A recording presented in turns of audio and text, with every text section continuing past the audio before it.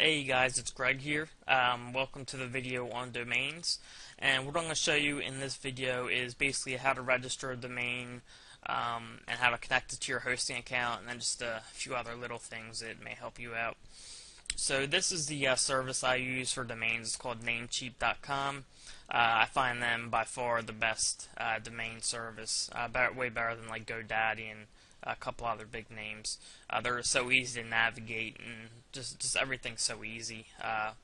There's no really learning process or anything like that. So anyway, it's called Namecheap.com. When you first get here, this is a screen you'll see. I'm already logged in, but you guys would normally see a sign up link somewhere around here, and just go ahead to sign up, enter in all your information, and it usually takes maybe 60 seconds to sign up. It's totally free, so just go through, sign up, and once you do, you'll be taken to a screen like this. And this is basically where you can manage all your domains, buy new domains, edit all the information and all that. As you can see, there's no domains in this account. This is a brand new account I created for the purpose of this coaching program. This is my normal account. As you can see, I have almost 400 domains and some money in my account for purchasing more domains. I usually purchase about 30 domains a week, 30 to 40 domains a week. So I like to keep a credit in there. It makes it a lot easier to buy and makes it a lot quicker. But I'm not using that account because I just don't want to show everyone my whole domain list. Obviously that could hurt me. I'm going to show you some of my sites obviously as examples, but I don't want hundreds or even thousands of people knowing all my domains. So I did register this new account. This is exactly what you'll see when you sign up, because I just created this account. So we got no domains and no nothing in here yet. I did add a balance of $11 so I can go ahead and register a domain and show you guys exactly how to do it. So to do that, you would go to domains, and then you can either register a domain to do a single domain, or you can go to bulk domain search. And I like starting here because you can enter in a bunch of different variations and see what's available to you. I just think it's a lot easier. They allow you up to 50 domains to search. And I recommend always doing .com, .net, and .org. I wouldn't worry about the rest of these for now. Sometimes I'll use .cc, .co, maybe .info, but for the most part I just use .org, .net, and .com, especially lately. Those three are just the top domains, most trustworthy, and they seem to rank the best. So let's say we want to register a domain on, let's say Delaware divorce lawyers. So I'll do that, and I'll do like some with the dashes in them, just in case those aren't available. And we can also do Delaware divorce attorneys,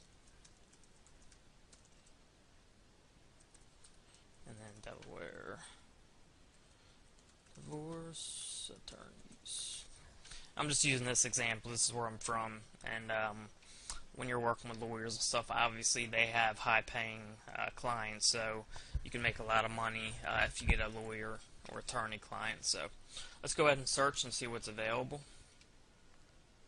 Obviously you want to use the domains without dashes if they're available, but if the domains have a dash, then it's totally fine to use. I've used domains with dashes all the time, sometimes even 3, 4 dashes. Some people say that's scammy, or I'm sorry, not scammy, spammy, and that the search engines kind of look at it as spam, but I haven't found that to be the truth. I've had no problem with them, so don't be afraid to use dashes in my opinion.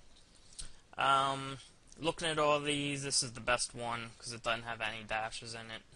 Like I said, if you don't have dashes, even better. So I'm going to go with this one since it has no dashes. Just add it to the cart. And then this Namecheap automatically gives you the free WhoIsGuard, so that's always a plus there. Then let's go to Express Checkout. And you can pay with a credit card or a PayPal here, but I always add funds to my account ahead of time, so I'm just going to go to Pay with Funds. and that will just send you through the order processing. Depending how many domains you're ordering, it takes anywhere from 10 seconds to a couple minutes. I've ordered like 50 domains at a time. That will take a few minutes to register them all, but this usually takes just like 10 seconds. Let me pause it just in case it takes a little longer. Be right back. Alright, just took another few seconds, but I just want to pause just in case. And this shows you your whole order summary here. Just gives you all your information, show you that it's been successful and all that. So now we can go to domains and manage domains. And as you can see, we now have that domain in here. So the first thing I like to do is go to unused subscriptions for WhoisGuard.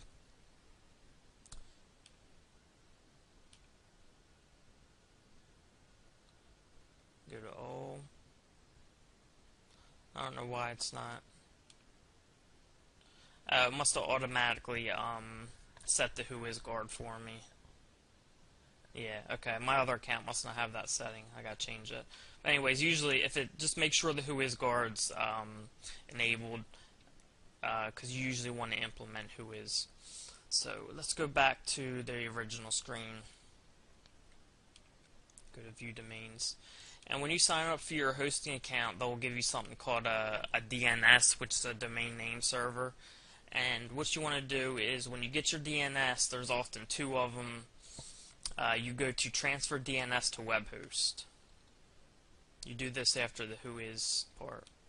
And right here, you would put in your DNS information. So I'm going to be showing you guys how to use SEO hosting, which gives you unique IPs. I'll talk about that in another video. That's very important for our websites to not only get better rankings, but to keep their rankings. So it's definitely really important. But they'll give you something that looks like this, SNS51, and they give you two of them. And what it does is it uses this one, but if this one's not working, it will use this as a backup. So that's basically all it is. That's why there's two of them. So this is the first one, and if that's not working for any reason, they'll go to this as a backup. So then we just go to Save Changes, and then that sets our DNS information, and that allows us to add the domain to our hosting account, and we can actually get the website running and all that. So that's pretty much it for domains. Let me see if there's anything else I want to show you guys in here. If you ever want to transfer a domain to someone, I use this all the time for transferring domains to clients. All you do is put your password in here, put their Namecheap username here, put the authorization code there if you need one. They can do an option where they don't need the authorization code. They can just bypass that if you're sending them a bunch of domains. But if not, they'll get an authorization code for their domain transfer, and then you just go push this domain to user, and it automatically pushes it through. And it's really quick. It happens within like 3-4 seconds. So that's how you push domains to clients. If you ever come across that. Or like if they're using Namecheap, I recommend telling them to set up a Namecheap account. That way it's just really easy to get it over to them. So let's see if there's anything else here I use. I don't think there is. I mean, that's about it for domains. It's pretty straightforward. Just go here, register. That's a single domain. That's a bulk registration. Like I said, I recommend domains that don't have dashes first. And then go to dashes if you need to. Only use .com, .net, and .org for now. And that's it for domains, guys. I'll show you how to connect it to the hosting further, or how to go into your hosting account and all that, and make sure everything's connected in the next video. Alright guys, hope you enjoyed this video, and I'll see you in the next one. Hey everyone, it's Greg here. In this video I'm going to be going over how to connect your hosting to your domain, basically. How to connect the DNS to your hosting and all that stuff. The company that I use for hosting is called SEO Hosting, and the reason that I use them is because they allow you to use unique IPs, which is extremely important. I'm going to do a totally separate video on using unique IPs it's just so important for your websites, and I'll explain that in a separate video just because it is so important. But this is what you'll see when you go to SEOhosting.com, and what you want to do is go to sign up now. And we've already registered a domain, so you would go in this box, I have a domain name I want to use, and if you remember from the domain video, I used DelawareDivorceLawyers.org. I also purchased the domain DelawareNursingHomes.net so that I can show you guys how to add a website to the SEO hosting, but I'll show you what I mean by that when we get to that step. So I'll go to here and I will type in my domain, DelawareDivorceLawyers.org. Go to next step. And then here you would put in all your billing information and all of that. And for coupon code here, there's a coupon code you can use to get $35 off, which is basically your first month free. Because the minimum you can get is 5. You can't get any more, or any less than 5, I'm sorry. You can't get like one C-class IP. You have to get a minimum 5, which is a minimum of $35. That comes out to $7 per IP. The more you get, the more it goes down. For example, I have over 600 IPs, I believe, and I'm only paying, I believe, $3.50 per IP. So just fill out all this information. For coupon code, do 35 off, and then check. And it says code accepted, and as you can see here, free. So you get your first month free there.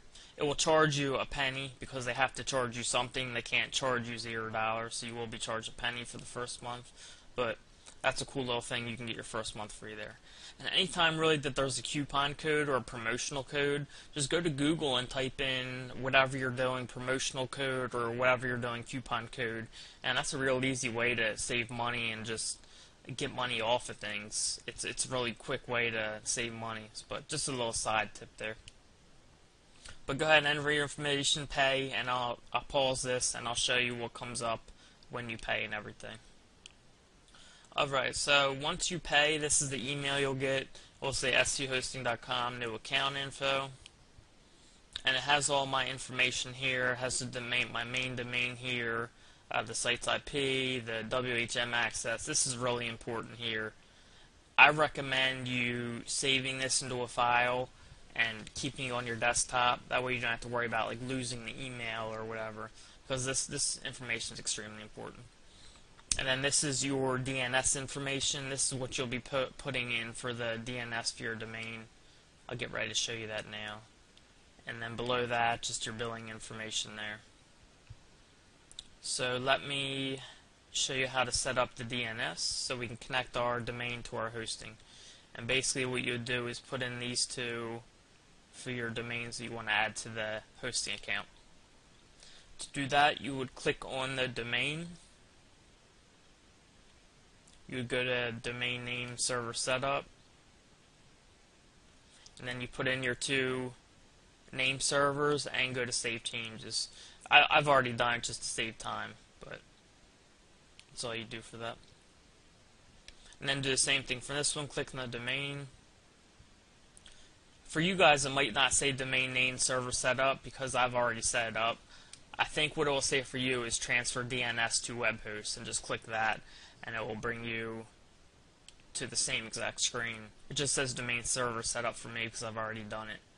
And again, enter in your two domain name servers and save changes, and that connects your domain to your hosting account. So in order to, I've already accessed, let me close these real quick. So in order to access your WHM, which is the first place we want to go to create our accounts and set up our domains on our SEO hosting, you would type in this, or in this case I can just click on it. So this brings me to my, let me log out so I can show you exactly how to log in. This will bring you to this screen right here, and what you do is type in your username, which is MeLoveMy for me, and your password, which is test321 for me. So MeLoveMy and test321. And this will log you into your WHM. This is what you'll see. If you go to list accounts, it will show you exactly which accounts are on here. Obviously, I only have one right now, so it's listing one account. The first thing that I do is I click on this plus sign, I go to change quota, and I change this from 1 to 1000 and save. And that basically gives us more room for like files and all that stuff. Obviously 1 megabyte's nothing. I like change it to 1000 because that's totally fine for the size sites we have. If you're building larger sites down the road, you can change that to a larger amount if you need to, but for the most part 1000 will be fine for us. So now I'm going to show you how to create a new account. So for example, for the domain DelawareNursingHomes.net, what I'll do is go to create new account, and then I will type in my domain DelawareNursingHomes.net, type in a username for it. I'll type in Del Nurse, make a password, I'll make it test321, and I'll just use the same email I signed up with. I always do reseller example, and this will show you the specs of what it will be creating your domain with. As you can see, the quota is 15,000, whereas when you set up your original domain, it sets it to 1. So I changed this to, I changed it from 15,000 to 1, or to 1,000, I'm sorry, instead of changing it from 1 to 1,000 like we do with the original domain. But I'll show you exactly what I mean with that in a second. So then we go to create.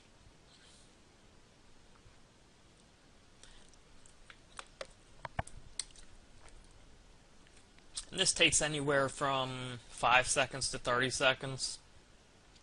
Just depends on how quick it's going at the time. It took about 5 seconds this time. And this gives you all the information for the account. I don't really need this here. So then I go to list accounts. And again, I click on the plus sign, change quota, and I'll change this to 1,000 instead of 15,000. The next thing I do, this is the most important step, is I go to change site's IP address.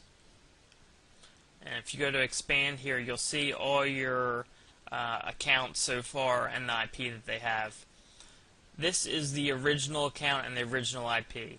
Each time you add an account, which is basically adding a domain to your WHM, it will give it the same IP address as your original, which is right here. As you can see, this has the same IP address as this. And you can also tell because it's bolded. When I change this IP address, these two won't be bolded anymore. Basically what the bolding shows you is that those specific sites have the same IP address, and you don't want that. And again, I'll explain that in another video just because it's so important. I've had instances where I forgot to change the site's IP address, and I've lost the site because of it. Again, I'll go into this in more detail in another video, but trust me, it's really important. You highly increase your chances of getting penalized or losing your rankings when you don't have a unique IP. So click on the account that I want to change the IP for. Then all these are white, so they're all open IPs. When it turns red, it means that it is a IP that's been used. Obviously, all the IPs in here are white because I haven't used any of them yet. So I click on that, change IP. Sometimes this takes a little bit, maybe like 30 seconds, so I'm just going to pause this really quick. Alright, I got my IP all changed up now. And when I go to expand, you'll see these are now not bolded because it doesn't have the same IP address. They now each have a unique IP address. And all these, of course, are just open IPs that have not been used yet. You can use those for sites that you add on later on. And I believe that's the last step for the WHM that I do. Yeah, that's it for WHM. The next step would be to access the cPanel. And the way that you access the cPanel is that you take the original domain, which is DelawareDivorceLawyers.org. You type in that domain. Oops. Delaware divorcelawyers.org, and then you just type in /cpanel in the end. Now, which domain's cpanel you want to access depends on which username you put in. Okay? So in order to access, let me go to list accounts to make this easier to see. In order to access my DelawareDivorceLawyers.org domain cpanel, I would type in the username MeLoveMy and the password for that. In order to access the DelawareNursingHomes.net cpanel, I would type in the username for that and the password for that. So I'll access this one really quick just to show you that that's how it works. So I'll type in Delaware or Dell Nurse, and then the password test321, and that logs you into the cpanel for that specific domain. So right now we are in the domain for DelawareNursingHomes.net. Even though this says DelawareDivorceLawyers.org, that's just how you access the cpanel. You just type in the main domain cpanel and then type in the username for whatever domain you want to access. I'm going to cover the cpanel in a separate video. I don't want the videos to be too long. That way, if someone already knows about cpanel, they can skip over it or whatever. So I'm going to end this video here on WHM, and then next video what I'll cover is how to set up everything within the cpanel, like WordPress and all that, and all the different options in cpanel. See you guys soon. Alright everyone, in this video what I want to do is show you how to use cpanel, show you a couple of the features in cpanel. cpanel is pretty easy to use, even though I don't use many options in there. Basically, for the most part, I just use it to set up WordPress. Sometimes I'll use it to view traffic, and very seldomly I'll use it for email, like so you have an email with the domain. But I'll show you how to do all that. This is the WHM access here, and this is the cpanel. And again, to log into cpanel, you just choose which domain you want to log in with. So for this, I'm going to do Delaware Divorce Lawyers. So I'd use the username MeLoveMy again. And then the password, which was test321. And that logs you into the cpanel. If you want to watch any of the videos here, this gives you some video tutorials on cpanel. If you want to learn any more than what I'm going to show you, which is very little. For the most part, you won't really need more than I'll show you, unless you just want to learn it. I'm not much of a tech person, so I don't know much about it, but I know enough to get around and enough to know what I need to know to get my websites up and running and all that. The first thing I'll show you is email. If you want to set up an email account on one of your domains, you just click email accounts. You would type in the name of the email you want to create. So for example, if I wanted to create Greg@divorcelawyers.org, I would just type in Greg. I'll just type in my password here, and then I would go to create account, and that creates the email account Greg@DelawareDivorceLawyers.org. So let me go back. Sorry. And then to access this account, you would go to webmail. Go to webmail login. And then usually I access it with squirrel mail. They're all basically the same for the most part, but I've always used squirrel mail. Maybe I just like the name of it, I don't know. And then from here, this will bring you to where you can compose messages, view your messages, and all that stuff. So that's basically the extent of email there. You can also forward your webmail. Let me see. Oops, I accidentally closed that out. One second. You can also forward your email. For example, if you want to create the email Greg@DelawareDivorceLawyers.org and then have it forward to an email you use often, you can go to forwarders. And then go to add forwarder, and then click the name you want to forward and do add forwarder.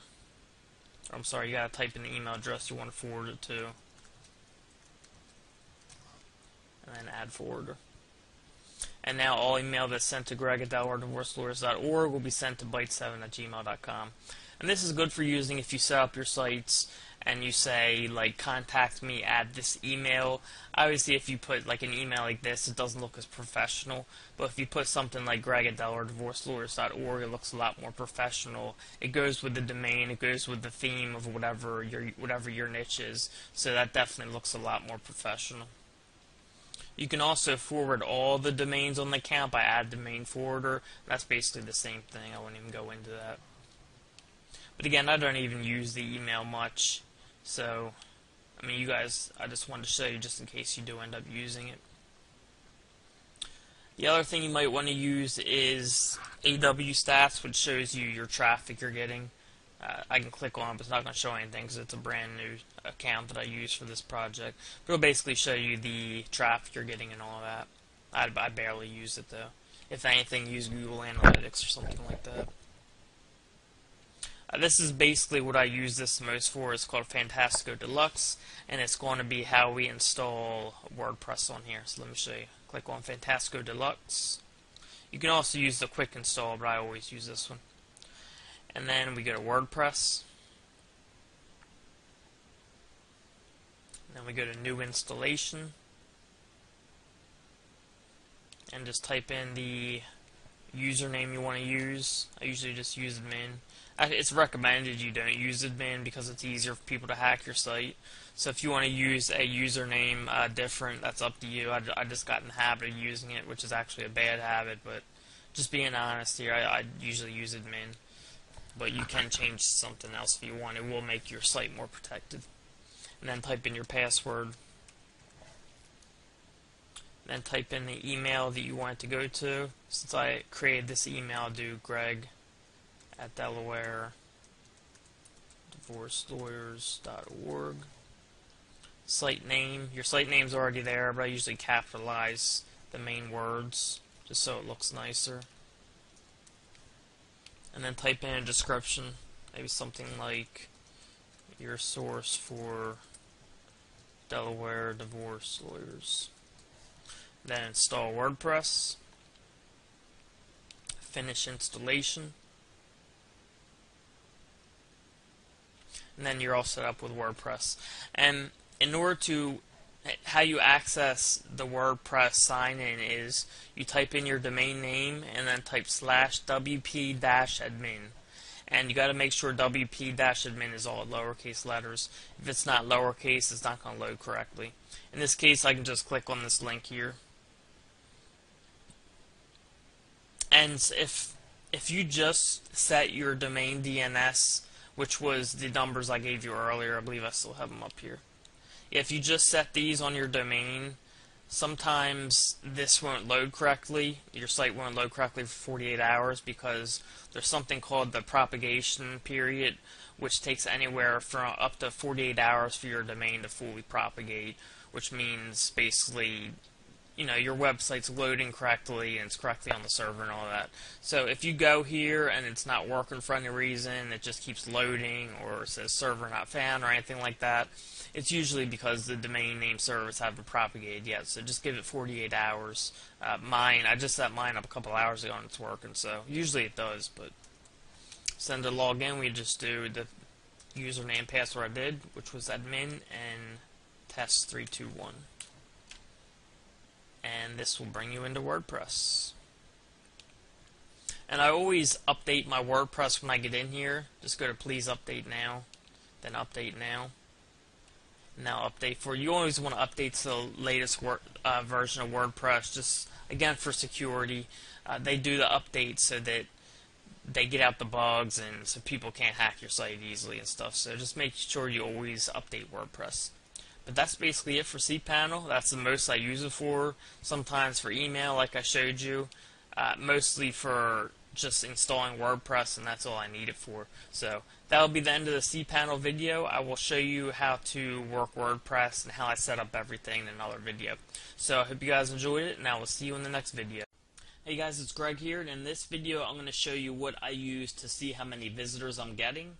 I don't use Google Analytics. You know, I know that's really popular for analyzing visitors. I don't use that.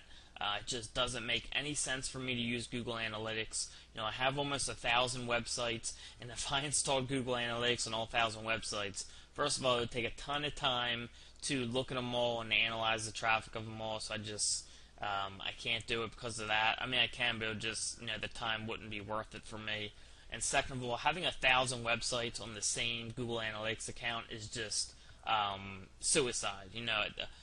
Google doesn't want you having that many domains from my perspective, and I would never put that many websites on the same Google Analytics account. And so some people may say, why not split them up between different Google Analytics accounts? Why would I take the time to go create all those accounts when I don't even really need all the data they're giving me? From what I use, which is called AW Stats, is in your cPanel. It's free. It tells you how many visitors you're getting per day. That's really the only information I need. Okay, it gives you some more information that's useful too. So I don't really need Google Analytics. I don't need any of the other traffic softwares out there or traffic programs that people offer to get traffic statistics, because I just don't need it. All I need to know is how many visitors I'm getting, if anything. Okay, my main focus is SEOing sites, getting them ranked. Then if someone wants to know about how many visitors it's getting, I log in AW Stats, I check it, and that's what I need. Okay, and it also gives them other information that we can use in there, and I'll show you that. So I'm going to show you how to get there. Remember, when you sign up for SEO hosting, which is what I recommend, you get a login, which is right here. That's how you get to your WHM, which lists all your accounts. Now, if you already know the cPanel name for the website that you want to look up visitor stats for, you don't have to log into your WHM. You can just go right to your main site on your account, on your hosting account /cPanel. Type in the username and the password. If you don't understand what I just said, I'm about to explain it. Alright, so here's my WHM. Remember, I got here by this. It's like the login for my hosting account, where it lists all the domains that I have. So all my domains are listed in here under list accounts. It has the name of the domain, the cPanel name, which is what we need to log in to get our visitor stats, and then any other information. I don't want to click this because I don't want to show all the accounts or all the domains I have in here, but I'll show you what I'm talking about. When we go to create new account, say I'm creating like Delaware visit.com, whatever. This gives us our username, and that's our cPanel name that we need to log in. So if I create this site, this is like creating a cPanel, creating an account. The username for this site would be Delaware. Okay, so if I wanted to get the visitor statistics for DelawareVisit.com, of course after I created this, the username would be Delaware. So I would go to DelawareDivorceLawyers.org/cPanel. I would type in Delaware here, and then the password I created there. I would log in, and then I could check out my visitor stats because I'm in that website cPanel. Now, the website I want to check for is BatonRougeArchitects.net. That's a website that we've used a lot in OMG as an example. So I'm going to log in and show you the visitor stats for that. And the username for that I know is Baton, which is just B-A-T-O-N, because I went to list accounts here. I saw next to BatonRougeArchitects.net the username is Baton. So I want to go to DelawareDivorceLawyers.org/cPanel, hit enter, type in Baton, because that's the cPanel username for BatonRougeArchitects.net. I type in the password for that, and I log in. And I'm now in the login, as you can see right here, in the cPanel for BatonRougeArchitects.net. You go down to logs. You can use Webalizer to view your traffic stats, but I use AW Stats. So click on AW Stats, and then click on the magnifying glass next to your domain. And right here it tells you how many visitors you're getting monthly. There's also tons of information down here. They tell you how long people are staying on your site, what types of keywords people are coming to your site from, what page they're visiting the most. You can see right here people are visiting my main site the most. What IPs are visiting your site, what state, what country the most. Obviously United States, the most people are visiting from the United States. What hours of the day people are visiting most. As you can see right here, 1 o'clock, people are visiting me the most in the afternoon. Let's actually bring up August stats, because August has more statistics. It's only the 3rd of September, so we don't have really much statistics yet for September. Right here you can see it tells you daily visitor stats. My best day I had 106 visitors. I'm getting an average of 52 visitors per day for August, and I got over 1,600 visitors in August, which isn't bad for a pretty new site. And if you look right here, number of visits, I started the site in June, only got 103 visitors. In July, I doubled it, I went up to 200, and then in August, I got over 8 times the amount that I got in July, because that's when my website started ranking, was late July, early August. Then of course September, we're only 3 days in, so I'm not really looking at that yet. And like I said, you can look when people are visiting your site the most. August 21st had the biggest, obviously, for hits. The days of the week, Tuesday's my biggest day for August. Sunday's my lowest day. The hour of the day, 4 o'clock was the biggest hour of the day for August. And again, people are mostly visiting from the United States. That's the top one. Like I said, it just gives all types of information here. And this is all I need. It's free. It's in the cPanel. It's easy to access, easy to understand, and that's all I need. That's what I use. That's how I use it. All you gotta do is log into the cPanel for the site that you want to check. Go under the log section, click on AW Stats, and all your visitor statistics are right there. Alright, hope you guys enjoyed this video, and I'll see you soon. Alright everyone, it's Greg here. In this video I'm going to be covering unique IPs, and I think this is probably one of the most important videos you'll watch, and you'll see why a little later on. At first I might look a little different. I haven't shaved in like a week, and I just went on vacation, so I'm a little sunburnt. I just want to make sure no one's scared by my appearance. I don't know if you can see it through the video or not, but I just wanted to warn anyone. But anyways, let's jump right into unique IPs. If you remember, I use SEOhosting.com.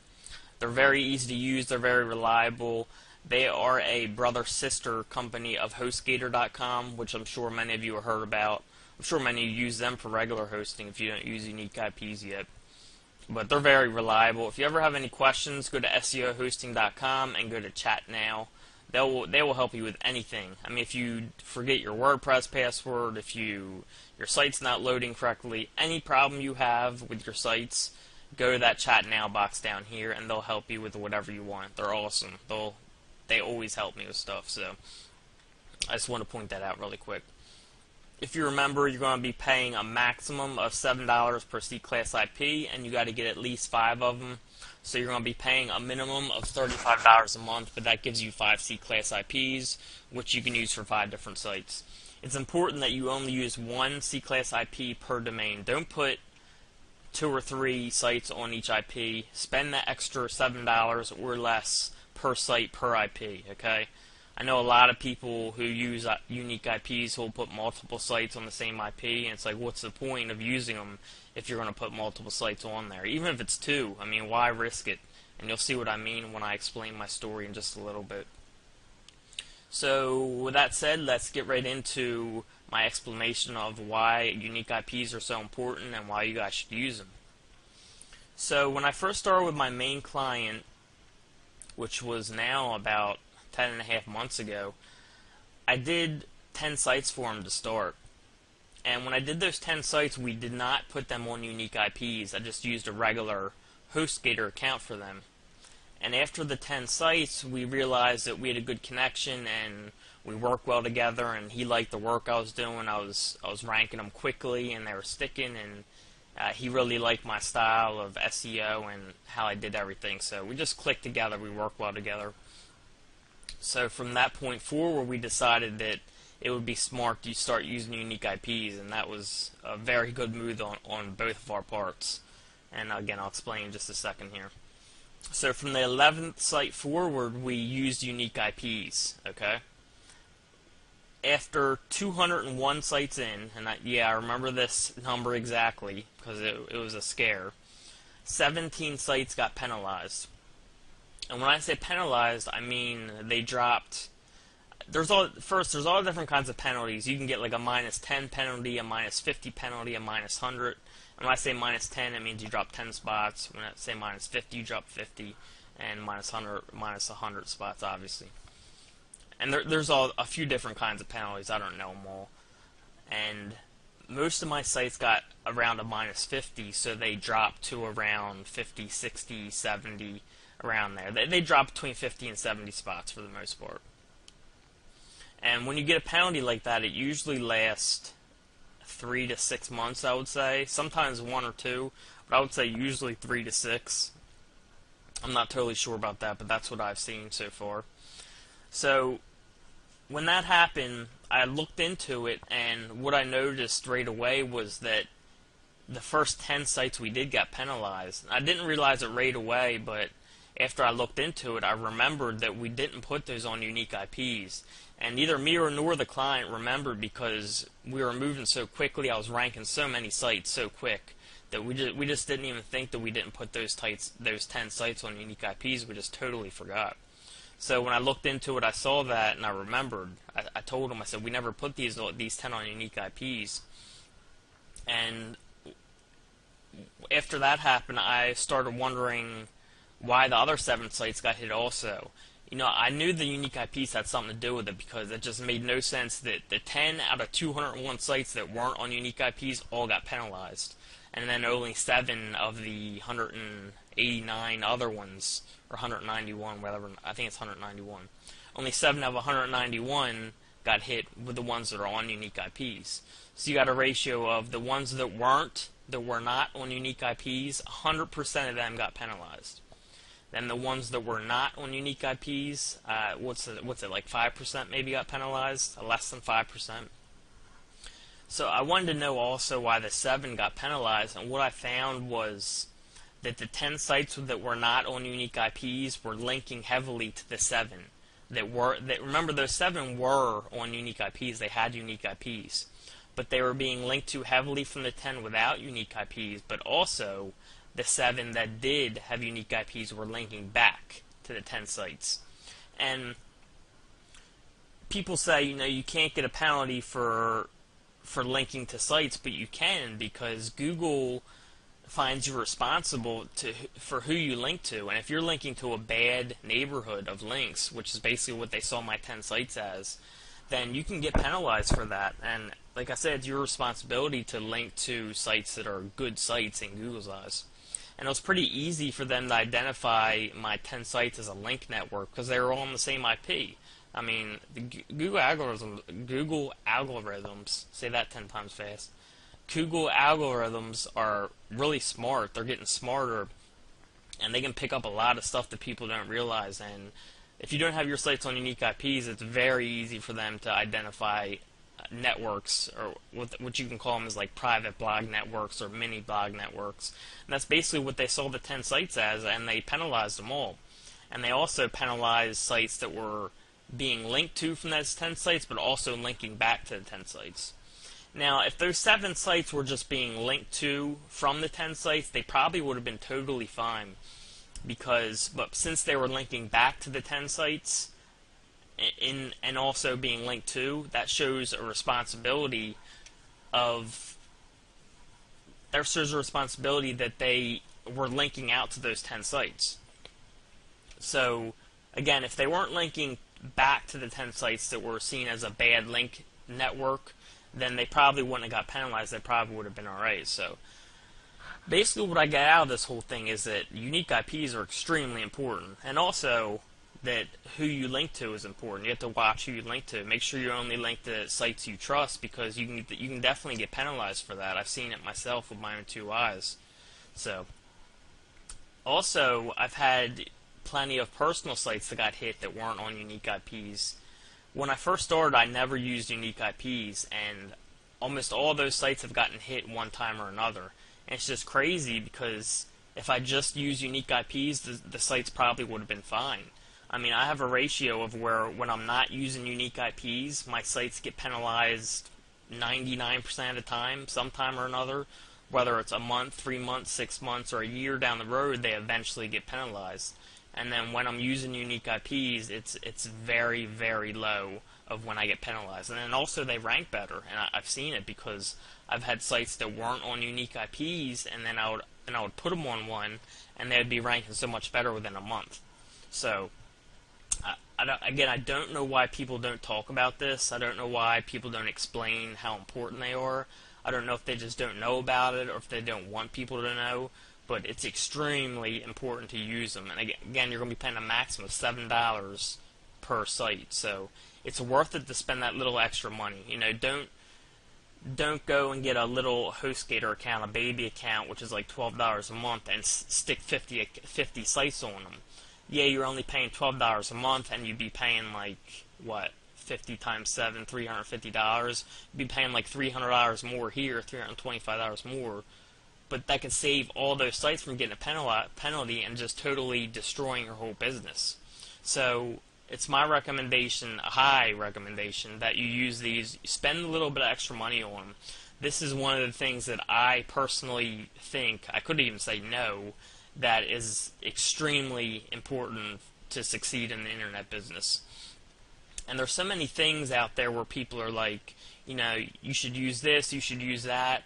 And I think when people come across this, you know, like people, for example, someone will say, you have to use this if you want to do well. You have to use, you know, this linking service if you want to do well. You have to use this hosting company if you want to do well. And there's so much stuff like that that people recommend that people just kind of skip over stuff and they don't use certain recommendations. Well, I'm telling you that if there's one recommendation you use, it's use unique IPs. And I can't explain how important it is. It can totally save your whole business if you use them. Because I've seen it myself. My business, luckily, my client understood, and you know, he trusted in me, and I actually ended up giving him like $20,000 off, and I offered to rebuild the 17 sites and all that. So it cost me a ton more money down the road than it would have if I just used them from the get-go. And again, luckily, the client was cool and he stayed with me because I could have lost him. I mean, this is a client that pays me $30,000 a month. So, again, I want to just point out one more time how important it is. Please use them, guys. It's your choice, obviously, but if there's one thing I can tell you, it's use them. Use unique IPs because it's very, very important for your sites. It's important for their ranking better, and it's important that they keep their rankings. And that can make the biggest difference in your internet business. So I hope you guys see the value in this video. I hope you guys all start using them because it gives you such a better chance of succeeding in this business. But I'm going to make that the end of this video, and I hope you guys enjoyed. I will see you in the next one. Alright, so there was a few questions about just a little further about setting up the social accounts, what to put for details, and also if you want to use your own social account for promoting your site, and that would be up to you whether you're comfortable with promoting to your friends and all that stuff. And I have the video about how to create a Facebook page, and here I am on the page. And I just I've seen how other companies would promote their pages, and so I do something along those lines. I mix it up a little. I've got actually a video here just for my YouTube that's just about cars. I actually know some of the people that have liked this page from my actual friends, and a lot of them are into cars, so you know. And then basically just, you know, logical stuff like Greg talked about in the new bib video. Just little write-ups about posts, things like that.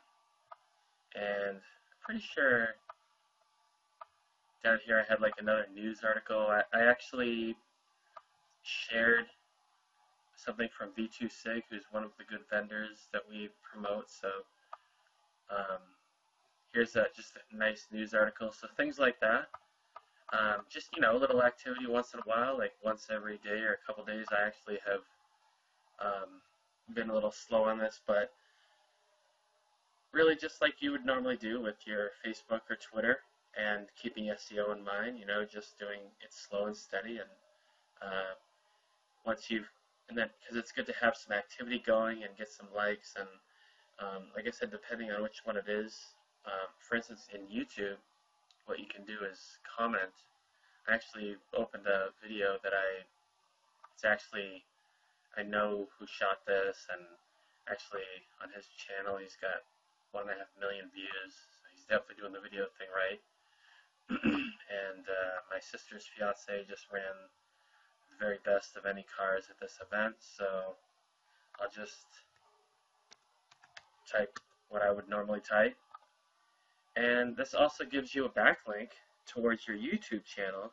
It also just, starts some activity going, so you can do comments like that and just continue making videos if that is something you can do, like Greg mentioned. If you look at my videos here, you'll see that I started with a camera, my phone, and they were a little shaky, so I decided to get an actual camera with a tripod. I noticed I was getting some dislikes on the earlier ones, so I thought it was time to try to do a little better quality. And each niche is going to be different. I looked at other video reviews and kind of did some the way that I liked them. Just sort of a informational review and just something that adds value, and also, of course, targeting keywords. I do a mix.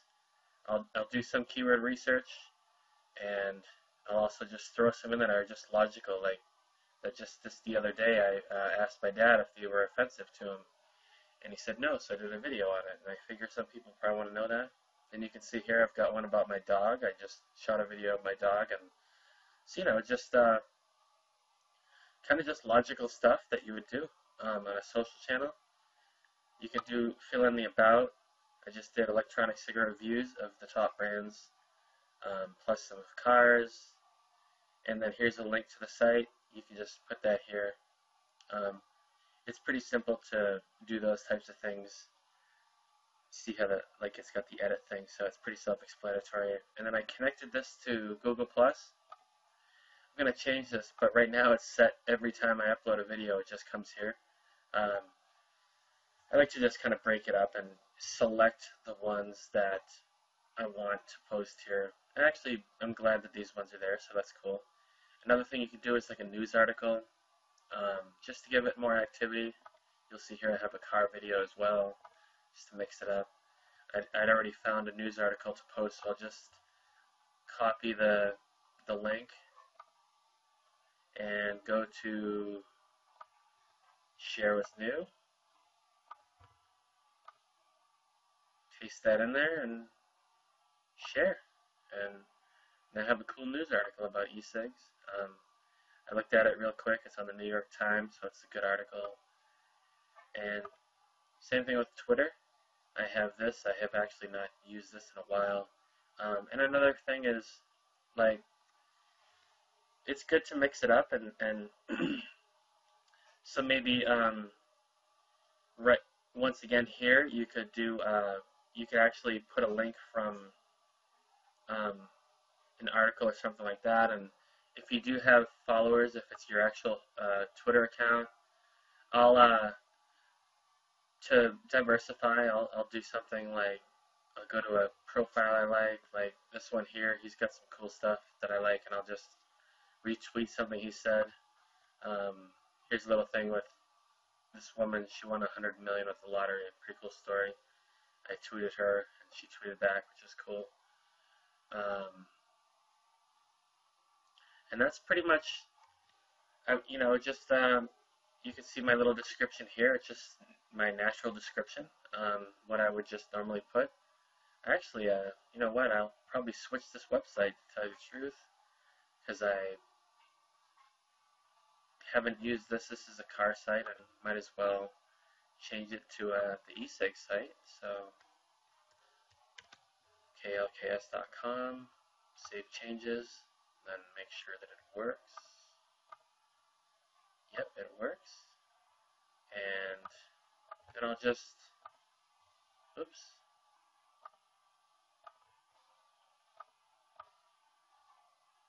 I'll do a new tweet.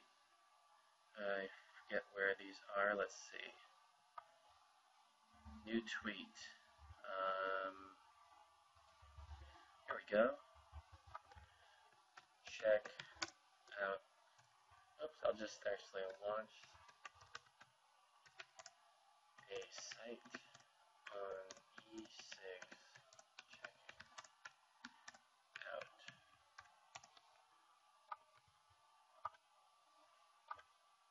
there we go. Just stuff like that. Just natural stuff like you normally would on Facebook. It's, I kind of like to just step out of SEO for a second and just think that way. Um, and that way, maybe share somebody's Facebook status or like I did, and just get the little social interaction and just take it slow, like Greg says, with the links. Not too aggressive, and like he said, these can be really powerful links. Some of these social ones, so it's a very good idea, and it's free, and just a little bit. Once every, you could probably do one account a day, like one link or article, just to get some activity going, and just over time, like you don't have to have it perfect. I generally go back and adjust things over time that I'll, think, now I want to say this on there. And so it's always a little work in progress. That takes a little load off, so you don't feel like you have to have all of it done this, like the first day. Just keep it a work in progress, and when you think of it, go to your Twitter and retweet something and maybe post a new status, and same thing with the other social accounts. So hopefully that gives you a little idea of some things you can do with the social accounts. For anyone looking to create a fan page, I just wanted to show you how to create a fan page or any sort of page on Facebook. You just go to the home button, go to pages over here, select create a page, select your category. A lot of it will, for a lot of people, probably be brand or product. Then you just follow these prompts and just do a category, your brand name, agree, and get started. And it's a pretty easy process. One thing to note, there is a point where it prompts you to create your own URL. So if you want to get your keywords in there, that's where you would do it. But just for anyone that wants to know how to do a Facebook page, it's pretty simple. Once you do this, it's really self-explanatory. And also, inside of Squidoo, if you do have a Squidoo account or still want to create one, you can add social signals in here. Just go to settings, go to profile, go down, and you also have social capabilities inside of Squidoo: Twitter, Facebook, Google+, LinkedIn. So just for anyone that wanted one little extra couple tips on social signals and getting the breadcrumb trail started and some nice powerful social signal links for you. Hey everyone, it's Greg here, and I'm shooting this video to kind of explain which URLs to rank your keywords for. Okay, this is a question I've been getting somewhat often, is, how do I know, like, which URL, like, do I rank them for my home page? Do I rank different keywords for each inner page? Like, how do I set that up? And that's what this video is going to address. Okay, and I'm just going to kind of tell you what I do. It doesn't mean you have to do it the same way, but this is the way I do, and the way I found to be the easiest. Okay, so what we're doing is we're grouping our keywords and targeting them at specific URLs. Okay, when targeting one keyword group, usually we target the main URL for all the keywords. Okay, an example of that would be BatonRougeArchitects.net. Alright, for this site, we know that I'm targeting Baton Rouge Architect related keywords. Okay, that's what we're going after. This is a local site, so it's very obvious we're going after Baton Rouge Architect type keywords. There's not really anything else we can do with this site because it's targeted specifically at Baton Rouge Architect. So pretty much all the keywords I want to rank for, I'm going to target at my main URL. Okay, so when I'm building my links, the main focus is my main URL.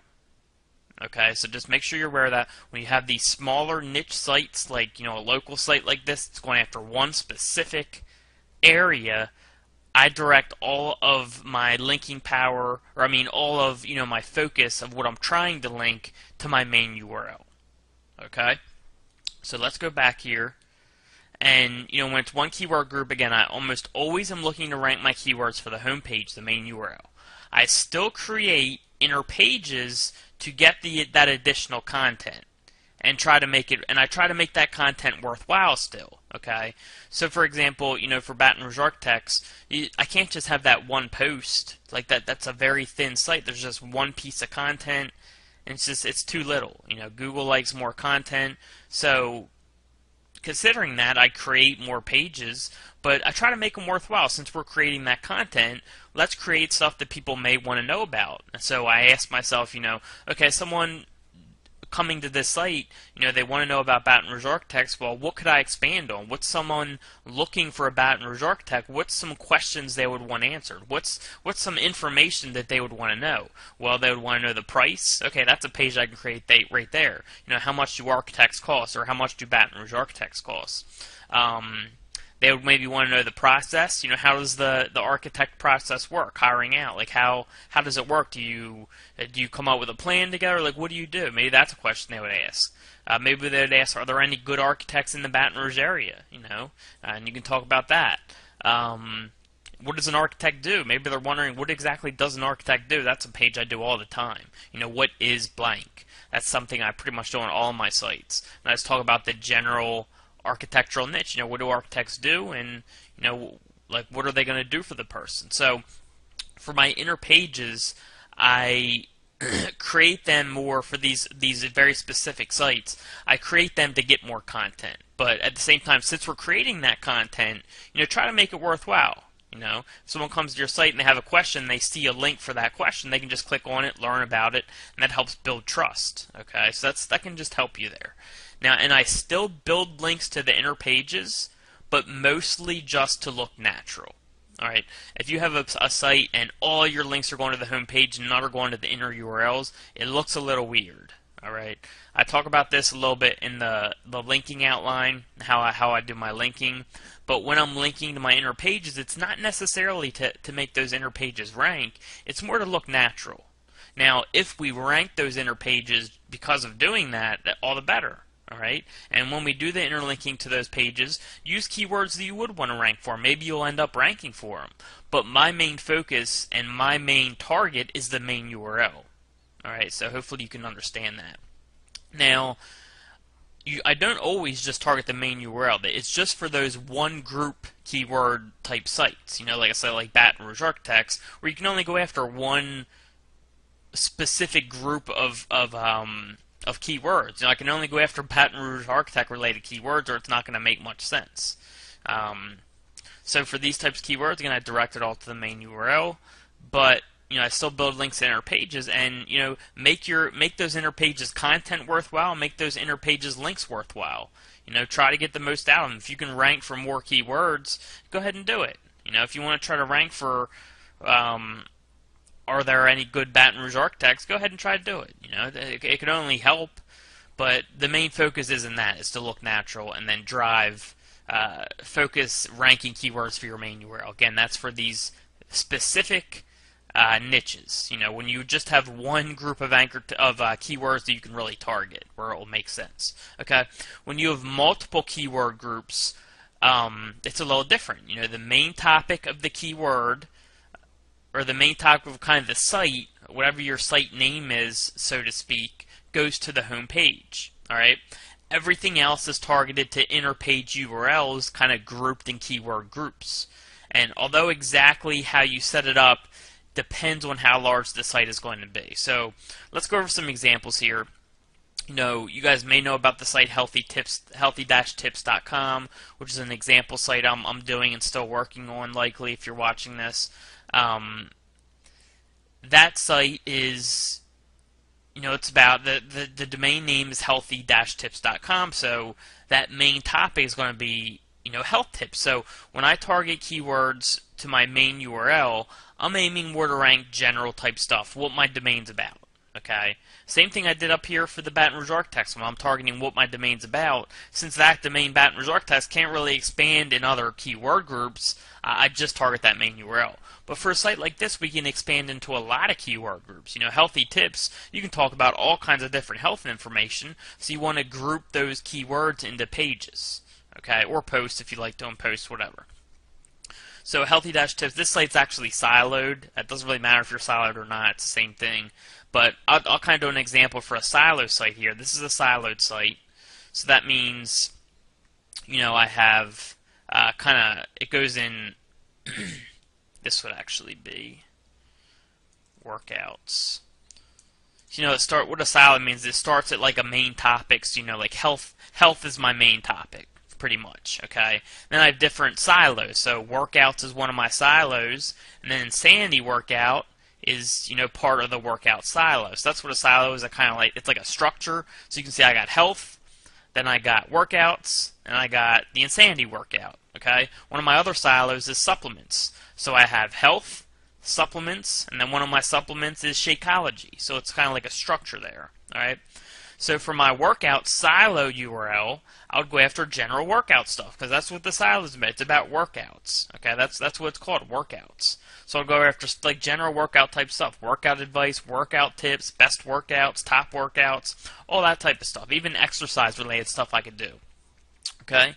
And then when we go deeper, we go to an actual workout.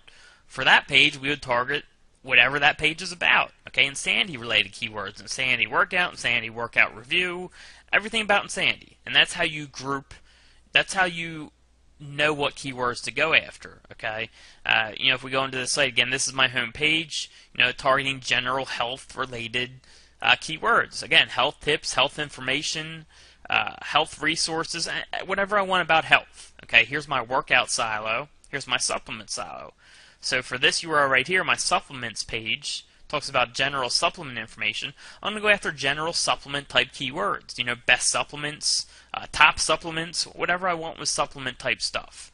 Okay? And then my specific supplements over here, you go to Shakeology. This is going to go after specific Shakeology stuff. So, Shakeology review, Shakeology drink, anything Shakeology. And that's how you group your keywords, alright? And that's for like the silo structure there. And even if it's not siloed, it doesn't really matter. So, let's say we have this site, preciousmetalshub.com, okay? So a lot of people are doing gold and silver and precious metal stuff, so this is a good example here. So, it depends how big your site's going to be and what you're going to do with the site. How big are you going to make the site? That you should know that before you start the site, because that kind of depends on what you're going to go after. Okay, so obviously for the main URL you want to go after precious metals related keywords. Okay, because your site's about precious metals, your precious metals related keywords are going to go to the main URL. Now, say it's going to be a fairly small site. Okay, so maybe you'll have the main URL that's about precious metals. Maybe you'll have an inner page on gold, and then maybe you have an inner page on silver, and then maybe you have an inner page on other investments, or let's say stocks, even though that's not a precious metal, whatever, an inner page on other investments. Okay? So again, all of our precious metals related keywords will go to the main URL. We target the precious metal related keywords to the main URL. Our gold-related keywords will go to this page. Okay, silver-related keywords will go to this page. Stock-related keywords will go to this page, and other investments will go to this page. Okay, whatever that's about, that's what you're sending it to. The reason we don't do that for those smaller type ones is because it's such a small category that we can just put them all to the main URL. But for a site like this that's expanding on multiple topics, we don't want to try to push them all to the main URL because it expands into different categories. Okay. And it's important to know how big the site's going to be, because you want to know which URLs you're going to be ranking for which keywords. So for example, if this site was going to be a little bigger, maybe you would have, a page on gold IRA, page on buying gold, a page on gold 401k, a page on gold rollover. Okay, so all my gold IRA related keywords will go here, all my buy gold related keywords will go here, all my 401k related keywords will go here, all my gold IRA, all my gold rollover keywords will go here. Okay, now if you had something where like maybe you're targeting gold IRA rollover, you could go after here or here. It doesn't matter, but I would pick one before you make the decision, so you can just go after one of them to start at least. Then maybe you can go after both if you want in the end. but I would pick one to start with. And then, of course, you would have your page on, silver IRA, and then just kind of know how big your site's going to be and group them into categories. So whatever the category is, no matter how big or small, that's where that group's going to be. Okay, so for example, the category group of gold IRA related keywords is going to be much smaller than my example before, where we just had gold related keywords. Gold related keywords would be all these, and you would mix them into just one page if you just had one page on gold. All those keywords would be into one page. But if you're expanding further, then you would just go with that category. Okay, so hopefully that makes sense there. You kind of got to know your plan before you start the site, and then execute that plan. Dedicate specific pages to categories. Unless you're going after just one small category, then just push them all to the main URL. All right, a site like BatonRougeArchitects.net, push them all to the main URL because it's just a lot easier.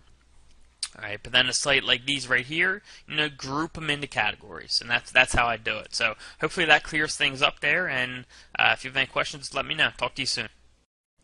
Hey guys, it's Greg here, and I got a request to show people how Microsite Masters works for keyword tracking. Unfortunately, I can't scroll up. I had to make my screen really big because, as you can see, I have 135 projects in here and almost 8,500 keywords going. And I have a few thousand more keywords to add, so I'm going to have to either upgrade this account or get another account and just run 2 different accounts. So we'll see, but as you can see, I'm running tons of keywords I'm tracking, so without this, I would be lost. There's no way I could manually check all that. And what's cool about Microsite Masters is you'll see when I set up, you just log in each day and you check your rankings. There's no running reports or anything like that. You just type in the site name, type in the keyword for the site, and then log in, click on the project, and see where you're ranking for the day. They update it once a day, usually around noon Eastern time, something like that. So I'm all the way at the bottom here. Like I said, I can't scroll up because it will show all my projects, which I don't want to show.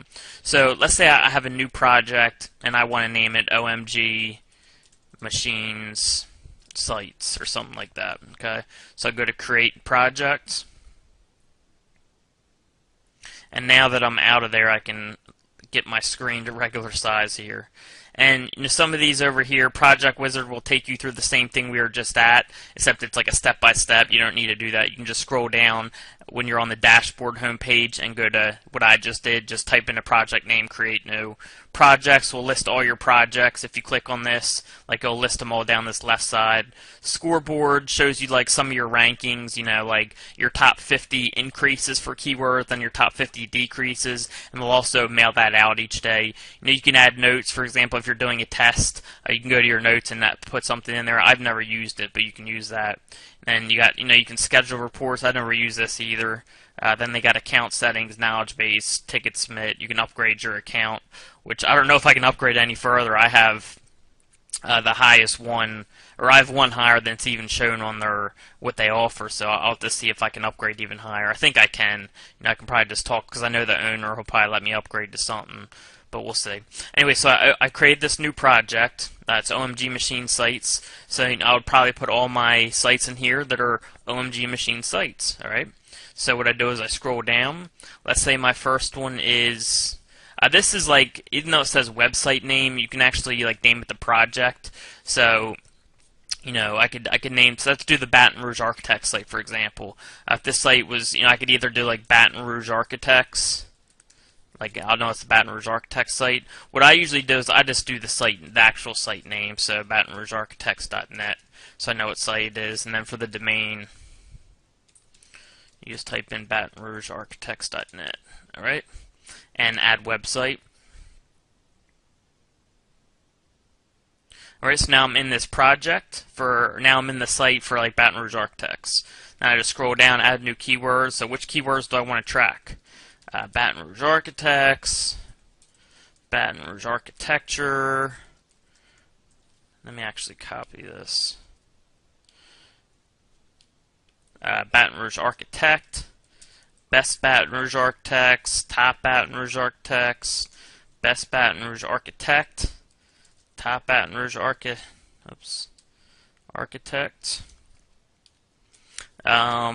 Find Baton Rouge Architects, Locate Baton Rouge Architects, Baton Rouge Architect information, just whatever keywords you want to track, type in here, and then go to add keywords. Alright, so now it's gathering, and when it first gathers, it'll take about 30 minutes or so, and then your positioning will show up here. Okay, so we'll show you what you're ranked for each keyword. Like I said, each day you just log in and you check your rankings. Alright, so if we go back to Project View, it'll take me back to the original project. So let's say I create a second OMG machine site, Colorado Springs, veterinarians.net. Alright. So I can actually copy this and then put it in here. Add site. Alright, now I scroll down here and I type in all the keywords I want for this. I'm not going to type in any more because you guys get the point here. Then add keywords, and all the keywords for that will be shown up here. Okay, so let's go back to Project View. So now I got 2 sites in there. It's saying no keywords because it hasn't actually analyzed the keywords yet. As soon as it analyzes the keywords for Baton Rouge Architect, say we added 8, we added around there, it will say 8 keywords, and it'll tell you, it will show your top positioning in each of the 3 search engines for your best keyword. So, if one of your keywords is ranked number 1 here, here, and here, it'll say 1, 1, 1. Or if your best ranking keyword is number 3 in Google, it'll say 3 here. Okay, so this shows your best ranking keyword, like the highest positioning out of all your keywords. Okay, and this is all the sites that are in the project OMG Machines. Then I could go back to my dashboard and create a new project. Let's say now I'm creating a project for gold sites. All right, so I'd name the project Gold Sites, and I would put in any of the sites that are on gold in that project. All right, so I was trying to wait for the project keywords to gather so I could get my rankings. But what I'm going to do, I just went to the normal project where I have this site, which I have in the project Model Homes. So this is how it shows up. In this project, I have 7 keywords. I meant to add more, but I just manually check some of them sometimes since it's an important site to showcase for the course. But in the original project, I put in 7 keywords. As you can see, my best keyword is number 1 in Google, number 1 in Yahoo, and number 1 in Bing. It tells you how many keywords went up for the day, how many went down, and how many were unchanged. Alright, so if we actually click on this project name, it'll bring me in, and I'll show you what it looks like. Alright, so this is what it looks like. It shows you, where each keyword's ranking in each site, the change for the day, and then the URL that's ranking. Okay, so as you can see, I'm ranking number 1 in Google for all my keywords. In Yahoo, I'm ranking number 1 for my main keyword. Bing, I'm ranking for my main keyword number 1. Yahoo and Bing rankings usually take longer, so I'm imagining these will go up over the next couple months. But for now, I'm number 1 for all the main keywords. And then the long tail keywords, I'm number 1 for all of them too, like best Baton Rouge architects, fine Baton Rouge architects, all that type of stuff. I'm number 1 in Google for pretty much every keyword now. But this is what it looks like. It breaks down your keywords, and it shows where the position is. Okay, so if you guys have any questions about this, just let me know. But it's pretty straightforward. You just create your project, put in the website name, the website address, then the list of keywords you want to track, log in each day, and see where you're ranking. Alright, hope you guys liked the video. Talk to you soon. Hey guys, it's Greg here, and I wanted to do a video on analyzing competition because that seems to be one of the questions I'm getting the most is about analyzing competition. What do you look for? How do you analyze them? What tools do you use? All that type of stuff. So I'm going to shoot a video specifically on this for you guys. It's probably one of the most requested topics. As we told you guys request topics, we're going to try to do videos for them. Alright? So, all of you have probably seen the Baton Rouge Architect site by now. It's number 1 for Baton Rouge Architects, Baton Rouge Architecture, Baton Rouge Architect, and then of course all the long tail keywords. And people are like, did you do research before this? And I think I did do a little bit of research, but even if I didn't, let's go ahead and do some research on the sites that are showing up below me now. They were above me, of course, when I started. And the first site was this one right here. And, one of the big things that I look at now is domain age. So go to Google, type in whois, go to Network Solutions, type in the domain name without www or anything, and then search. And if we scroll down, we see that they're from 1999, so they're 13 years old. They're an old domain, and that's definitely a very big positive for them, because one of the big things that Google considering now is how old the domain is. So a domain's age can definitely play a large part in their rankings, but obviously not that big, because our site's I guess 14, 15 weeks old now, and we overtook them a couple weeks ago. So it is very important, though. So just make sure you check on the domain age and don't leave that out, because sometimes I'll look at the other stuff when I'm analyzing. I'll be like, how's this site at the top? And then I'll go look at the domain age, and I'll be like, oh, they're an old site. That's got to be why. Alright, so make sure you don't forget about looking at domain age, because that can play a large part. And all the sites on the first page, as I mentioned in the OMG Machines VBook, are at least 8 years or older. So that tells you something right there. And they have an average of 11 years old. Of course, ours is like 15 weeks old now. Alright, so when I'm analyzing, this is the first site here, cjarchitects.com. They're the site that was #1 before I came along. And one of my favorite tools for analyzing sites is Open Site Explorer. They're $99 a month for the Pro version, which is the lowest level, but you can do the free version, which still gives you good data. Alright, it will give you all this data here. It leaves out the shares, likes, tweets, and +1s, which aren't that important. And then it cuts off like right here, so you can see their top like 5 to 10 strongest links, which is probably some of the most important information. So if you guys want to use Open Site Explorer, you can use the free version.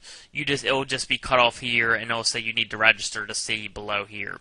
Same thing with Ahrefs. It will tell you all this information, but when you go to explore the links, it will only show you the top few, and then for these below, it will say you have to register to look at these links.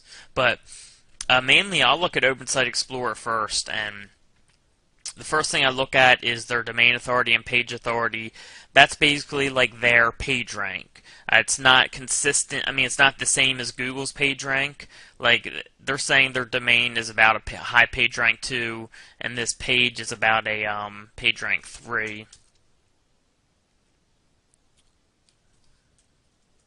So basically, the domain without www is like a high page rank 2, and with it is 37, which is a high page rank 3, according to Open Site Explorer. They're pretty. Let me see something here. Let me go to their site. And here's an awesome plugin right here. It's called SEO for Chrome. If you hit this plugin, it'll tell you everything about this site. So, they have 342 links in Majestic SEO. They're a page rank 3. They have 3 backlinks in Google, 11 in Alexa. They have 121 pages indexed, which is a good amount of pages. So they tell you some really cool information in here that you can check out. Social stuff. When the first time they were listed in archive.org, which is in 2000, which is a long time ago. So this is an awesome plugin. It's called SEO for Chrome. I use it a lot, especially for stuff I'm going to show you in month 3. Alright, but anyway, this is their site here. I forget what I was getting at with showing you this site. But whatever. SEO Chrome, great plugin. I recommend using it. And they are a page rank 3. That's what I was getting at. They're a page rank 3. Open Site Explorer says they're about a page rank 3. So it is accurate on this case. But for a lot of sites, it won't be the same. But it'll be around. For example, my Me Love Money site, it says it should be like a page rank 5, but it's really a page rank 3. But I like to kind of give it a value in between. So SEO or Open Site Explorer says that my Me Love Money site's about a page rank 5, a low page rank 5, and then my site's really a page rank 3 in Google. So I consider my site like a middle ground in between those, like a page rank 4. So if I was like going to get a link from that site, or I was analyzing how strong the link was, that I would kind of do a middle ground in between Google's page rank and Open Site Explorer's page rank. Because Open Site Explorer is pretty accurate, and I like using them. Alright, so that's the first thing I look at is domain authority, page authority. Theirs is decent, alright? Anything above a 40, anything like 40 to 50 is good. Anything over 50 is like really good, especially if it's page authority, alright? Linking root domains is a huge one. The more linking root domains, the better. They have 27, which isn't a ton. It's, I would say, average, I guess, for local markets, and 189 total links. But you can't judge everything off just this, because with the changes going on in the search engines, how relevant the links are have so much more to do with it now.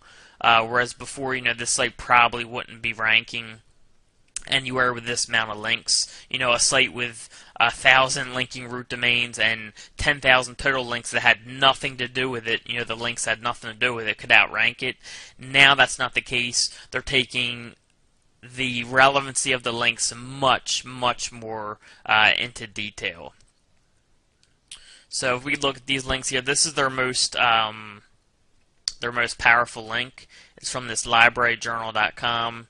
Basically, it looks like an article they got done somehow, maybe like a guest post or something. And this is a PageRank 7 right here, so that's a very powerful link right there. Alright, and they got two of them actually from two different pages. You can see the domain authority they say is an 84, which they say is a PageRank 8, but it's really a PageRank 7. Let's actually go see what this actual page's PageRank is. So the actual page is a PageRank 4, but the domain is a PageRank 7. Alright, so it's still a very powerful link, though. Well, not very, but a powerful link. Their third most powerful link's from their own site. And, I've teach you guys to link to your own site from your own site, because it can really help your rankings.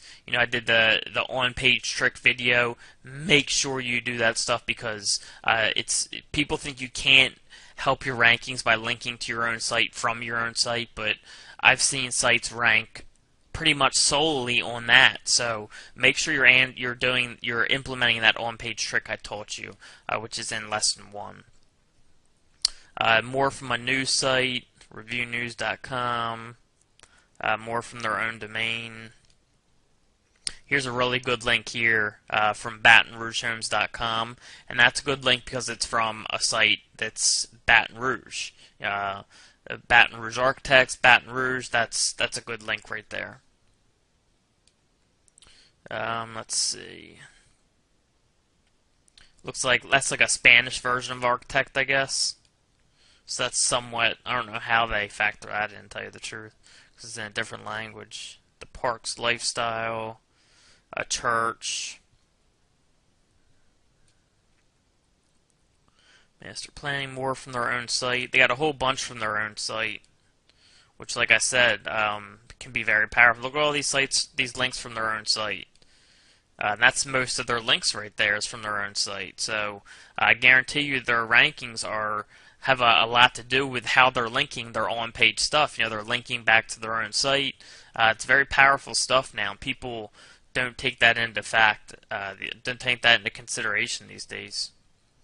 More stuff on architecture, very good links. Anything that's on an architecture, very relevant links, very powerful. Even though the page authority isn't that high, the fact that they're relevant links just outdoes that by a ton.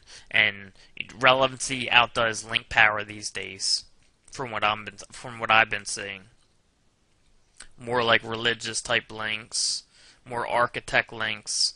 See, they got some good links. They don't have like a ton of links, but they do have a couple powerful links. Then they have a good amount of links from architecture stuff. They got that link from the Baton Rouge. Overall, my analysis is their links aren't that great. They're decent to good. I'm surprised they're ranking first from it, or they're ranking first. I think when I checked this over, I was surprised they're ranking first. Then I went and looked at the domain age, and I said, oh, that's why.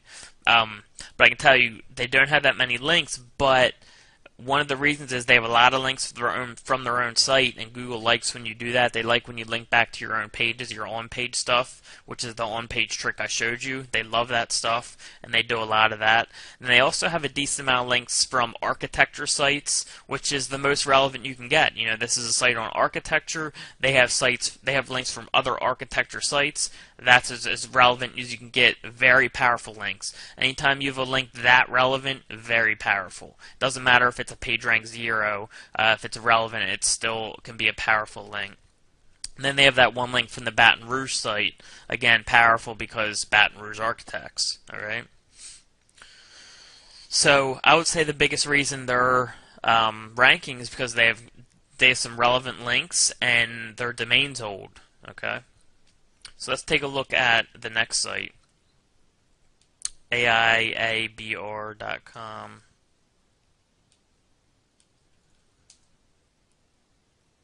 Oh, and by the way, make sure you look with www and without it, because it will give two different things. And there will be different links to both because they're two different URLs. Alright, so this one has 13 linking root domains, 61 total links. And you can check in Ahrefs too. Like if I throw this in Ahrefs, it'll give different stats. Like this one says 27 referring domains. This says 13. So I like to look at both of them, but mainly I look at Open Site Explorer. But I also take this into effect because they have been better lately. They've been seen to have been like updating quicker than Open Site Explorer. But for some reason I just favor Open Site Explorer still. I like their layout better, I guess. So they got 13 linking root domains in here, 61 total links. They got some shares and likes. Oh, you do want to pay attention to this. If they have social signals, that's definitely a good sign for them, and that can bring on power. So that will help them out a little bit. If you have the free version, you can't look at these. Don't worry about it that much. You know, if you can't afford it, it's not worth to buy just for this. It's more worth to look at the other links down here. So let's see where their links are from. Their top link is from a site on Architects that has a page authority of 47 and a domain authority of 90. That's huge. That right there is probably the reason they're ranking. I think their site's 11 years old, which also helps them. Look at all their top links here from either Architect sites or Baton Rouge sites. All of these links, all from Architect or Baton Rouge. Every single link so far.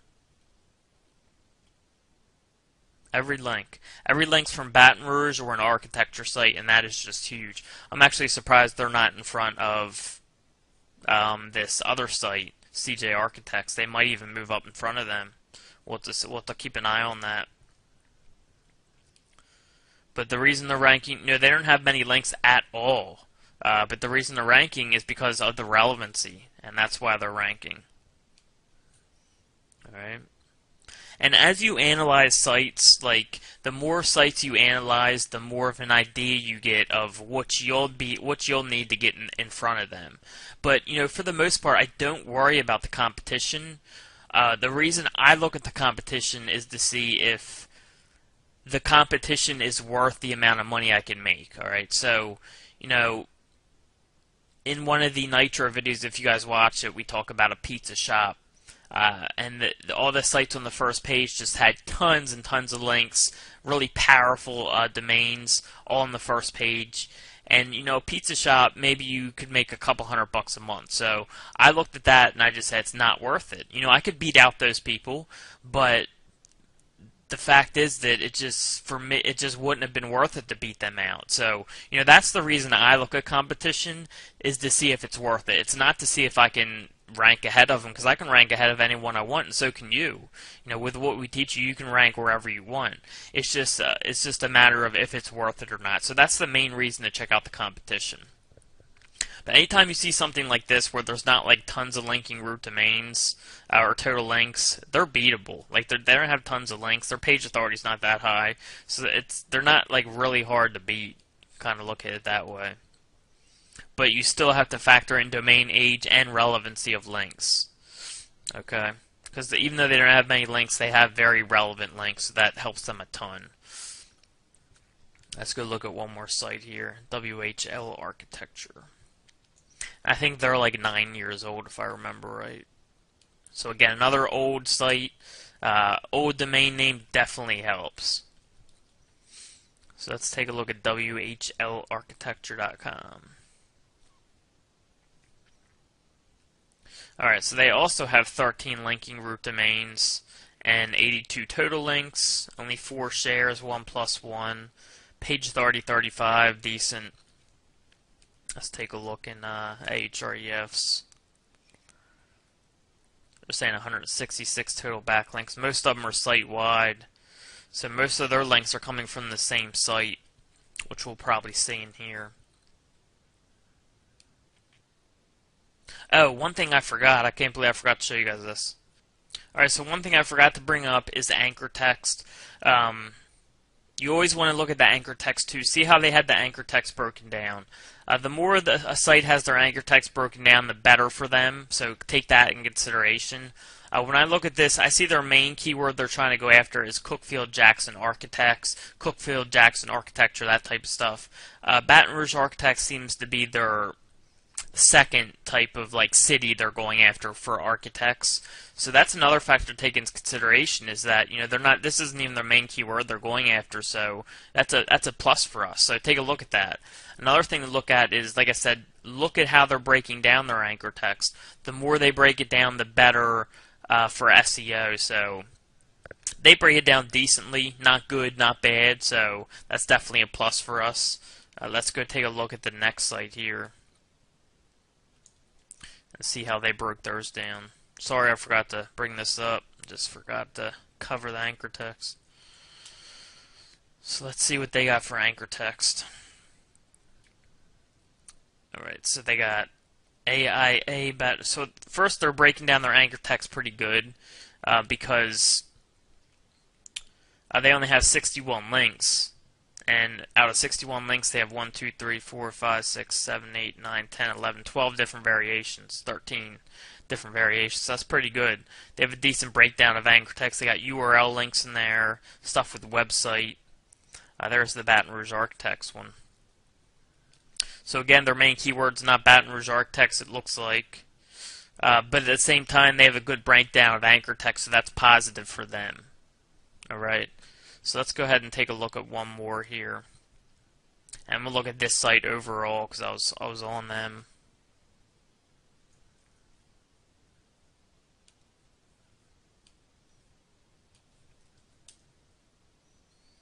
Alright, so for their anchor text, they have 82 total links, remember.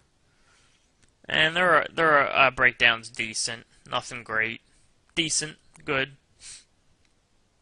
And again, they aren't specifically shooting for Baton Rouge Architects, it doesn't look like. So, that's definitely a plus for us. But the minus is that they break down their anchor text decently. So, like, if you see like a site with this many links, it only has a couple anchor texts, that's very good for us, because the less the site breaks down their anchor text, the better it is for us, because Google really wants to see a variation in anchor text now. Alright, so take anchor text into consideration as well. Looking at their links here, their most powerful links from this summit.cpx.org. Let's see what that site is.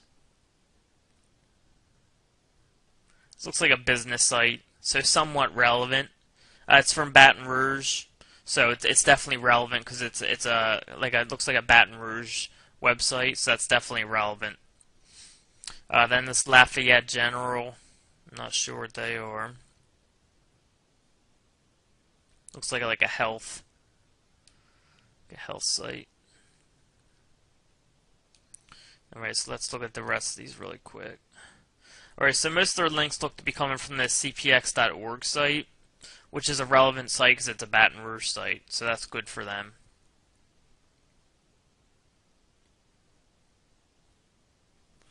So, look at these 4 sites we just looked at for Baton Rouge Architects. What I'm saying is, this site is obviously the most powerful because it's in the first position. But if I look at those 3 sites and you say which one's going to rank, I probably would have said this one here would have ranked ahead first because they had the most relevant, powerful links. But this site's 13 years old. This one might only be 9 years old. And this site, I think, had Baton Rouge Architects in their anchor text. I don't know if this one did. I don't remember if they had it in there or not. Yeah, they did. So they both had it. So, but looking at these 3, the competition I would say is low to medium for this one because it's hard to judge. Like people say, how do you analyze like between all that stuff. And like I said, it's just like kind of like I can't tell you exactly what to look for because each case is different. What you can do is just kind of like go niche to niche and analyze sites, and the best way to see what's ranking or what's working and why it's working is to analyze a whole bunch of different sites in different niches, and see what sites are up top, see what they're doing with their anchor text, see how many links they have, see how relevant their links are, see how old their domain is. And that's kind of how you start putting together how to analyze competition. I can only explain so much for you guys, and I can show you what I look for. Like I said, I look for breakdown of anchor text. I see what kind of anchor text they have. I see what their page authority is. I see how many linking root domains they have. I see how many total links. I see how relevant their links are, how powerful they are. So, you kind of got to learn to bring all this together to come like as an analyzation for yourself. And like I said, just kind of as practice, just go and analyze sites. Go type in Miami divorce lawyers and analyze these top sites. All right, see why they're ranking, see why these sites rank at the top. Don't do the local ones, they don't count for what we're doing. Like, analyze these sites and see which ones are ranking and why they're ranking. All right, because that's how you get good at analyzing stuff and knowing how much work it's going to take to get to the top. Because it's really hard to explain because it's kind of like case by case in a way, where you have to look at the whole picture. You got to look at the anchor text, the referring pages, the referring domains, how powerful, how relevant. All that stuff has to come into play. Then you also got to see if, are the keywords in the domain, are the keywords on the page, are the keywords in the title. So just kind of learn to look at everything as a whole. But I just want to show you guys what I look at when I analyze a site. And if you guys want me to, I can analyze more sites in front of you. Just let me know if you want more, and I'll do that. But I just wanted to at least show you this and show you what I look at and what I take into consideration. But really, the best way to get good at this is to just do it. Like, go out to random niches, type them in Open Site Explorer, and see what each site has. See what their anchor text is. See how many links they have. See how many root domains they have. See if they have shares, likes, if you had the full version. See how relevant their links are. Just take a look at everything and get good at it by practicing it. That's how you do it. I've done this so much, so I kind of know, but it's just hard to explain sometimes to know like exactly how competitive it is or exactly how hard it's going to be. But I can get a good feel because I've seen so many sites. All right. But if you guys just want me to do a video where I analyze a whole bunch of sites in front of you, I can do that, but the best way to do it is to just do it yourself. So I hope you guys enjoyed this video. I hope you understand what to look for now. Again, one last time, look at page authority, look at linking root domains, total links, see if they have social signals, look at their anchor text breakdown, see how relevant their links are, and how powerful. Alright, so I hope you guys enjoyed again. Talk to you soon. Hey everyone, it's Greg here. I got a request to do a video on analyzing competition. So I'm going to bring you guys through that, but before I start, the one thing you have to be aware of is I can show you what to look for, and I can show you what I look for and all that, but the way you get good at analyzing competition is actually doing it. I used to just go in and just type in random terms and just look at what the top sites are doing, and that's not just a good way to analyze competition, but just to stay on top of SEO. See what different people are doing to rank the top, and what's working, what's not, and you can really get a feel when you do that. I've probably analyzed thousands and thousands of sites, so I can definitely show you what to look for, but it's going to take practice. You might do it your first time, like it's not as easy as it looked on the video, but the more you do it, the more that you'll really get the hang of it. Okay, but I can definitely show you what to look for and what I look for. So, you guys know that I'm ranking for stuff like Insanity Workout. I never even looked at the competition for this, by the way.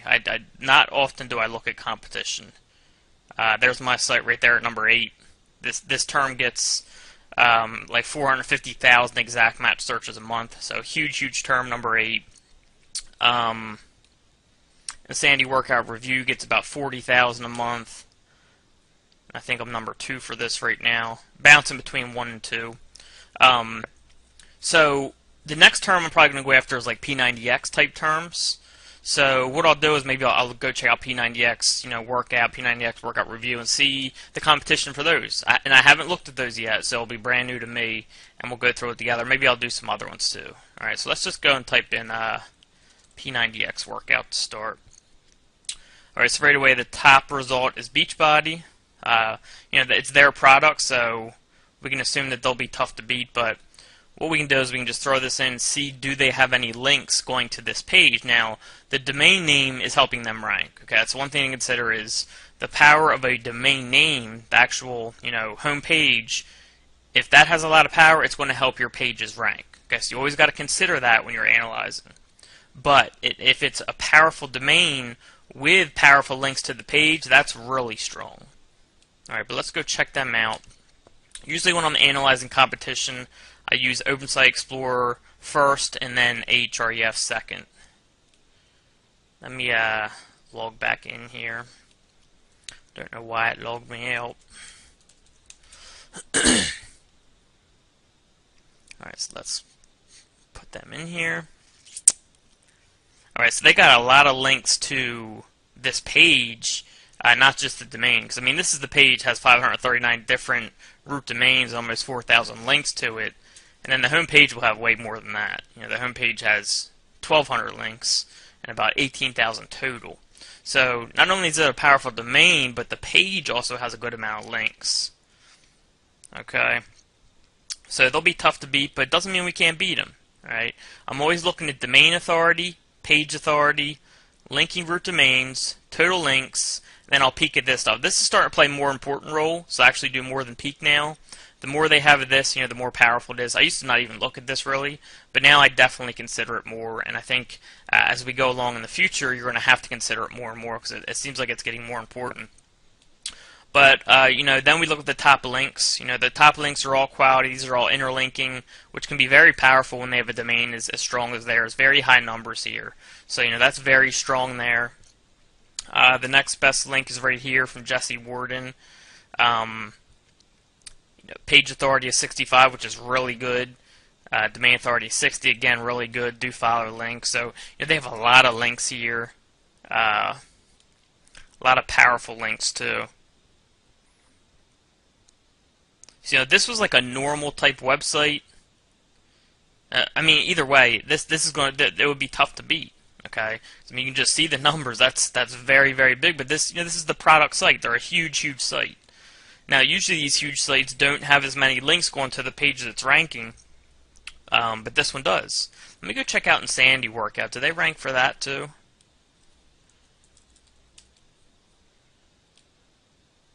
Okay, yeah, they're number one for that too. So, they would be very hard to beat for this. And for the P90X one. They're going to be very hard to beat for both of them. But, I'd be happy with number 2, number 3 for a term that gets 500,000 searches a month. Why not?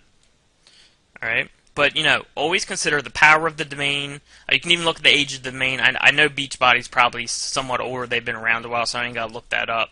And again, you want to look at the domain authority, page authority, linking root domains, total links. And people are probably asking, like, well, what's good numbers? Well, you have to analyze competition to figure that out. The more you do, the more you can kind of figure it out. This is just a huge, huge one right here. Again, very, very, they'd be very hard to beat. So let's go back to P90X workout. Alright, so the next one ranking is right here. Right away I can tell what's really helping them rank is the keyword in their domain name. Okay, so let's go check them out. Oh, another thing you can do, that I usually do, is, I don't have to do it for this one because I already know they're super powerful, but I would also copy this and paste it in Ahrefs. Because what happens is OpenSite Explorer shows more links, okay, than Ahrefs, because they seem to only pick up a certain quality and above, where Ahrefs seems to pick up everything. So what you can do is compare these links to these links and see how many of their links are decent quality at least. If you compare these, 2,400 against 500, and then 23,000 against 3,000. So that they have a pretty good ratio. Now you see some sites where they show 10,000 in here and then just a couple hundred in here. That's a bad ratio, which means they have a lot of low quality links, which I wouldn't be nearly as worried about. So you can always compare these in this way. And I also use Ahrefs to check out how their anchor text is broken down. Again, in this case it wouldn't matter because it's the product name, a huge site. I know why they're ranking. It's because of the domain authority, and people are naturally linking to them. Okay. So in this case, it doesn't really matter, but I use Ahrefs to look at the anchor text because they index all those links. Okay. All right, so let's go look at the second one now. This is probably a little better example because it's not a huge site like Beachbody, where it's the product name. So let's go check out these guys. We'll throw them in Open Site Explorer first, and also I want to go see how old these guys are. So I just type in who is. I always use Network Solutions for this. Let's paste them in here. Let's go see how old they are.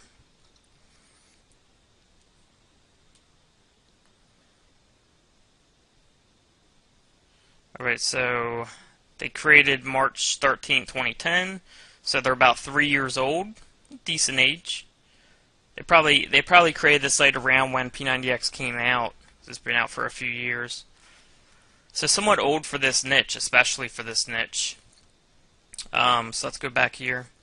And they got a good amount of links. So if these links back up the quality, then they're going to be tough to beat. Not tough to beat, but it'll be it's tough competition, somewhat tough competition. They got some social here. So that's a plus for them. And they really do have a good amount of linking root domains and total links, but let's do the links back them up. They also got good scores here, decent scores, especially the page authority. That's pretty good. So let's go. Their top link is a no-file link, so I'm not too worried about that. Probably just like a blog comment. Their next link looks like maybe an article or something, but it's high quality. It has a very good score from a powerful domain, and it's a do follow with the anchor text P90X workout schedule. Now, this helps them rank for P90X workout, but the main score here is going for P90X workout schedule. I believe we're checking out P90X workout. They're probably #1 for P90X workout schedule. Yeah, and they are. And I could tell that because they have this. If they're ranking #2 for P90X workout, with their top link being P90X workout schedule, then they're going to rank even higher for this longer tail keyword. Okay, the more powerful links you have with your anchor text in it that you want to rank for, the higher you're going to rank. That's how you rank websites. All right, the next two are probably just blog comments, and they got a feed burner thing here. ArtJammer. This looks like just like a normal type website. Maybe they have a blog network or something. We can go check this out. Yeah, this is probably a blog network that they're using. PR4. Yes, this is some kind of blog network, maybe like their own private blog network they have here. So that's what's helping them rank for that. Let's see this next link. Not sure what that is, but it's somewhat strong here. Then a no file, probably blog commenting, probably an article here. And by the way, usually I wouldn't even click on these links. Usually when I'm looking at this, what I'll do is I'll just look at these numbers like I did, and I'll just scroll down. And what do I see here? I see a strong do follow link, some no follows, some more strong do follows, especially like ones like this where it's from a normal website, and then this one up here. Then just keep scrolling down. How many of their links are do follow? A lot of them are, with a little bit of no follow mixed in there. So they have pretty good stuff here. It looks like they have a blog network too. I can just kind of tell by looking at this. It looks like they have a blog network. Yeah, they definitely have a blog network. All right, so we know they have their own blog network. So that's definitely helping them rank. So they're going to be pretty good competition, okay? Because they have strong links, and I'm pretty sure they have their own blog network. But, will I beat them? I'm sure I will. but just because I have my own blog network. Now, if I didn't have my own blog network, they would definitely be really tough to beat. Alright, but yeah, just looking at that, tough competition. So we can go check them out in Ahrefs too. And the ratio is pretty good. The ratio of links is pretty good. Actually, that's weird. Very, very rare do you see less links in Ahrefs than you see in OpenSite Explorer. Very, very rare. Oops. Yeah, I don't think the slash makes a difference. Or you know what probably happened is they probably just lost some links. And Ahrefs didn't pick it up yet or something. Or I mean, and OpenSite Explorer didn't pick it up yet. So maybe that's what's happened. But very rare that you see less links in here. But what that tells me is they have a lot of quality links. You know, most of their links are quality. So they're gonna be competition. Alright, then you got Amazon. I wouldn't even analyze them because, you know, Amazon, they're ranking because of the domain. Videos can be hard to analyze, so usually I'll just skip them. Usually I consider them pretty good. Pretty tough competition if they're ranking for a tough keyword. WebMD, same thing, big site, you know, they're ranking because of the domain name. Shape.com, same thing. Wikipedia, same thing. Alright, now here's a normal one we can check out. So let's go check this out.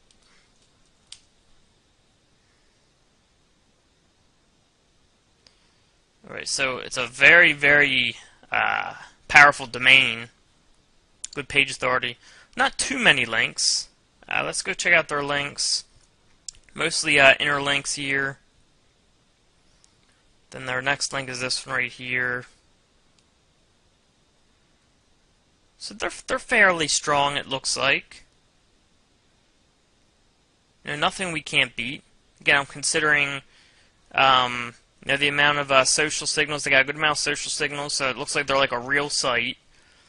Not too many links, but the links they do have are pretty powerful, and they have the domain authority here going for them. So, you know, they'll be somewhat tough to beat. Pretty good competition there. And usually, you know, I don't analyze competition to see if I can rank. I analyze to see if it's worth it. Alright. So, we can probably do another one here.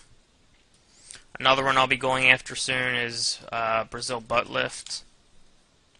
Again, there's there's Beachbody number 1, not surprising. Then Amazon, then a video. So the top 3 are, you know, going to be strong. Let's go check out this one next. Peace Pledge. Another thing is, you know, when you're checking out competition, you can never be totally sure how hard it's going to be. You can just get an idea. Alright? You can get a pretty good idea usually, especially if you get practice. So right away I see a lot of links, and right away I see quality links. Alright? So I know this is a strong site here. We can see how old they are. Oops.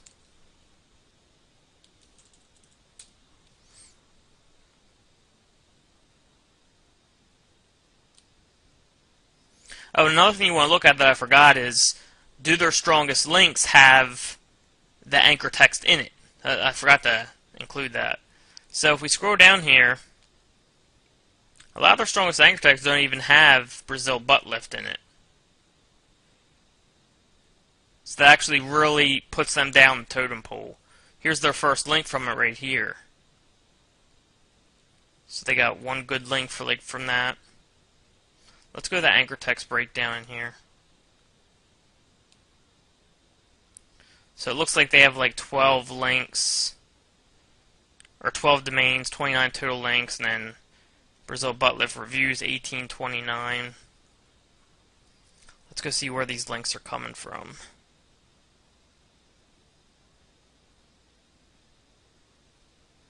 So they got like Web 2.0 stuff going maybe.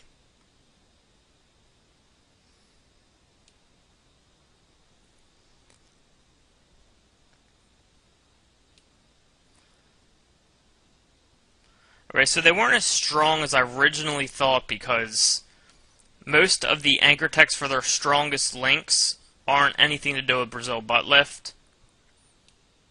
But they'll be decent competition. Not like On a scale of 1 to 10, maybe like a 6, 5 or 6. Because a lot of their strongest links have nothing to do with Brazil butt lift, so they're not of too much concern for me. And we already know their strong site because of, their scores here. These links help them rank a very little bit for Brazil butt lift just because it raises the quality of the site. Okay, but in the end, what really helps you rank is what links do you have your keywords for. There's Brazil butt lift. I would keep going through these and just see the quality. Or you can also go to anchor text like I did before. Now here's one here. So on a scale of 1 to 10, these guys would be like a 5 or a 6. Alright, so hopefully that helps you guys see what I look at. Again, you can get an idea. The more you look at, the more you'll get the hang of it. Look at the quality scores, look at social signals a little bit. But mainly what you're looking at is the quality of the links, and then, is the anchor text that they're trying to rank for in there. Okay, the more powerful links they have with the anchor text they're trying to rank for, the harder they're going to be to beat. If these all said Brazil butt lift, or, Brazil butt lift review, or Brazil butt lift related, like all these links, they would be tough. Alright, because these are really strong links right here. But, the Brazil butt lift doesn't start till down here, so that really puts them down on the competition as to what it would be if they had Brazil butt lift for all these types of links. Alright, so that's the type of stuff I look at. Hopefully that helps you guys out. Talk to you soon. And if you have any questions, of course, we'll answer in Q&A. Hey everyone, it's Greg here. In this video I'm going to be covering SEO Moz. I'll be showing you what SEO Moz does and what I use it for, and how you guys can use it to your advantage. So, real quick, let me go over each of the tools within SEO Moz, and I'll tell you what each one does and how you can use it. This is Open Site Explorer. I'm going to cover this in great detail, so I'm going to skip this one for now. I'll come back to it because this is the main tool I use. The keyword analysis tool, basically what this does is you go in there and you can type in a keyword, and then it gives you a score of how difficult that keyword is. I can't open it up because it gives you a history of your recent searches, and my main client's niche is in there, which I don't want to expose right now, so I can't open this up. But basically, like I said, you type in a keyword and it will give you a score between 1 and 100 of how competitive that keyword is. An example would be if you typed in real estate, it would give you a score probably like around 80 or 90, and it would tell you it's highly competitive. And then if you typed in something like real estate agents, the score would go down a little bit. It would probably tell you maybe like 50, 60, and it would tell you it's between maybe competitive to highly competitive around that area. And then if you went down to like a local niche, say like Delaware real estate agents, it would go down further, maybe give you a score about 40, and it would tell you it's maybe average competition, something like that, low competition. And that's how it works. It gives you a score between 1 to 100, and then 100 being most competitive, 1 being least. And then it also gives you the actual words of like highly competitive, low competition, and all that. So that's pretty straightforward to use, but that's a good way to see how difficult a keyword is. The rank tracking tool, they allow you to track, I believe, 100 keywords per month, and this is with a $100 a month option, which is what I have. They give you the first month free. If any of you want to sign up for SEO Moz, the first month is free. And then if you want to continue, I would go with the $100 a month option. There's another option to upgrade that's like, I believe, like $250 a month. I don't think any of you need it. I don't need it. I believe you get more keywords, so you can go with a rank tracking tool when you upgrade. But as you guys know, I personally use micrositeMasters.com because I track thousands of keywords, and I need a tool that specifically concentrates on tracking keywords just because I have so many of them.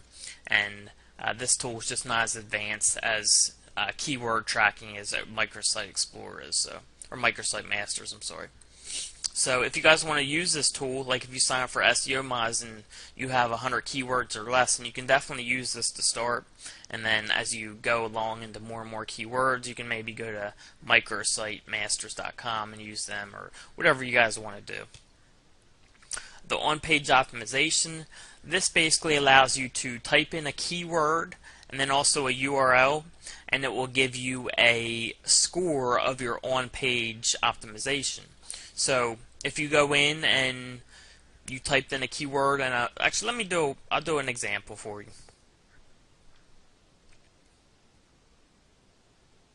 And for this one, we'll use the RenoWeddingPhotographers.com site because I've been using that site as an example a lot. So I'll go ahead and type that in here. So my main keyword is Reno Wedding Photographers. And then my main URL, Reno Wedding Photographers.com. And it'll go ahead and grade my on-page optimization, and we'll see what I'm missing and what they think about my site. So the critical factors, I'm 4 out of 4 here. High importance, I'm 5 out of 7. So they're saying I'm keyword stuffing in my document. They're saying I have 16 occurrences of my keyword, and they want me to do 15 or less. So I'm 1 over. Not a huge deal. I'm not worried about that. Keyword placement and page title. Alright, so they're basically saying that they think that I should put my main keyword at the very beginning of my title. And they're right about that. But, you know, there's times if you can if you can use a title that will attract clicks easier and your keyword's not first, and that's alright to use. It's not, having your keyword first is not a huge difference as long as you have it in there. So again, I'm not really worried about this one right here. Moderate importance, they're saying that I should use my keyword in my image alt tag, and they're right about that.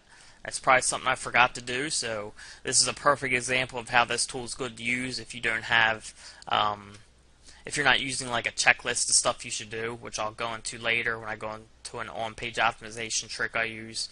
And then this is a very good tool to use to see if you forgot something. So, like I said, I usually do this. I must have forgot about it, so there's a reminder right there. So, perfect example of how this is good to use. Low importance, they say avoid keyword self-cannibalization. And then, let's see what that is.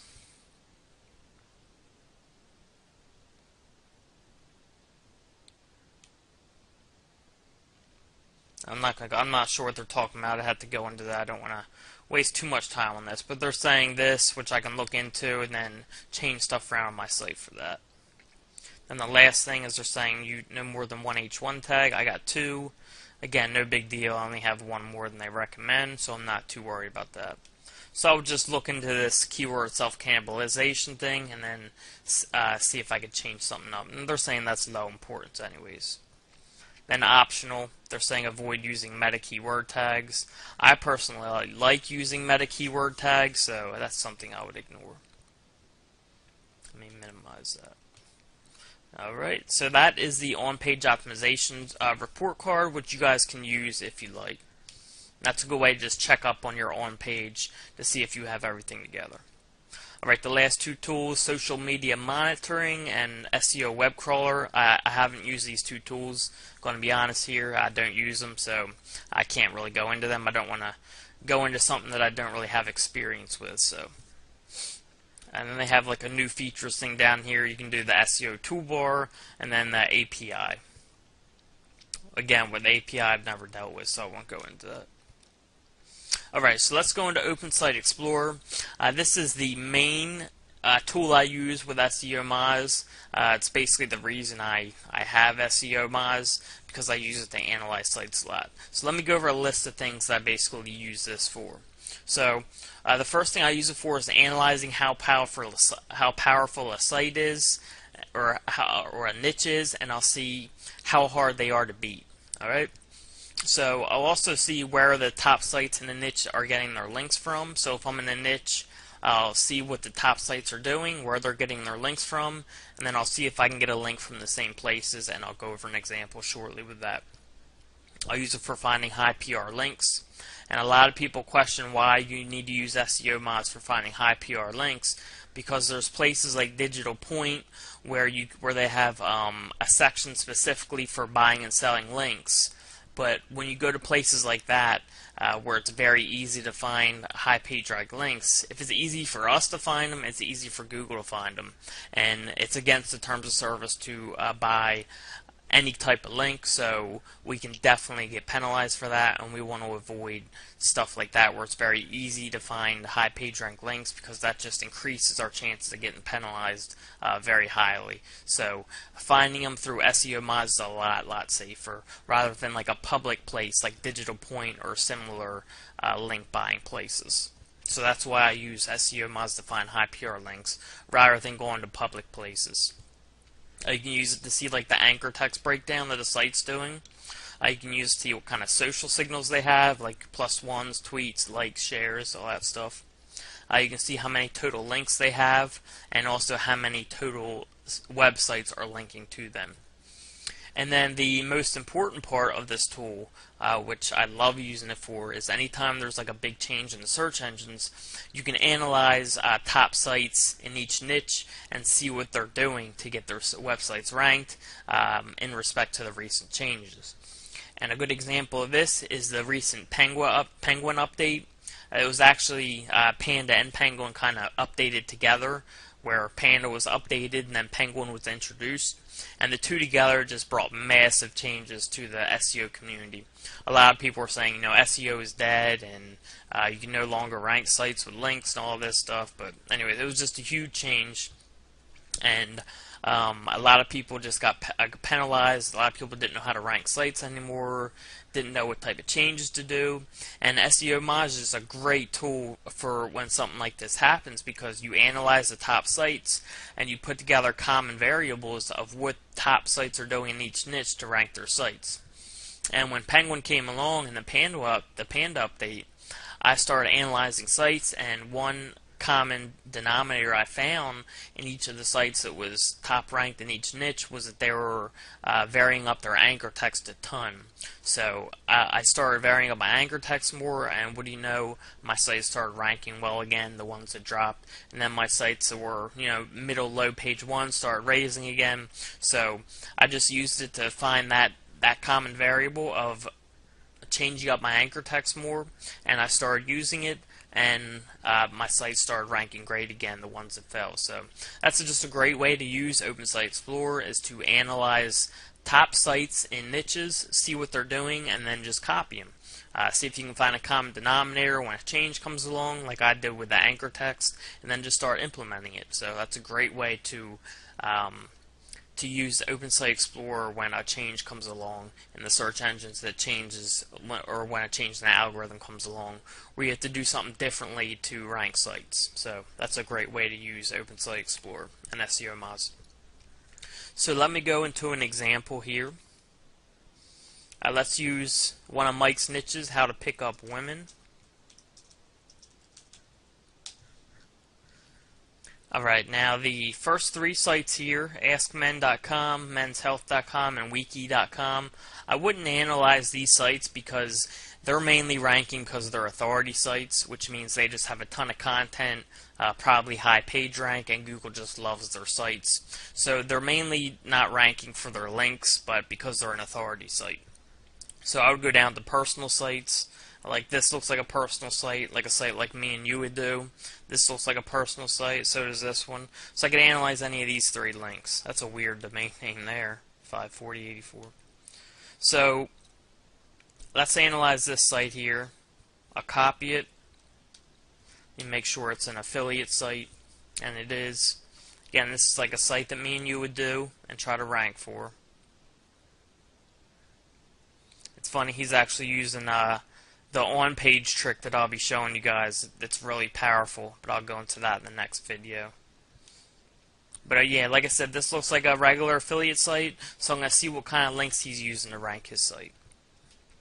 So I'll go to OpenSiteExplorer.org, and this is just an extension of SEO mods. This tool is so big that they gave it its own URL. It's different, obviously, than SEO mods, but it's their site, it's their tool, and if you click on OpenSite Explorer, it just brings up this link here. So let me go ahead and enter that in, and it spits out all the information about this site for me. So it's saying it has a page authority of 47 and a domain authority of 38, and that's basically SEO Mods' page rank of this site. Now, Google PageRank and SEO Mods' PageRank are two totally different things. their SEO Moz is giving them a page rank of like a high PR4, and like between 40 and 49 is a PR4 for SEO Moz, generally speaking. And then, but that doesn't mean the site's actually a PR4. All right. What I've noticed is that SEO Moz's score is usually higher than the actual page rank. So my guess would be this site is like a PR3, maybe a PR2. Now let's go ahead and test my theory real quick.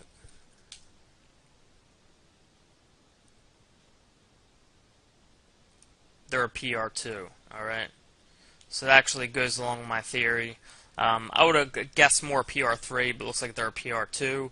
I would guess that next update they'll move up to like a PR3, because SEO Moz's score is usually like a page rank or two higher than the actual Google page rank.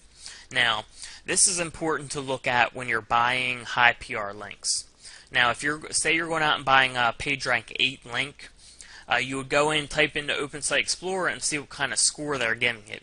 If they didn't have a page authority or domain authority of at least 85, 90, I'd be careful about buying that link, because the Open Site Explorer score is usually higher than the PageRank score.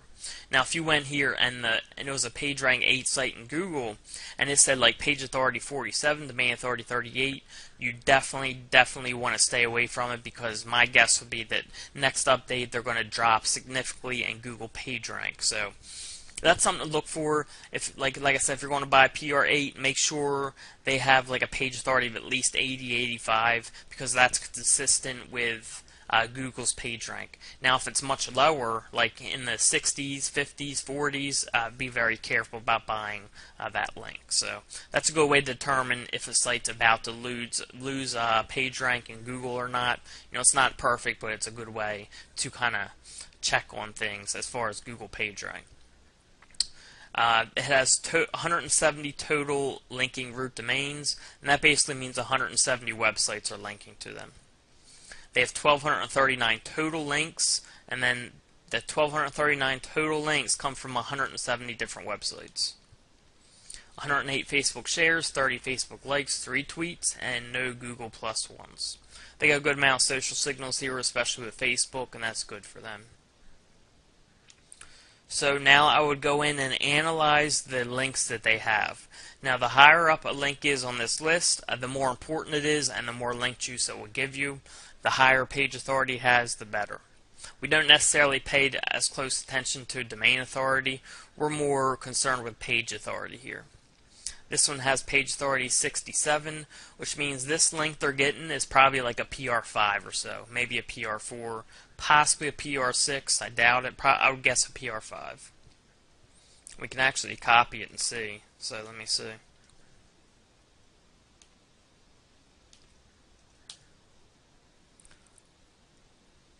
It's actually saying PR2. My guess is that'll go up though. And the reason it's probably higher is because the domain authority is so high that they're giving the PageRank score much higher. But that's still a really good link there, because SEO. I mix the Google PageRank and SEO Moz score to see how good a link is. But SEO Moz is pretty accurate as far as their page authority score. So I would go by the highest links are the most important on this list here. So again, I would open up this link and see how they got this link here.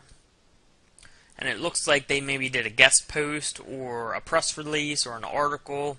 And so I would analyze this link and see how they got it.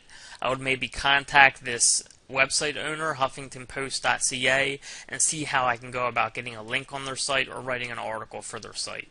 And that's how I would get a link for the same place. So let's go to the next one, pregnancyweekbyweeksymptoms.com. This looks like a normal blog here.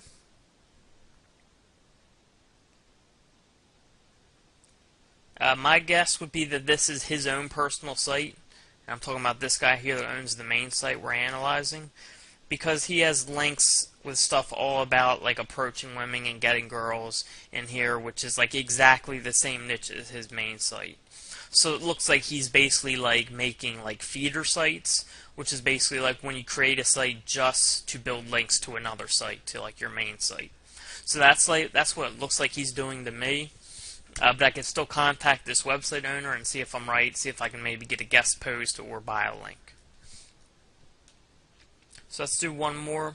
The next one is pulpy.wordpress.com or pooljoy.wordpress.com. And this looks like just a simple WordPress site. They actually have a ton of links over here on the right. So I probably wouldn't even be interested in this site. I wouldn't waste my time contacting them and see if I can get a link, just because they have so many outbound links here. I'm not really interested in this site too much.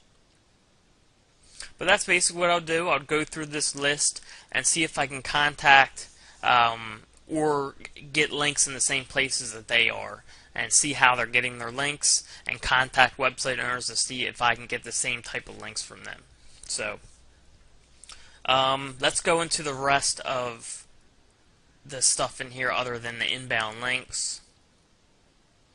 Basically, you can compare link metrics with another site. So I could add URLs in here and you can compare them. And this is good when you're in a niche. Say you're ranking number 5 and there's 4 sites ahead of you. You could put those 4 sites in here and it would give you, you could compare everything together with the 5 sites, with your site against the other sites. So that's a cool tool right here, is the link metrics. Anchor text, we can see what kind of anchor text he's using. It looks like he's breaking his anchor text up very well, so that's really good. He has 2 pages of anchor text he's using, so that's really good. That's probably another reason he's ranking now, because anchor text variation is a lot more important now than it used to be. We can see which domains are linking to him. Again, there's 170 of them, so there'll be 170 of them on this list. And it puts them in order of highest domain authority. Excuse me. So the best domain linking to him is WordPress. Now this doesn't mean WordPress.com is linking to him. It means a page of WordPress is linking to him. And same for all these other ones. And then top pages, it just shows his top pages of his site. And his top page is obviously his main URL here. Alright, and inbound links is what we already saw here. Alright, so let's go into buying links really quick.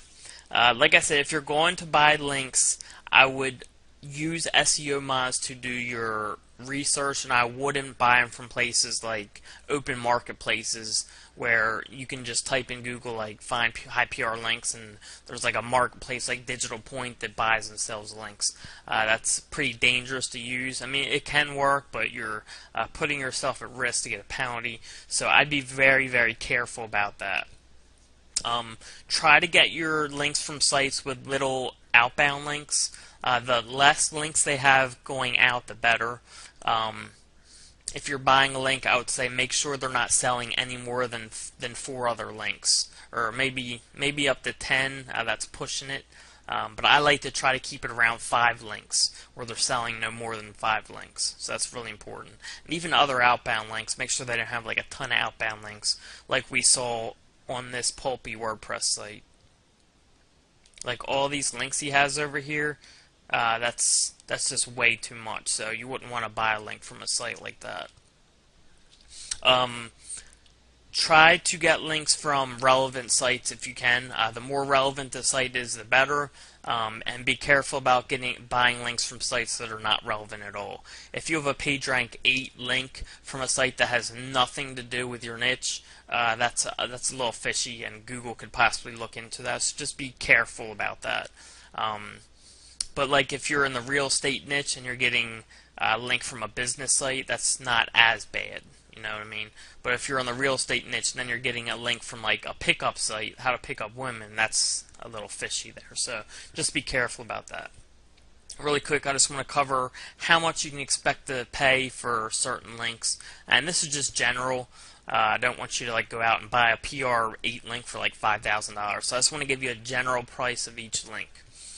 For a PR8 link, you can expect to pay around $150 to $300, and that, again, that's very general. It could be a little less, it could be a little more. I wouldn't pay too much more than $300 for a PR8 link. For a PR7, expect to pay between about $50 and $100 or so, maybe $150. For a PR6, expect between about $50 to $75. Definitely no more than $75 for a PR6. You could probably go as low as like $30 too if you get them from the right place. PR5, I'd say between $20 and $50. Definitely no more than $50 for a PR5. The only reason I'll pay $50 for a PR5 is if it's highly relevant. And then below a PR5, between $5 and $15. Usually, like a PR4 will go for like $5-10. $10 if it's relevant. So, again, all these are general prices. Could be more, could be less. I just want to give you a basic price range so you don't like way overspend on any links you buy if you start buying links. But that's it for SEO Moz. I hope you guys learned how to use it. I hope you understand how to analyze sites a little more. If you have any questions, you guys can always contact me, or we'll answer your questions in the Q&A session. So I'll see you guys in the next video. Alright, how's everyone doing today? In this video, what I want to cover is I want to show you the spinner I use, and I want to show you how I use it, because there are certain things I can do with this spinner where I can set it up or into something called tokens that can save you a whole lot of time down the road. But I'll show you exactly what I do. A lot of you probably use the best spinner. I've never used that, so I can't recommend it. I don't know if it does the same things or not. I've always used this spinner as it works awesome for me, and I'll show you why I like it so much. A lot of people that I recommend this to really like it, and a lot of those people have used the best spinner. So I mean, you guys can make your decision. You can use whatever spinner you want. That's totally up to you. But I just want to show you guys which spinner I use and how I use it. Also, what I want to cover a little bit is content in this as far as for our backlinks. I mentioned before that now I'm focused more on a long-term business rather than making money right here, right now. So when I'm doing my articles for like SYA submissions and UAW submissions and all that, I'm now always using unique content, and I'm using quality content, or at least somewhat good quality. I'm no longer hiring my $2 an article writers where they kind of don't make sense in some parts of the article and all that. I'm making sure I put out quality content, and I'm making sure to spin it really well. I'm making sure it's hand spun for the most part, and that when it's spun it all makes sense, at least almost totally. So that's a big part of what I'm talking about when I say a long-term business, whereas before, I was using crappier content. Maybe I wasn't spinning it as much, or I was doing like machine spins where I didn't care if it made sense or not. And I think using articles and hand spinning them and making sure it's quality content is going to play a larger role down the road. I think it already plays a little bit of a role now, but I think it's just going to start playing a larger and larger role. And for those people who are using crappy content like I was before, I think they're just going to suffer in the long run. They might do well to start, and they'll save money and all that, but down the road it'll just cost them money. And you have to think of it like, if this was my business, instead of like me doing this for a client, if this was my personal business, what would I want? And obviously the answer is you'd want quality content out there. You wouldn't want someone who is machine spinning crappy content and just having a bunch of crappy content out there where you increase your chances of getting penalized or losing your rankings or whatever the case be. So since the last few months I've been looking at it that way, like it's my business. There's no reason to not treat your customer the way that you would want to be treated. And it's not like I was treating my customers bad before, my clients bad. It's just I wasn't really thinking of it the right way. I was just trying to make money here and now, and I was looking at it as if they're getting their rankings, what's the big deal? But that's not necessarily true, because you got to look in the long term too, especially if you have clients that are paying you a lot of money. So it's really important to treat your client the way you would want to be treated and give them the type of links that you would want, and that's how you build a long-term business, and that's how you keep your rankings for the long term, and that's how you keep a sustainable business. So I just wanted to cover that really quick. So the tool I use is called Magic Article Rewriter. You can go to article-rewriter.info, or we'll give you a link for it if you want to go through our link. And then the article rewriter is $47. There's a bunch of bonuses for it. I never even looked into them. But here you see $47. If you scroll down, there's an $80 price, and this one includes a submitter too. So, I'm sorry, this one right here is just for the submitter. That's $55, and then if you go down, you can get the submitter and the spinner for $80. I haven't used Magical Oracle's submitter yet, so I don't know if it works. I've heard it works pretty well, but I haven't personally used it yet. That's another thing in this course. Anytime I test something, you guys will be the first to know. If I get good results, you guys will be the first to know. So that's another priceless part of this coaching program is anytime I test something, when I get the reason I haven't tested, I just haven't had time. There's a few different services I want to test so we can add tools to our arsenal. But anytime I test something like this, I'm going to pass it right on down. And you guys, I'm not going to hold anything back from you guys. So you guys are getting full access to everything I'm using for at least 6 months and maybe longer, maybe for good. I'll have to talk to Mike and David about that, but I'll definitely be giving you guys updates on what I'm using and what I've found that works now and all that stuff. So, but anyways, the submitter is $47. You can get the combo if you want for $80. Again, I don't know if the submitter works or not, so that's totally up to you. But you can buy that here, and we'll probably provide a link for you. So this is what the spinner looks like inside. And I'm going to show you the trick I do where if you're doing your own spinning, or even I've even showed my outsourcers this. I show them how to do this so that they can save time spinning, and then they can charge me less, and I save money and all that. So here's what I do. Here's an article that was written. It's for the site Reno Wedding Photographers, which, as you all know, is now ranking number 3. All I have is one page of content still, and I just did the directory submissions, which is SCON only for this coaching program. I haven't shared that with anyone else. So I'll paste the article in here, and then what I will doing, actually let me delete my tokens I forgot to delete them, so let me pause this 1 second. Alright, sorry, I forgot to clear my tokens database, and I'll show you exactly what that is now. So here's what I showed my outsourcers, and here's what I do if I ever personally spin an article or do a submission myself. What you want to do is load up articles and then hand spin them, but you only want to spin stuff that will always make sense. So let me show you what I mean. How to begin looking for wedding photographers. So we can take begin, you just click begin, you click this notepad, and something that will always make sense of begin. So start should always make sense of begin. If you can take it in other sentences, for example, let's see if begin and start always make sense. So I'm going to begin to start washing my clothes. I'm going to begin washing my clothes. I'm going to start washing my clothes. Okay, they both make sense. So let's try another sentence. I'm going to start my laundry tomorrow. I'm going to begin my laundry tomorrow. Okay, they both make sense. So this is a keyword that I can use, or a spin that I can use, and I'll do add token, then replace all. And as you can see, it'll make sense here. Yellowpages.com and begin, start searching, they both make sense.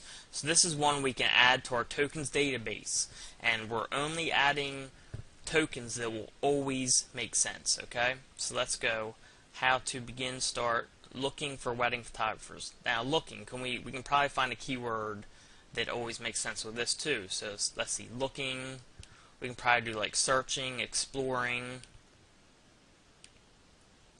And now I've done this, so I know which ones make sense. I remember this word, and I think I only use searching, exploring because I put it through a few sentences as a test, and then I think searching, exploring were the two that always made sense. Then I'll do add token, replace all, and I'll keep going through. So let's go to the next one. We could do wedding photographers, but that's just a niche, so I mean, unless you're in this niche a whole bunch, you don't have to do keywords like that. So we can do you've, and we can make it you have, add token, replace all. Never been married before, then it's is one we can do. We can do it is, add token, replace. Probably going to be somewhat, maybe we can do somewhat. We can probably do rather. So let's see, somewhat Let's see, I am somewhat happy today. I am rather happy today.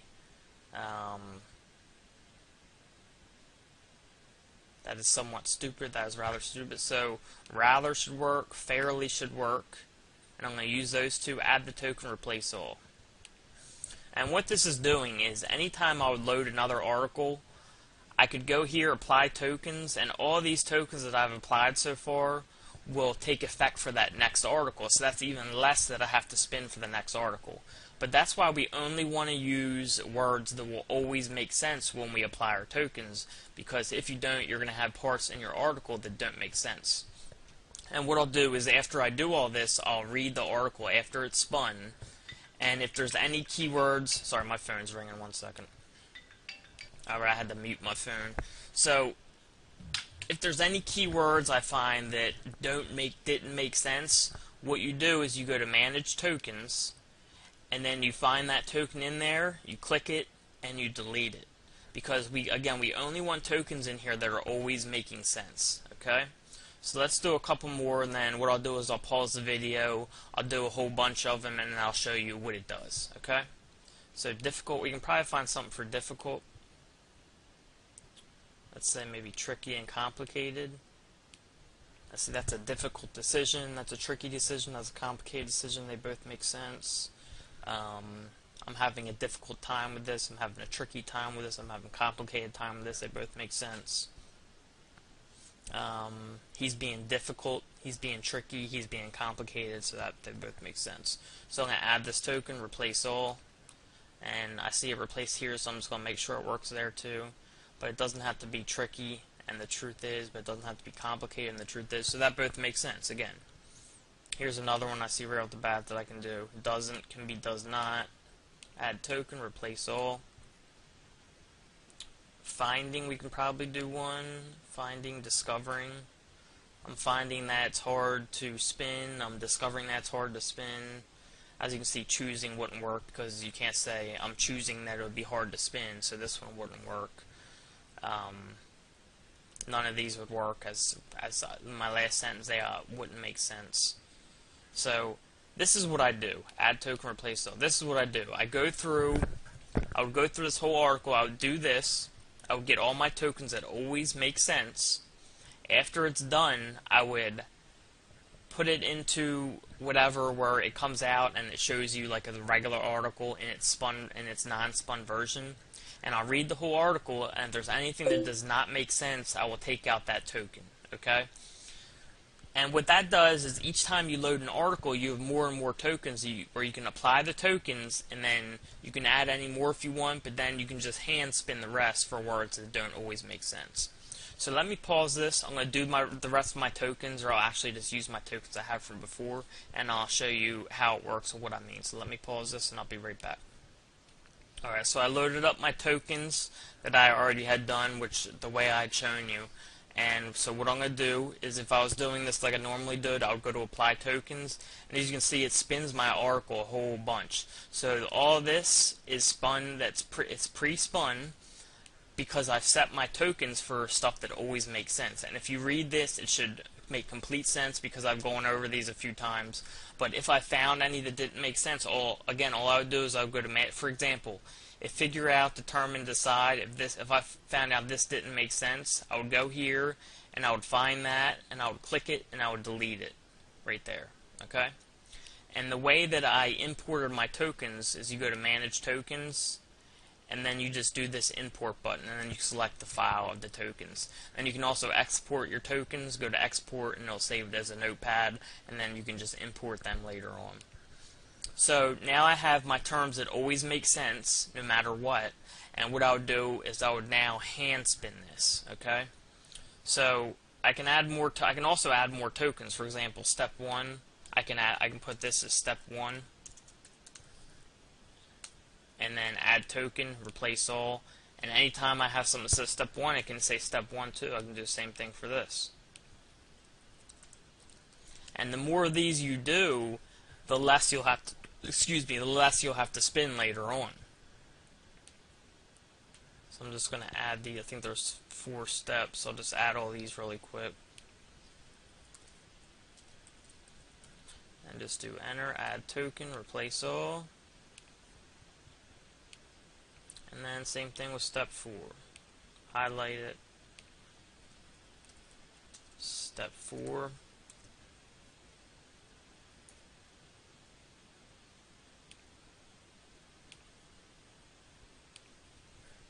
Now the only thing, if you do this, that I just kind of realize is, if I have one that says step 1, like with a number, then one that says step 2 with the word, that probably look a little weird, so maybe I wouldn't do that, but I'm just trying to show you guys examples. But again, I have my stuff that always makes sense here. I probably would take these out because that wouldn't look right if you had like step 1 here and then step 2 is here as a word, so I'm going to probably go back and take them out. But I'll do that when the video's over.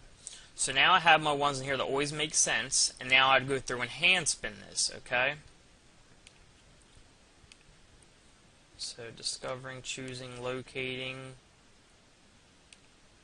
and then oops, I didn't mean to hit that, so I'm going to undo it. Right here we can do perfect for that. We could probably do correct for that. Could do precise. And we can actually take this keyword, and what we can do is do photographers for weddings. Enter and replace all. And that will give us a whole bunch of spins in here for that. So it'll give us some some LSI versions of our keyword, and it'll also spin our article more for us. Okay, so I can take this and make it 100 and 100, and basically I'm not going to spin this because I don't want to make this video too long, but that's what I do. I make my tokens that always make sense. I only save tokens that I know will always make sense. I'll test them in other sentences to make sure they always make sense. I will read the article with my tokens to make sure that they are tokens that always make sense. And if I find that they're not a token that always makes sense, I'll go in my token database and I'll delete them. And then when I load a new article, I go to apply tokens, okay? I'll go through and I'll add any more words to my token database that always make sense if I find more words that I can add to my token database. And then from there, I'll just go through and manually spin. Okay, so that's something that can save you a lot of time. Let me see actually how much this spins it to with just my token database. It spun it to 20%, as you can see. That's pretty good. I mean, for going in here, clicking a button, spinning 20% pre-spun without having to lift a finger, that's pretty good. I mean, you don't want to leave your article 20%. I recommend spinning at least 50%. But if you're starting out 20%, this probably just saved me like a half hour of time. And you can do that for each article you load. So that's why it's really important to get your token database together of tokens that always make sense. So this is how I use my spinning. This is how I do my spinning. I don't use machine spinners like the best spinner where it does spins that don't always make sense. I like my articles to make almost perfect sense, if not perfect sense. And this is a tool I use. This is how I use it. If you have any questions for me, just let me know. We'll answer them in the Q&A session. I hope you guys got a lot out of this video. I hope some of you start using this, and I hope it helps a lot of you guys. Alright, I'll see you in the next video. Alright everyone, it's Greg here. In this video, what I want to do is cover how to do a PR web submission and kind of show you the options in there and how I set up my PR web submissions. I'll kind of go through the different options of how much each one is and what they'll give you and which one I think you guys should pick.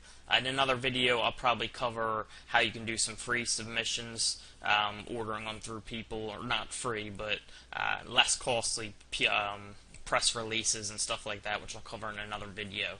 But this I want to focus exclusively on PR web PR web's really important because I've noticed lately, and they've always worked well, but lately I've noticed that a lot of sites ranking at the top of the search engines in a lot of big niches and competitive terms. Most of those sites have PR web submissions. I shouldn't say most. I see a lot of them I've been noticing have PR web submissions, and the PR web submissions are showing up as some of their strongest links. So I think the PR web is playing a really big role in the rankings of some sites right now, and I'm going to be doing a test on one of the example sites where I only do a PR web submission, and we'll see how that affects the site. So all I'm going to do is do a PR web submission and the content, and we'll see how well the site ranks. And maybe down the future we'll only need to do one PR web submission, that's it, and that's why we do tests like this, to see what kind of results we have. You know, maybe we'll have to do a PR web submission, then just like one unique article wizard submission. You never know, so that's why I want to test with this, because I've been seeing sites using PR web ranking really, really well. So I just want to start off with a PR web submission and see how good it affects the site, and see how well the site ranks, and maybe we'll just need to do a PR web submission for our sites and nothing else, and that would be awesome. It would save a lot of time, and it would be really easy for us to rank sites that way. So let's go ahead and get into this. I went in, I created a free account. It's free to create an account for PR Web. It's not free to do the submissions, but it's free to create an account. So I just went in, entered my information, go to prweb.com, you sign up for free, fill out your information, and then once you're done, you'll get to a screen like this. Now, I just signed up with this new account. I have other accounts, one for a client, and then another one for personal use, and then this one which I created to show you guys. So what I'm going to do is create press release up here. Now there's all different packages they have here. They have 5 different packages. They have the basic, which is the most basic submission, and you can't have anchor text in the basic or standard. You can only include a link back to your site with the URL as a link. So you can't have anchor text in the basic or standard. So let me actually, there should be a compare button. Let me see something. Well, if you hit learn more, it will show you everything, but let me see if I can find the compare thing. Let me go to prweb.com. And it basically shows you a comparison of all the different press releases. So let me go to pricing. I think it's down here. Yeah, here we go. Compare packages. So if you hit pricing and compare packages, you can see what each one will give you. Alright. So the one I'm going to be doing is advanced. It's $199. I know that seems like a good amount of money, but if a PR web submission is the only thing that we have to do, it's going to be well worth it, you know. So that's why I'm going to be doing this test. I was originally going to do the basic, but since I'm only doing a PR web submission, I want to do the advanced, where I can get some anchor text in there to get the most out of this submission. I don't think there's any reason to go up to premium or financial, because it's just so much more money, and what I'm most concerned about is getting the anchor text in there for this site. And you guys can look through all the different options that each of these packages gets. If I scroll down here, you'll notice that, where's anchor text? Keyword anchor text, as you can see, it starts with a professional. Okay. And then it gets social bookmarks, automatic Twitter posting, file attachments, embedded website. So it gets all kinds of different stuff that these first two don't get. And it also gets placement on premium websites, so like Street Insider, Scottrade, so that's another big thing. It gets 5 regional news feeds instead of 2 or 3. It gets 10 industry news feeds instead of 5. So I think the extra $100 here compared to the basic, and the extra $40 compared to the standard, is definitely worth it to get your anchor text in there and get some extra places you're getting your site submitted. So I just want to show you guys that. But you can come here, go to pricing, then compare packages, and you can look at the comparison if you'd like to do that. Alright, so let's get into this. Let's go to create release. I'm going to do an advanced as I explained, and I'm going to hit next. I'm not going to add any of this extra stuff. Hit next. I could look for a coupon code. Let me pause this and see if I can find a coupon code, and I'll be right back. Alright, so I found this site where it's called Retail Me Not, and they give coupon codes, and they say $50 off your first submission, but you have to sign up through them.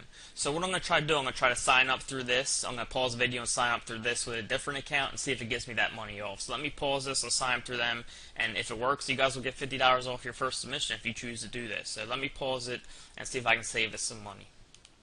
Alright, so I signed up for the new account under the coupon code, and I think it worked because when I signed up it said your introductory coupon code has been applied. I haven't gone to the checkout yet, but what I did was I typed in PR Web coupon code. I went down to this first listing, it's called Retail Me Not.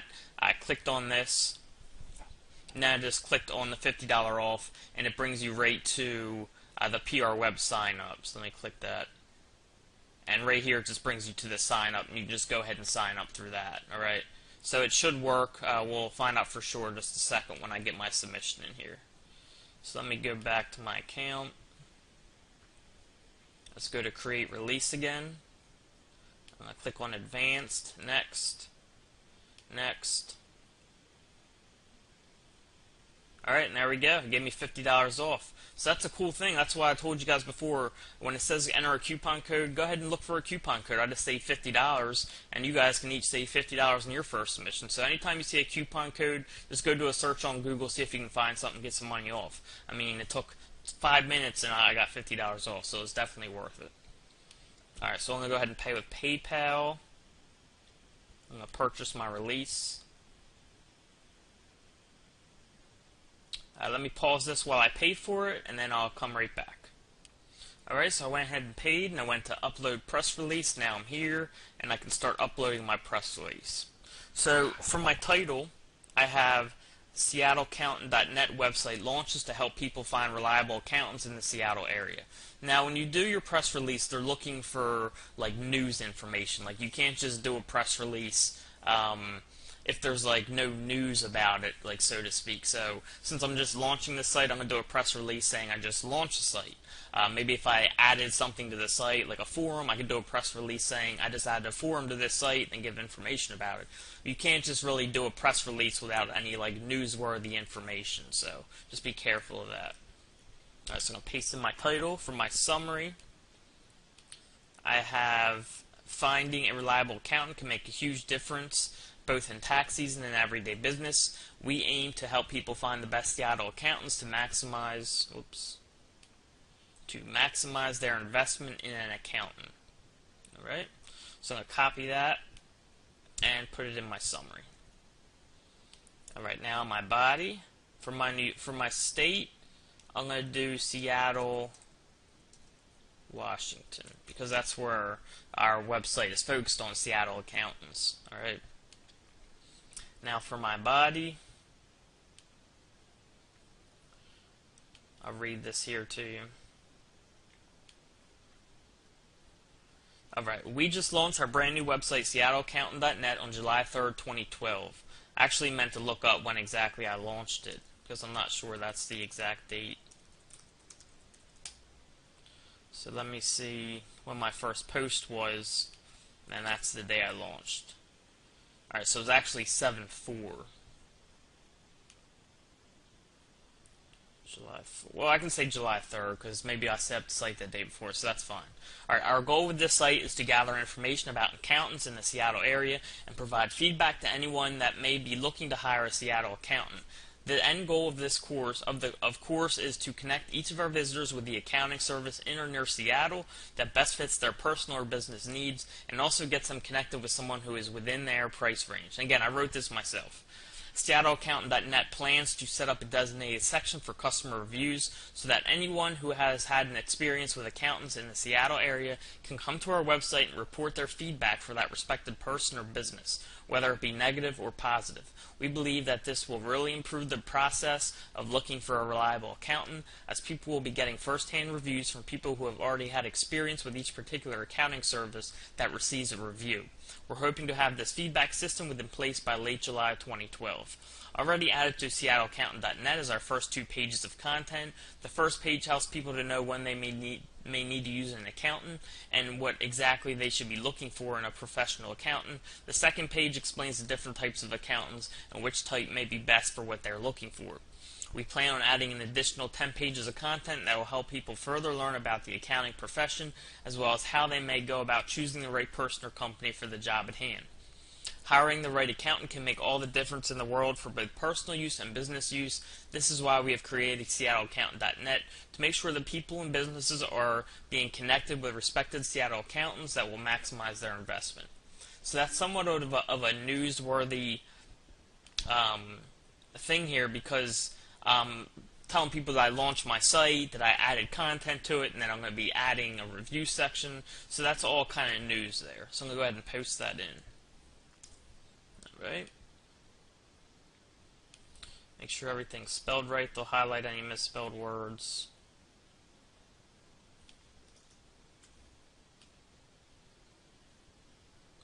Make sure it's formatted correctly here.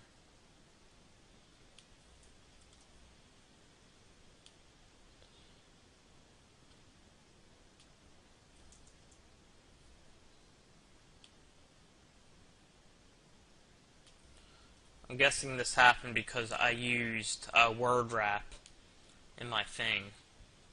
What I mean by that is, if you go here, I have word wrap selected. So if I unselected that, it probably would have pasted it correctly. So let me actually do that. 1 second here. I'm doing that enter thing because I have a site below that I don't want to show. So let's go ahead and do word wrap. Now I'll copy this. And now it should paste it correctly in there where I don't have to format it. Alright, so if you guys ever had a problem with that, that's because of word wrap most likely. So let me fix these spellings again. As you can see, it's formatted correctly now. So word wrap seems to do that in Notepad. Alright, so it all looks good here. Now I'm going to go ahead and add my link, or links if I want to. My main keyword is Seattle Accountant. So I'm going to highlight that, add link. I'm going to copy my URL to make sure I do the right URL. Remember, I always like to copy the URL out of the browser to make sure it's right. Alright, and then title, Seattle Accountant. Okay. So there's my first link. Now maybe I can do a link to like my post. Something about finding Seattle accountants.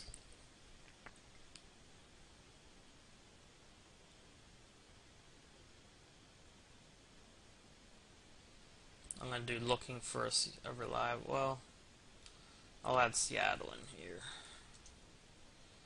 So looking for a reliable Seattle accountant.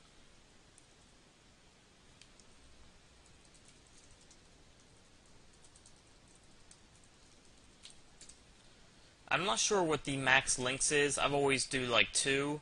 I'm going to try 3 and see if it lets me do 3 links. Alright, so my other page is different types of accountants. And then I have something about that at the bottom. First page, the second page. Alright, different types of accountants. There we go. So I'm going to highlight that and add the link.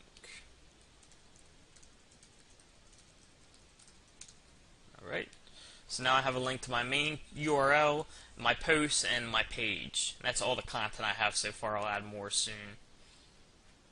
Alright, so my website is, so it added in that. There's my 3 links.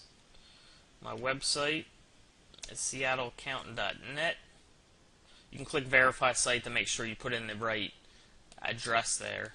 I recommend doing that just to make sure. Alright, for my contact information, what I probably want to do is put in like support at SeattleAccountant.net, and I'll set up that email if I need to. Company, SeattleAccountant.net, website URL, SeattleAccountant.net. Alright, and I have my phone, contact, my name. Alright, so I'll go ahead and hit OK there. And now what I'm going to do is add a picture and a quote. I'll add a quote too, probably. So I'm going to do add image. I'm just going to go ahead, add image, and then all I have to do is select add no attachment, and then I'm going to select the file from my computer. I'm going to pause this so I don't show any sensitive information, any sensitive files I don't want to show, and I'll be right back. Alright, so all I do is went to add attachment and choose my file there, okay? So now for my caption, I'm going to make that Seattle Accountant. Description, Seattle Accountant, alt text, Seattle Accountant. And I'm going to save it.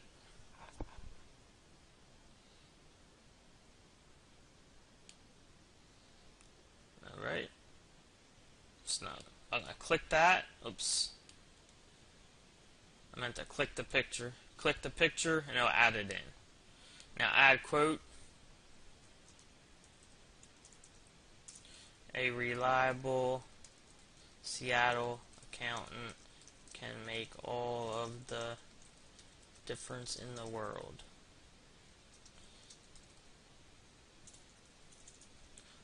Both in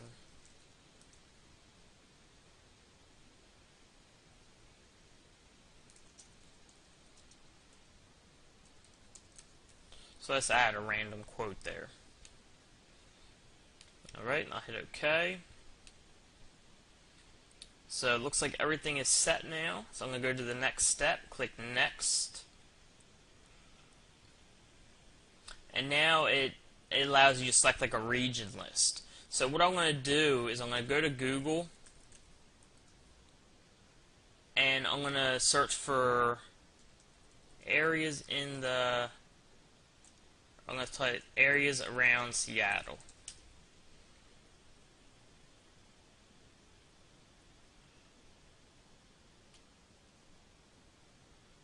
Because I want this to mostly go to like the Seattle area. Okay. So for my region list, let's go here. Let's go to Washington. So I'm going to do Seattle. Sorry, I'm getting a call, guys. Let me pause this very quickly. Alright, sorry about that, guys. That was actually Mike. We're shooting a video together, and he just wanted to kind of go over it really quick. So, let's get back to this. So I'm choosing my areas that are near Seattle. And what I did is I brought up a map, actually. I just went to Google, typed in map of Seattle. I'll actually show you what I did. Map of Seattle. And I just clicked on this. And then you can zoom in and out by these buttons, the plus and minus. And you can kind of get the cities that are around Seattle. And that's all I did there. Alright.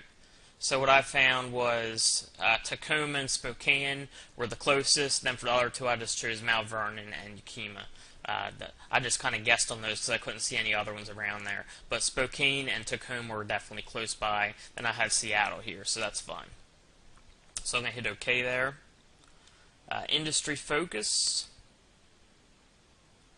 Alright, so we're doing accounting, so we'll go to business.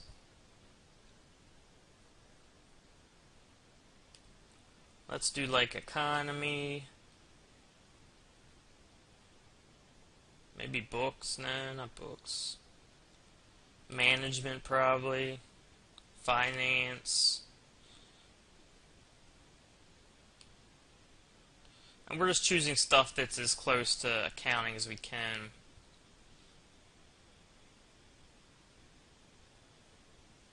So let's see what else we got here.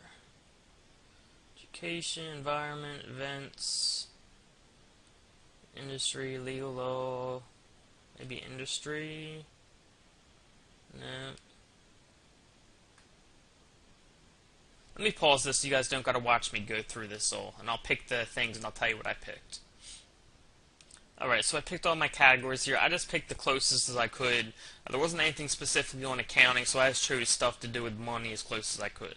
So in home and family, I have 3 of them. Banking, personal finance, that's a good one there. Money is a good one, and taxes is obviously a good one. For business, I have economy, that's a decent one. Finance, a pretty good one. Franchise, that's not really a good one. But I want to use all 10, so I just chose that because that's the closest thing I could find. Investment, that's decent. Management's okay. Small business is decent, and startups is decent. My main ones that are going to be on topic are going to be finance, money, banking, personal finance, taxes, those. Then the other ones are just kind of backups, just to use the rest of my 10 picks. Alright, so media list. I am doing, so I can do either an industry or a region. Usually I do industry, but here we could actually do region, because we know where the location is. It's on the West Coast, Seattle, Washington. So let's go ahead and do, I'm just going to do West for this, the West region. I could have done business too, either would be fine.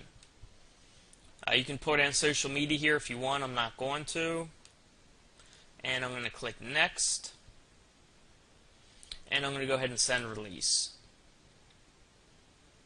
Alright, so you successfully completed your press release. They'll contact you within a day or two to let you know if it's been accepted or not. If it needs to be changed, they'll tell you what needs to be changed. Most of the time, what I find what needs to be changed is it's not like a newsworthy story. There's no like news in your actual press release, and that's the most common thing that needs to be changed. But that's pretty much it. I'll just wait a day or two, see if it gets accepted. If it does, they'll do all the work from there. So let's see how this site progresses. Right now, SeattleAccountant.net, I just started, so it's not ranking yet, but we'll see how it does with this press release going, and this will be the test for this site, for this example site. Alright, so I hope you guys enjoyed the video. If you have any questions, as always, you can email me or we'll answer them in the Q&A, and I'll talk to you guys soon. Hey everyone, it's Greg here for the orientation video for blog commenting. I don't recommend you guys do blog commenting right away. I'll give it, at least until your site's like 2-3 weeks old and you've got some social in there. I don't think it'll hurt it, but I just like waiting a little bit to link, like 2 to 3 weeks or so. So I recommend waiting at least like a couple weeks. And then from there you can do, a few a week if you want. And by a few a week, I don't really mean a few a week, if that makes sense. Just don't create patterns, alright? So, don't do like 4 links, then exactly a week later, 4 links, exactly a week later, 4 links. Do maybe a couple comments one day, wait a few days, maybe do 3 or 4, maybe wait 2 days, do 5, maybe wait 10 days after that and do a few. I mean, just think of blog comments as something someone would naturally do. And how would they naturally do it? Well, if someone's going out and they're researching stuff and they're, say I'm into health and I'm going to look at health sites, well, I'm going to read articles and I'm going to leave comments, okay? And usually you do that all at once. So, if you go do 5 blog comments at once, it's not unnatural. People read blogs, they get fascinated on a subject, they'll go out and read a bunch of articles on stuff, they'll leave comments, get involved in conversation. So just think of it as natural. What would someone naturally do? And that's natural, right? I wouldn't recommend any more than 10 a week, especially the first 3 to 4 months of the site. But overall, I would say average like a few a week if you're going to be doing blog comments, okay? And then, of course, you're going to get a much better approval rate when you just do your name as the anchor text, when you just have the name and you don't try to put information in that bottom box. But the biggest thing is look at the comments that are already there. If there's no comments approved, it's probably going to be tough to get a comment approved, especially if you're trying to fit in anchor text. If there is comments there, but it's only people who have done just the name, most likely that's the only thing you're going to get away with. If there are comments there with keywords in the anchor text, that's when you mostly want to take advantage of that, okay, just to save you time when you're looking for sites to blog commenting on. Hopefully this helps you, and I'll talk to you soon. Hey guys, it's Greg here, and I wanted to shoot a quick video on doing manual blog commenting. A few people asked for a video on that, and I'm just going to show you really quickly how to do it manually. I haven't done it in a while, but there's a really easy way to do it, and then I'll also show you some search strings that you can use to find it. Alright, so the easiest way to do it is it's a place called dropmylink.com, totally free. You just type in keywords around what you're looking for, and then what type of stuff you want to comment on. You can check out edublogs.gov blogs, but mostly do follow. But you also don't want to mix in no follow, so you can mess around with all of these here.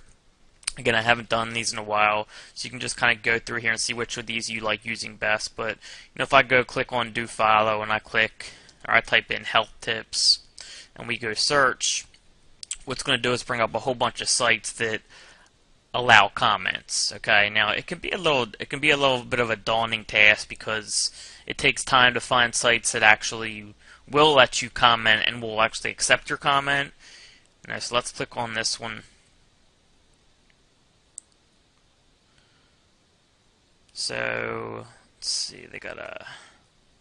So this one looks like it probably will let us.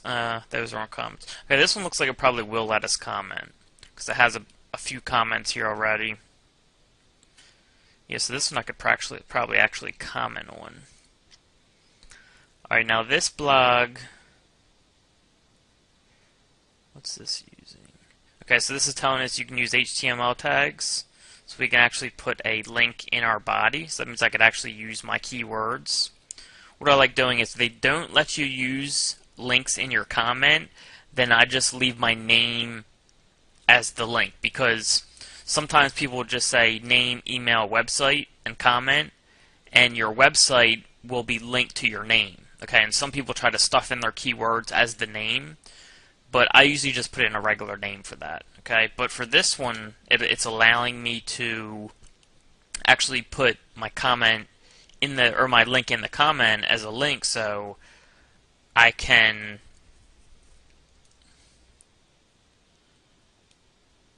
put my link or some actual anchor text I want to use in there. Alright, website, say healthytips.com, and then comment. Now typically you want to do a relevant comment that's on topic. Let's see, what's this post about? I don't know. I'm not going to spend too much time. Let's just say it was about healthy tips. You know, I would do a relevant comment usually and make it valuable. You know, talk about the content they talk about. I'm not going to do that here just for the sake of time. I'm just going to say I really enjoyed your site. You can check out my website on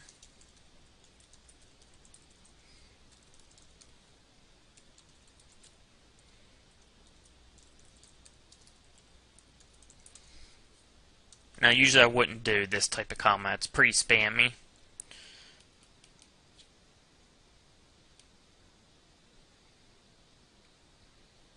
But I am going to just post this one. Let's see if it shows up right away. Sometimes they'll have to approve it first. I don't know if they're making. Here we go, right here. So here's a link with Greg going to my site, and then there's also a link here with Healthy Tips going to my site. So, you know, a lot of places won't let you add your link in the comment. So what I would do is just put my name as the link. Okay, I wouldn't try to get my link in here. Oh, it's awaiting moderation. So it probably won't be accepted. And that's why you want to do relevant comments. You know, like you can even read the comments above you and see what types of stuff got accepted if you want. But, you know, that's how you can do it. So let's go back here. When I said, you know, it can be a daunting task, because you can be going through these sites and, you know, you can go through 10, 20 sites and find none that are worthy of, that will let you comment. Okay, and I should actually have this in here so I can see the, because I want to see the page rank of the actual site or the actual URL. So let's do this again. Healthy tips. Do follow search. This is a really cool tool. You don't even really need to search manually with it when you have this tool. I think this was the next link here. So let's see. This is a PageRank 2. Alright, so if I can get a link here that's a PageRank 2 link, that's good. You know, that's really valuable. I just tested blog comments, and a site that was stuck for me moved up 8 spots from just blog comments. It was mostly PR1s too. Alright. So, okay, now in this case, I'm not going to be able to put my keywords as the comment. And this, like I said, most are going to be like this. And sometimes you get to read like what you have to do to comment, like there will be directions. So let me see what it says here. Please post any comments below. Comments are currently moderated for users who are not registered members of this site. So what I could do is I could register, and my comment would be automatically approved. Okay, so you can do that as well. You know, it's easier to get approved like that. And it actually looks like you can use links in your text as well. Okay, so this one you can get a link with your actual anchor text on this blog here, and it's a PR2 link. Alright? There's actually not even that many comments on this page. I see maybe 20 comments. I might actually leave a comment here when I'm done this video. That's a PR2 link right there. Okay? That's valuable stuff right there. And this search is actually going better than most do. Usually you'll find sites that it's a little harder to find. Sites that you can comment on. A little bit, not too much. This one has some comments, so that's good. The last comment was yesterday. So this site will probably accept it too. It's a PRZ error though. Now PRZ errors can still help, but you want mostly PR1 or above. Now let me do an example. You know, it's probably better to search terms like I just did, like health tips, because I was doing this before, just kind of practicing touching up, and I did muscle building, and I was having trouble finding stuff. So it's probably easier to search for stuff that's not as commonly used, because a lot of people are probably going into this searching muscle building, and then all these blogs end up fixing the problem of too many people commenting with spam. So as you can see here, like there's no comments here, so you might not even want to waste your time commenting. I mean, you can try it, but if there's no other comments here, this was written 6 months ago, more than 6 months ago, and there's no comments yet, so that's a little weird. So I would maybe skip that one depending what you want to do. Let's check the next one. So here's a few comments. This is a PR0 though. The last comment was a couple months ago, so I could probably get a comment here.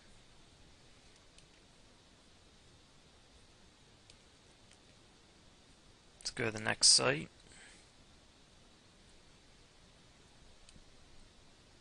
See, now this one doesn't have any comments, so it's not likely it will get accepted. But I mean, you can try commenting on those if you want. Let's try this one.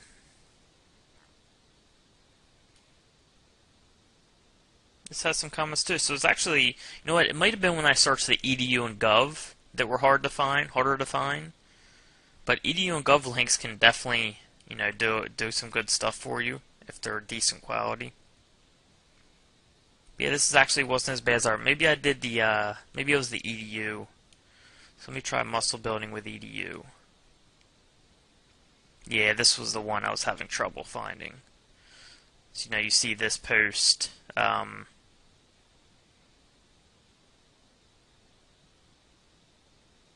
There actually is comments.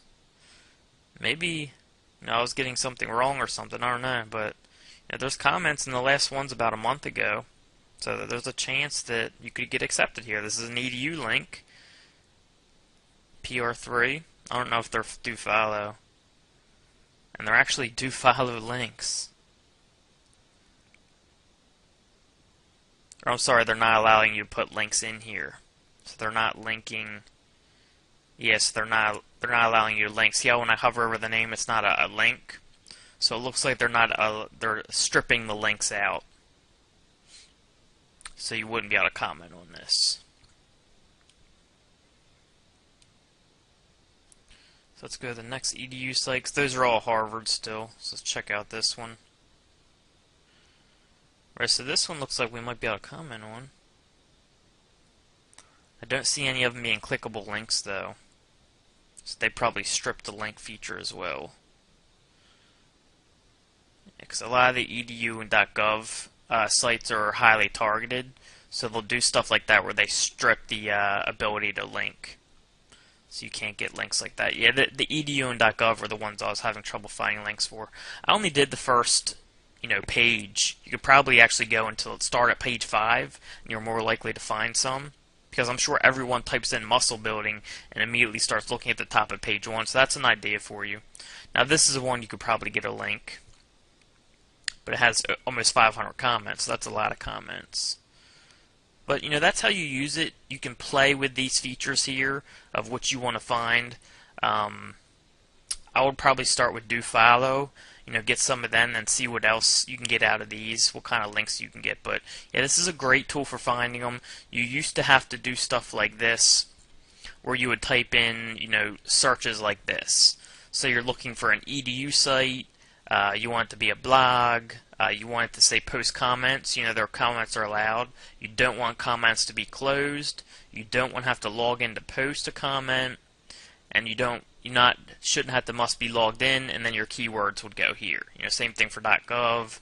You can do that for .com. You can do that for whatever, and you can search for whatever you want. Okay, but it's pretty easy to use drop my link and just search stuff like that. But I personally wouldn't search for stuff like muscle building. Maybe more long-term stuff like how to build muscle fast or something like that. Just longer-term stuff that would be easier, that everyone's not searching for, because a decent amount of people do use this tool. And I already went to these couple and did them. Like I said, you can start on like page 3 if you want, because a lot of people probably use this and start on page 1.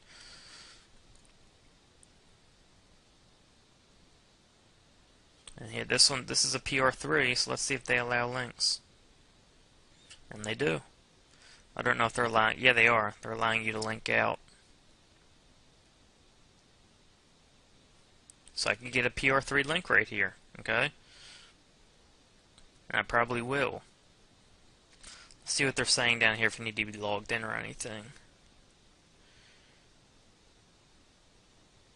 Alright, and remember, normally I would do a quality comment, kind of read what's going on. You don't have to, but normally I would.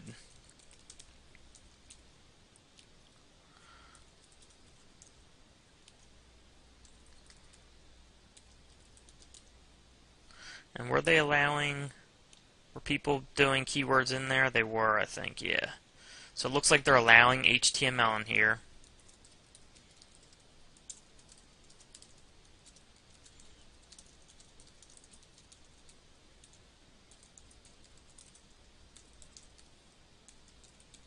So if I wanted to do a URL link for this one, oh no, I'll just do a regular link here. It's PR3, so I'm just going to do that. And then gotta type in the CAPTCHA and submit. Alright, see, this is why you do quality comments. AskMatt thinks your comment is spam, so it'll be moderated first.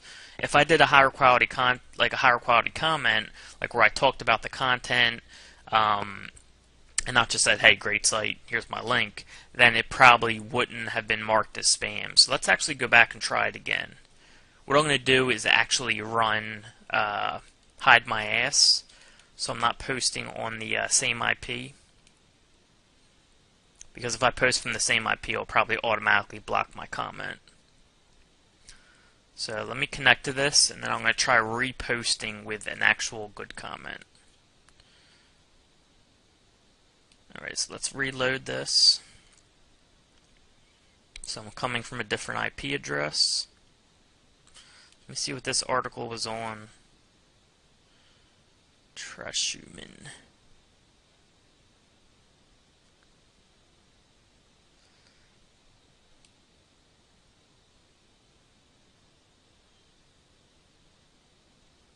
So RoboCop was mentioned, so I'm just going to mention a couple stuff that was mentioned here.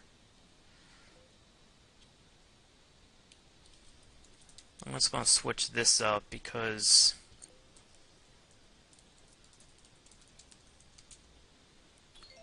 I don't want it to be the same stuff.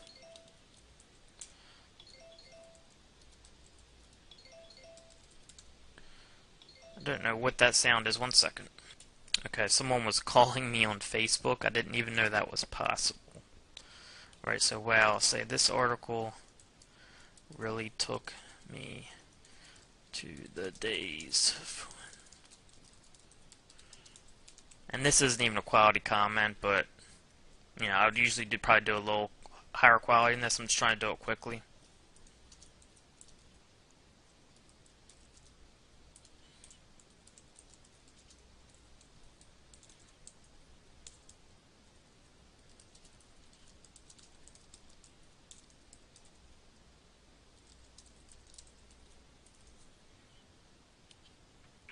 Now let's see, what else did they mention?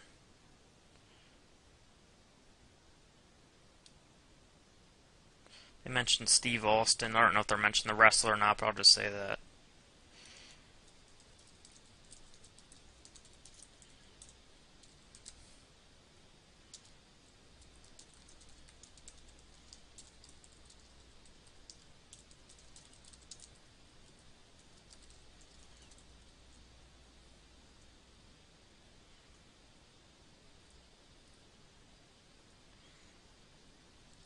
So what I'm going to do,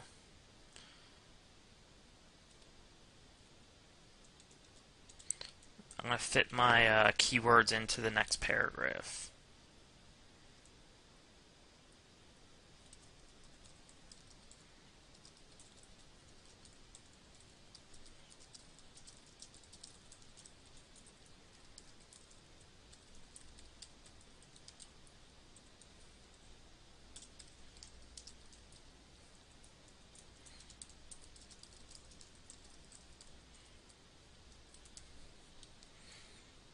I just want to see something. When was the last comment made?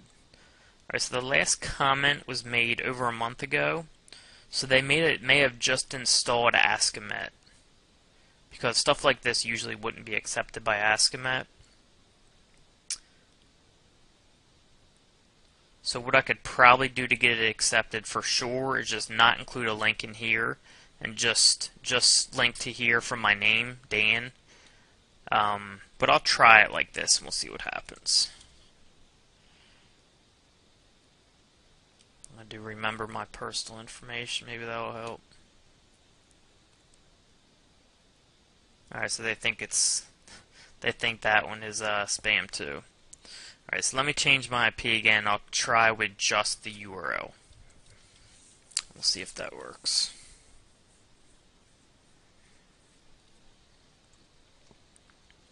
And this, what I'm using to change my IP, it's called Hide My Ass. It's like $12 a month.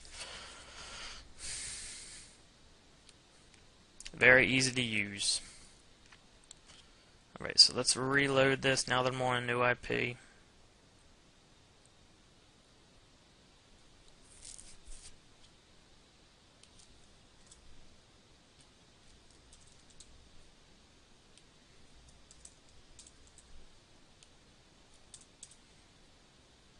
So let's see if this works.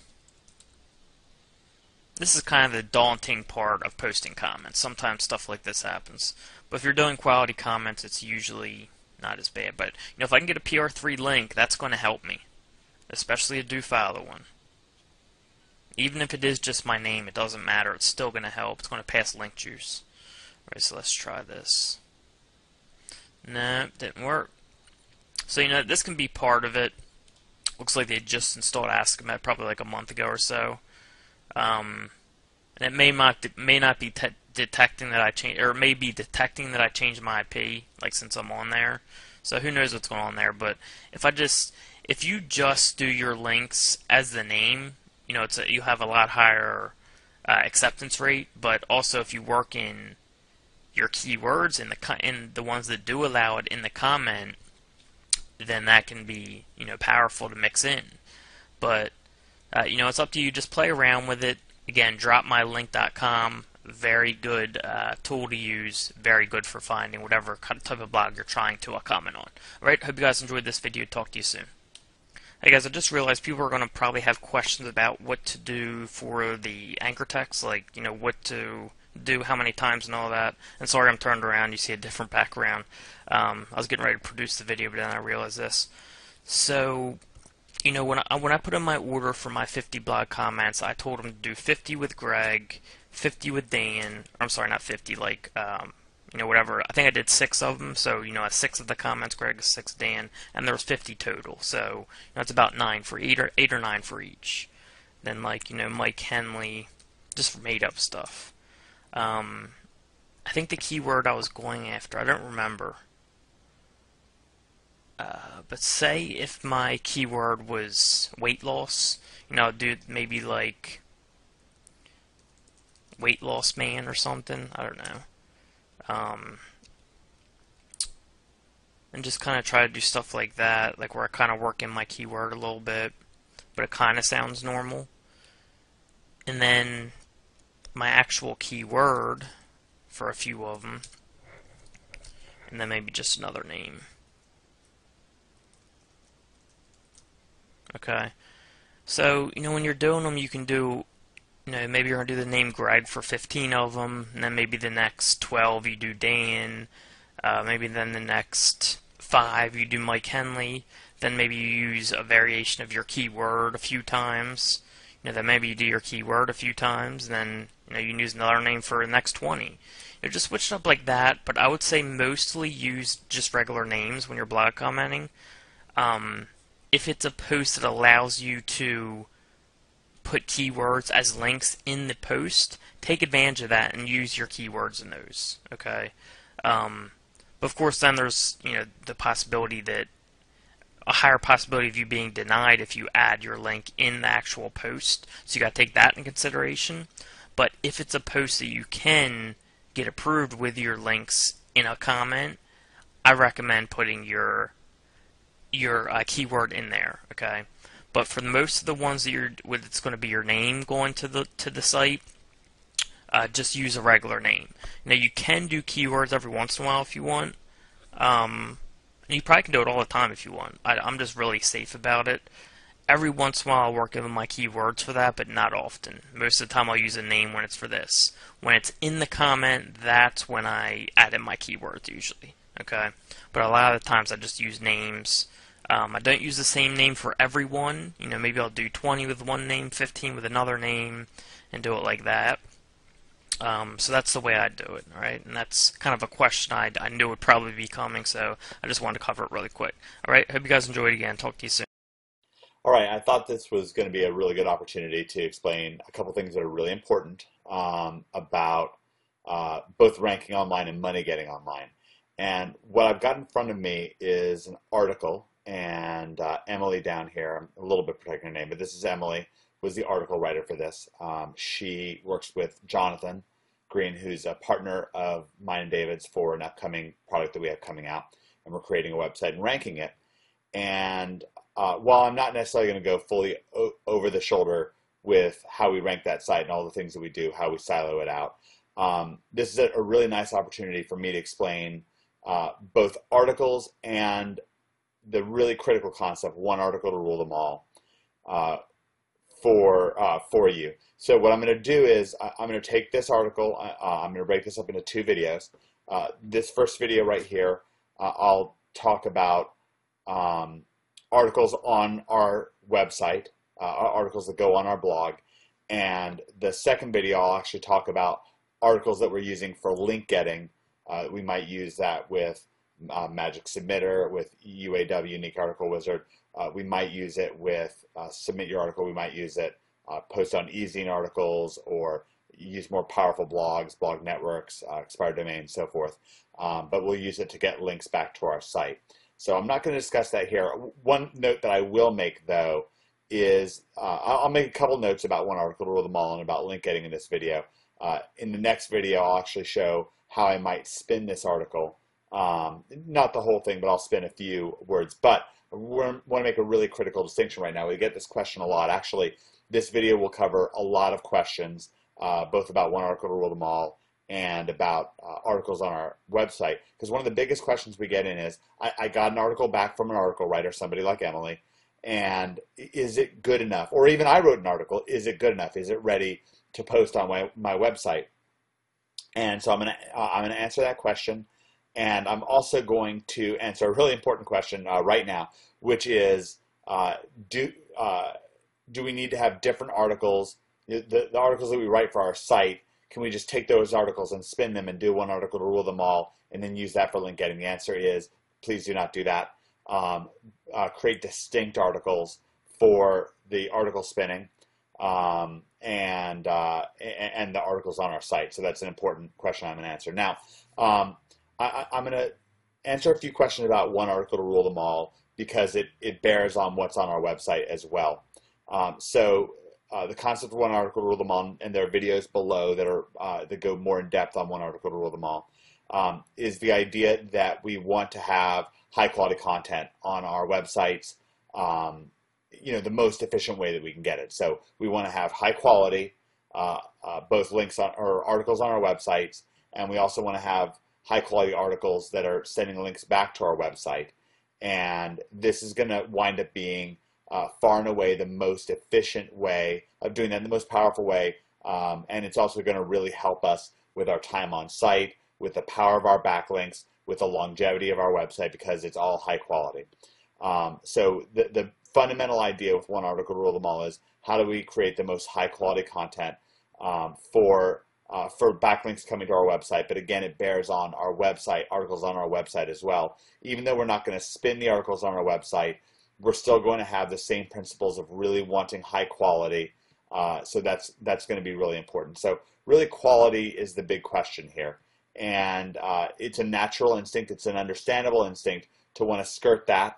But I'll just testify a few things. Of course, I have lots of websites that rank #1, and I personally happen to have written all of the articles that are on the websites that I've ranked #1 right now. Now there are a few projects where I'm working with somebody else, where I've joined forces with somebody else on those projects. Then those articles are a bit of a mixture. But even then, what I want to do is go back and edit those articles, try to improve upon them. It is, of course, possible that we have such a terrific writer that that's not necessary or even wouldn't help. That's great, but I'm just telling you what my position has been, how things have gone for me, so I can help you progress with that. So what's a high quality article? A high quality article moves people down the page, gets them to read the whole article. That's going to increase our time on site. It's going to make people feel more comfortable with our website, more comfortable clicking links, clicking video links, and so forth. And most importantly, it's going to help people take action.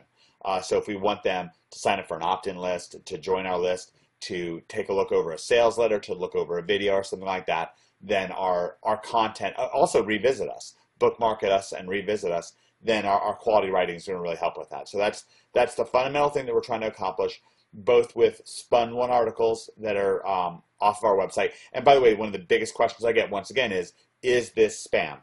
Well, all right, so if the end product is high quality, it's not spam. If the end product is low quality, it's spam. So, John Grisham lives in town. He lives in the same town I do.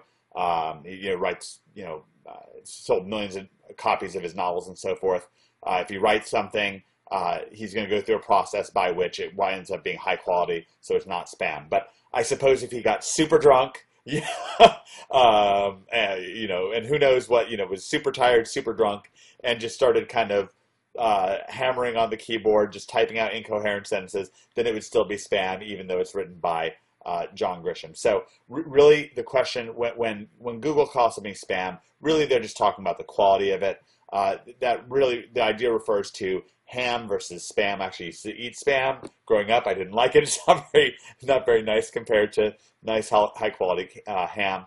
So really think about it just in terms of quality, and that's really going to guide you. And again, I'll get into these things. I'd love to just give you one sentence and then you're done.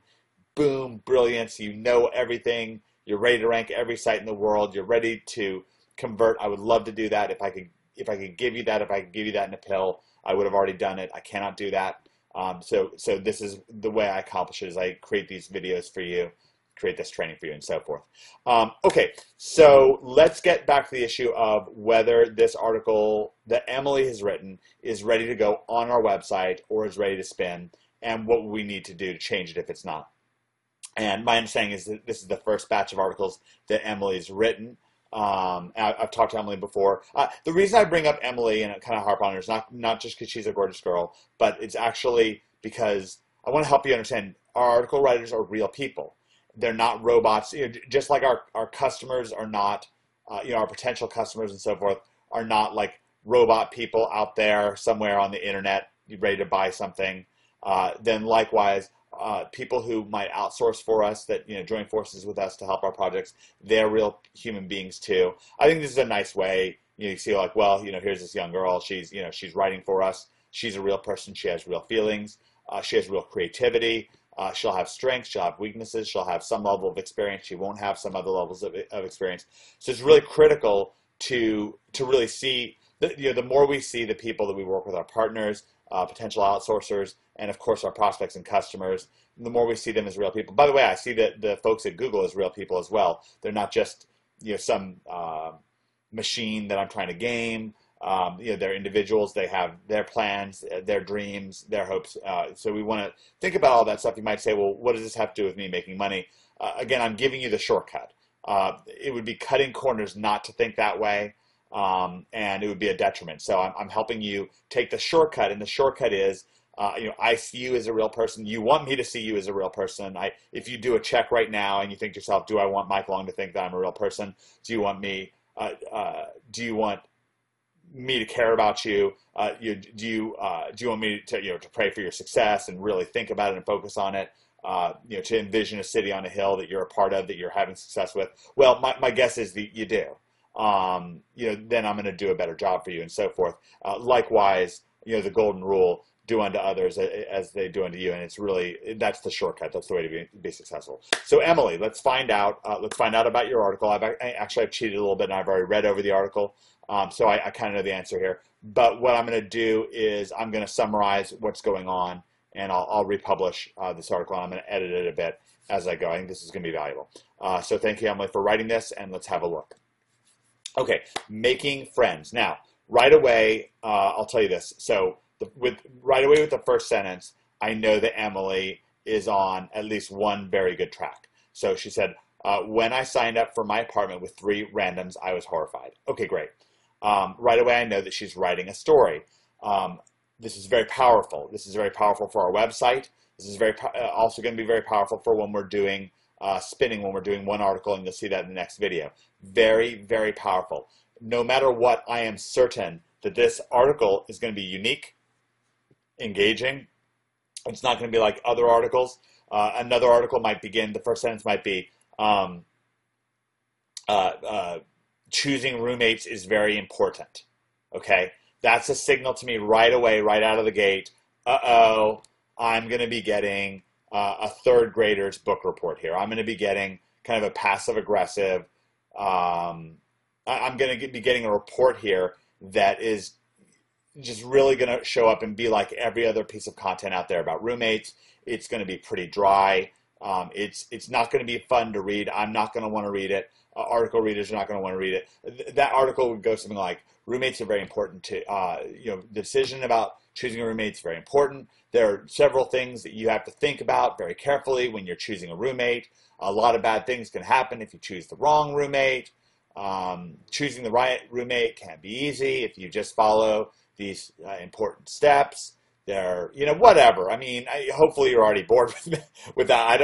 I'm boring myself. I don't want to hear it anymore. Instead, what we get from Emily is, when I signed up for my apartment with 3 randoms, I was horrified. I was so scared that not one of them would be a close friend of mine. I spent most of my time prior to moving in stressing about all the awful reasons why they wouldn't like me. Okay, great. This is real. She's going to tell a story in this. Great. I'm ready to go. Now, there's going to be a few things that are going to be important to us.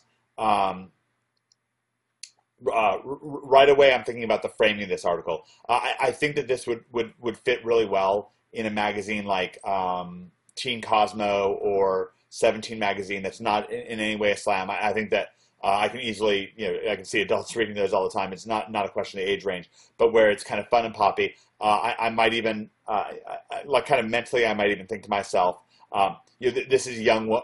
I might write down roommates. One young woman's experience with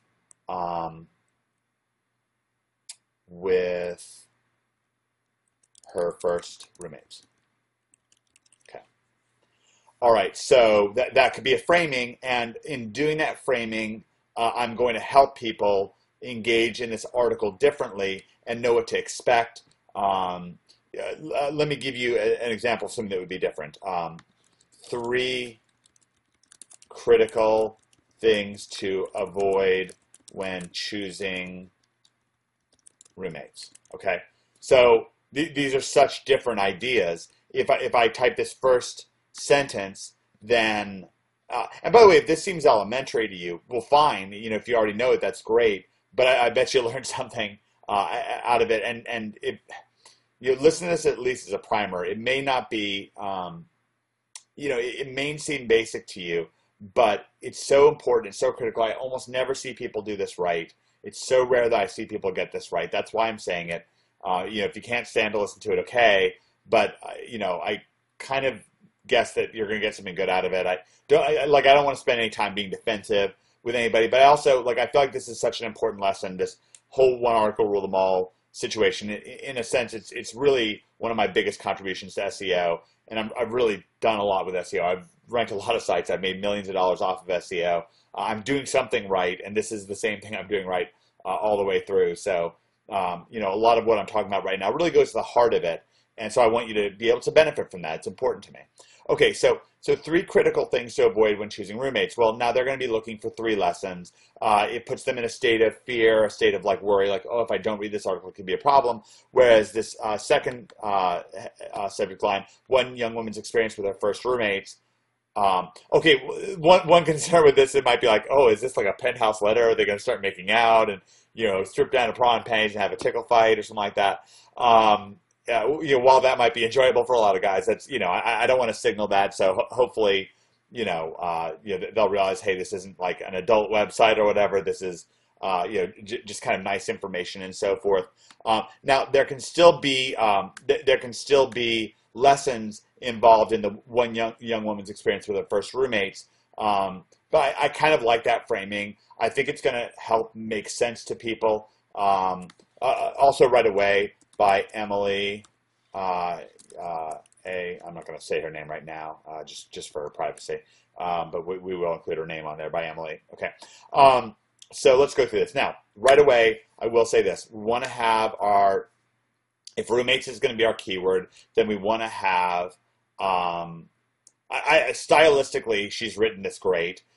Keyword-wise, we need to have our keywords in mind. So let's take a look at keywords here. I'm going to have a look. Let me pull up my Google keyword tool. Doobie-doobie-doo. All right. Pull this on the screen here. All right. So let's just search for roommates.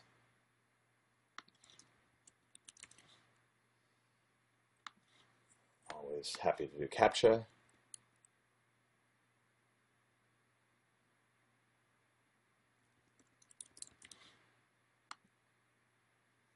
Okay, let's go to exact match. It's a little bit bigger. I think it's supposed to be roommates. Okay.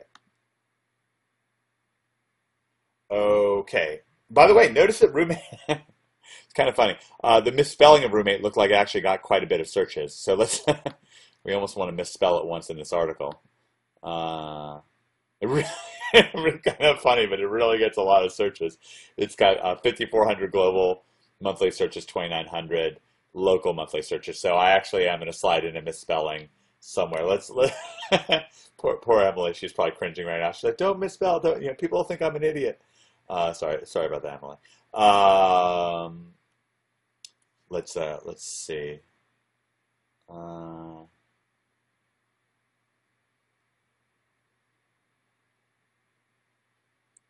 Let's see. I wonder if roommates also gets misspelled. Yeah, roommates. The 3 of us. Let's see. The 3 of us. Us roommates. Okay. Sorry about that, Emily. But we do want to have that misspelling because other people are misspelling it as well. Let's check out roommate and see if we get a misspelling on that too. Yeah, just a phenomenal number of people go for the misspelling. 9,900, 4,400. Sorry, we're going to have to misspell it twice. Let's see.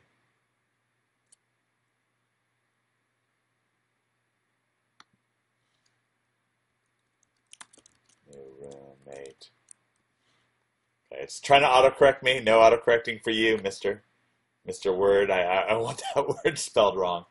Okay, so that's fun. So now we've got those misspellings in there. Let's go back to good grammar. And let's see what we got here. So we've got roommates, which gets roommate gets a huge number. Roommates gets a huge number. So let's make sure that roommate and roommates is right right away. With 3 randoms for roommates.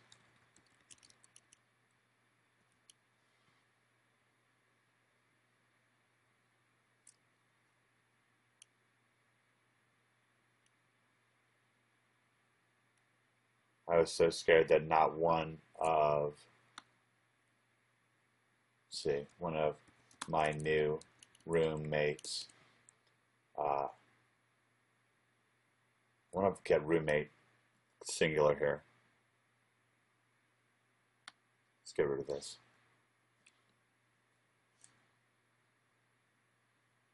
When I realized I needed a roommate and signed up for my apartment with 3 randoms, I was horrified. Okay, I think that the way she wrote it's better, more fun to read and so forth, but I gotta get those keywords in there. They're important. We want to get them in right away. I'm actually going to turn this also into a run-on sentence. So that way the first sentence has both roommate and roommates. So there it is. And I'm also going to change this to roommate. Okay. So we've got roommates and roommate. So we want to get those in.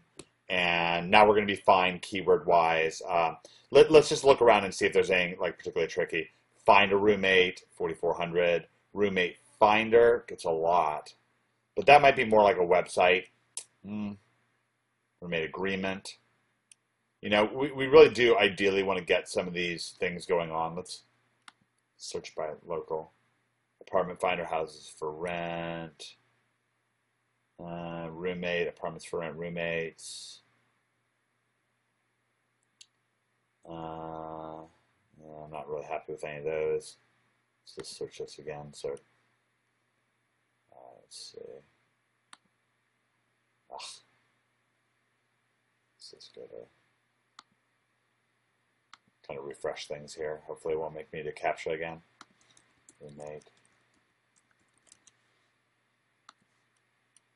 Now, obviously, a lot of the people that are looking for this stuff are going to be actually searching for roommates and so forth, but you know, we can get them kind of, you know, on the advice angle. We'll get some of them and so forth.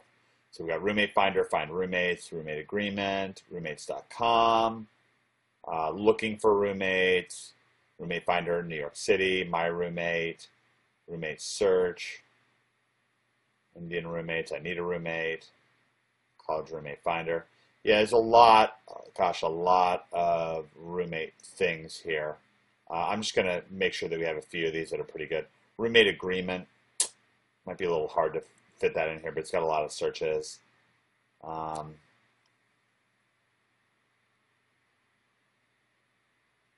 a roommate and roommate agreement. Needed. Let's make that to find a roommate. So now we've got both roommate and find a roommate in our first sentence. So that's pretty cool. And let's see what else we got here. Roommate finder. I don't know if we're going to be able to fit roommate finder in here somewhere. Let's see.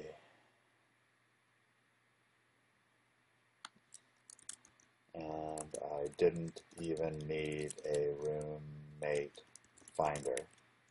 Okay, let's put that in parentheses. Again, Emily, I'm sorry for butchering your article, but SEO comes first. Okay. All right. So now we've done a bit with seeding it with keywords. The keyword density is going to be a little bit higher, and that's going to be better. So, so let's now have a look at the actual article itself. So what goes on in this article is Emily meets some roommates.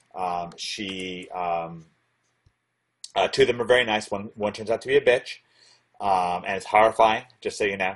And which is good. It's good. You know, there's some highs and lows in the article. What we can do is we can have her kind of trot out some lessons at the end of things. or what we can do is, weirdly, with the framing that I put here, we've kind of sidestepped the need for her to particularly teach a lesson. And it's pretty fun. It's a pretty fun read. So we want to really accomplish one of three things with an article on our website. We either want to directly go for the opt-in with a promise of value later on, like I've done with, say, a really great example of this site that's just killed it over the years is area51lifestyle.com. You get to this site, and you here's mystery, and he's gonna be like, boom, give me your name and email address. I'll give you videos galore. You'll love it. We'll explore humanity, all that stuff, and boom, people opt in like crazy. So that's one way of going. The second way of going, I'll have to edit that. I'll have to remember to a little bit keep. Let me just exit out of Facebook there, so I don't do that again. We have to, so the second option is to really just teach robust lessons. Or the third thing is really to entertain people. Now, it's so important that we don't give people buyer's remorse when all is said and done. When they come to our page and say, why did I even come here? We're going to do one of three options. Either, well, I guess it's fundamentally four options. Opt in, buy something, learn a lesson, or just be flat out entertained. We need to do one of those four things. Same goes for our articles. For one article to rule them all, although almost every single time with our article getting articles, with our link getting articles, it's going to be the second or the third thing. We're either going to want to just entertain or teach a lesson. If you're not sure, go ahead and teach a lesson. Okay, so this article doesn't really teach a lesson. It's quite fun to read. It really keeps people moving down the page, which is important. You kind of wonder what's going to happen. A little anticlimactic at the ending, but that's what was going on. What's going on is she wound up being friends. I had previously imagined Haley being the meanest of the mean. However, she immediately became an amazing new friend. Now, we can kind of dovetail things, though. At the end, we really want to have a call to action. We've moved people down the page. Again, I'll include this article if you want to read it. I think it'll be not the best use of your time for me to go through and read it right in front of you right now. So if we say click through here to get amazing tips on friendship and roommates, then now we're kind of good to go. Okay, now we kind of at least have a strong call to action at the end. The framing at the beginning is good. One young woman's experience with her first roommates is great. It's enticing. Again, I think if we're any more enticing, people are going to wonder if it's like a Playboy letter or something like that. That's not going to be as good. I don't mind getting a little bit of curiosity about that. I would definitely mix in a picture of a couple beautiful girls with this article, if I possibly could, a couple beautiful girls talking or something like that. If I go to maybe I'll show you what the kind of picture I might be looking for. If I go to iStock Photos, let me go to Deposit Photos because it's so much cheaper. If I go to depositphotos.com, let's search for girlfriends. So this is nice. I really like this one here. They look happy together. That's a very nice one. I really like this. Two female college students close-up portrait. I don't like this one because of the guy in it. I would just choose ones without guys in them. That's too generic. I really like this one here. I don't like this one because this would be good for something else. Good picture, but it's not good for this. This is too too sexy. Let's see. This is too staged and it has a guy in it. This is a little over the top and it has a guy in it. Let's see here. This one's all right. This one's all right. Not bad. It's not a bad second choice so far. I like this one, actually. They're at the gym. They're doing something together. They can kind of imagine, meeting friends and going to the gym. It's fine. Pretty good. Probably better than the third one, or better than the second one. That's probably like number 2 right now. I like this one. I like this one a lot, actually. They're friends. They're doing something together. That's cool. It's a benefit. So that's kind of cool. So those are some good examples visually, picture-wise, what I'd be looking for. So overall, like I said, I really liked the article. What I decided to do was really pay more attention to keywords. For guiding Emily for the future, what I would do is I'd make sure that she knew about the Google Keyword Tool. She probably didn't know about it before. Now she could watch this video and she can see that, and then she can kind of look for more exact match phrases to try to work in there. I'd prefer that she wrote the article first and then went to get the keywords.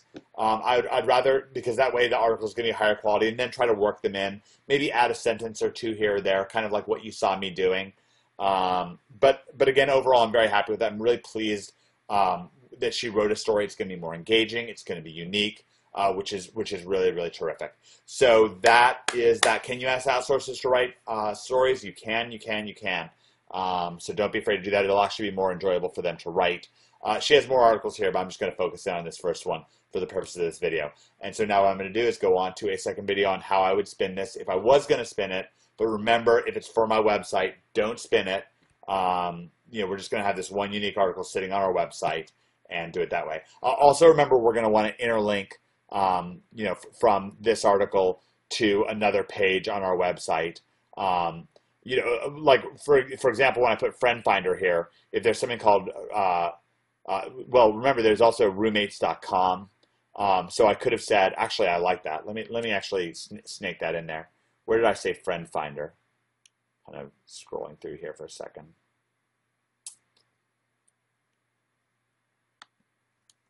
I didn't even need a roommate finder or to go to roommates.com. And then what I could do is I could just link to roommates.com.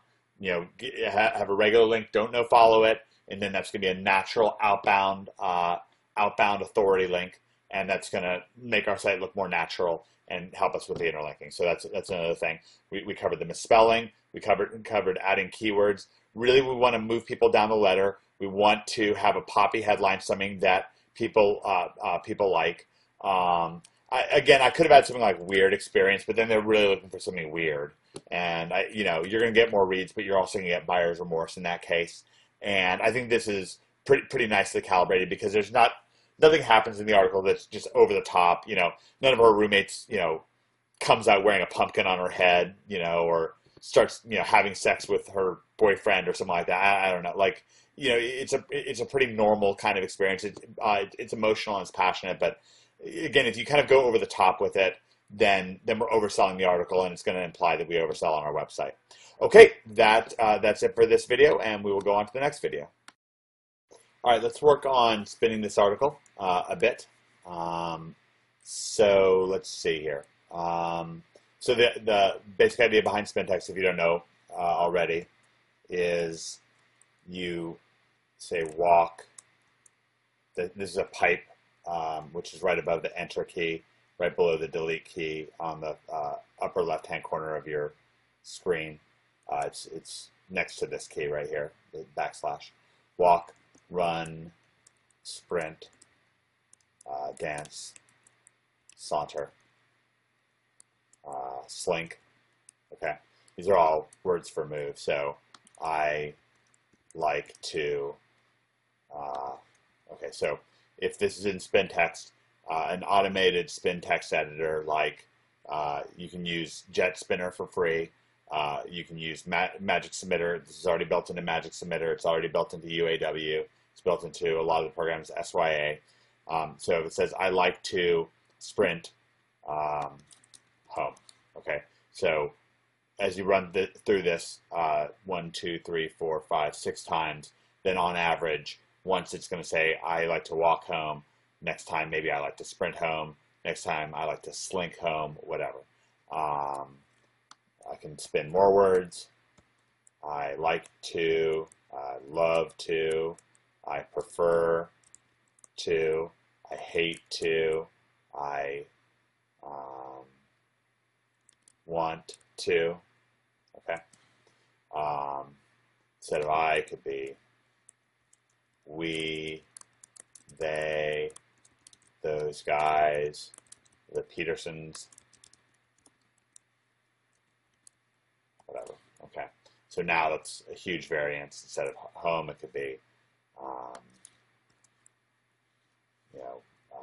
home to the mall to India, whatever. Okay. And now it can be a huge variance. It could be, say the Petersons love to saunter to India. Okay, whatever. All right, so what does this have to do with spin? So let's just spin a little bit. And again, yeah, I'll say this one more time, but not sound like a broken record. If this is for our website and this article will go on our website, then we're not going to spin it. We're just going to place it on the website and then get a totally different article for backlinks. Okay. So when I realized I needed to find a roommate, so find could be get, locate, identify. Don't want to go too far outside of good grammar. Needed to could be wanted to.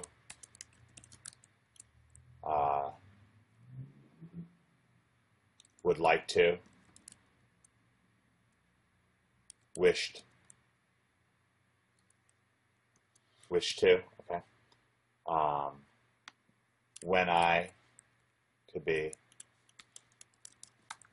there was a time when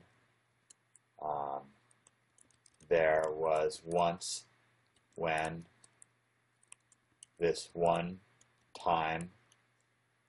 Okay, this will all work. A roommate, in this case, we could spin, if it's for an article like this, we can certainly spin this, including misspellings. So if this is, to get links back to our site, then the keywords definitely don't have to be optimized nearly as much. So it could be roommate. So what I could do here is say a roommate, some roommates. I misspelled that on purpose. Roommates.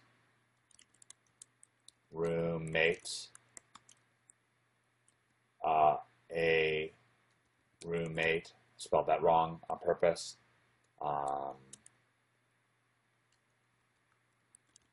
Situation is a very powerful word for spinning, by the way.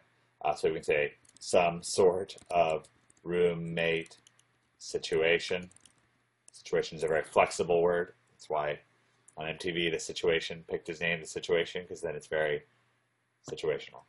Okay, but really it is. Oftentimes, if you're stuck for a word, then go to the word situation and it'll help out. You can also go to thesaurus.com and have that be open. People want to know what spinners to use. Spin Rewriter's got a good reputation. Magic Rewriter, Greg and I use a lot. You can use Best Spinner. There's a bunch of spin softwares out there.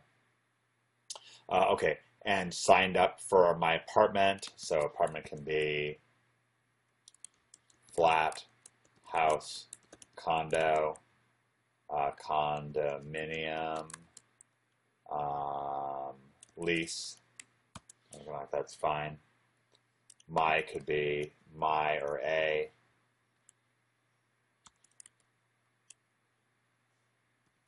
Okay. Signed up could be signed up, could be signed on.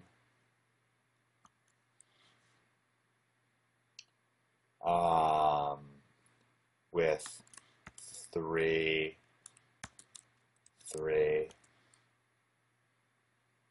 randoms, random girls, total strangers, complete strangers. I was horrified, could be freaked out, terrified, totally freaked, weirded out, scared to death, scared as can be, totally scared. All very good.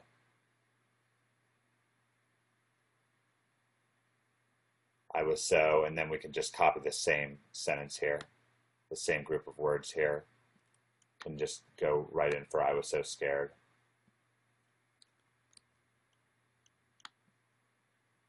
I was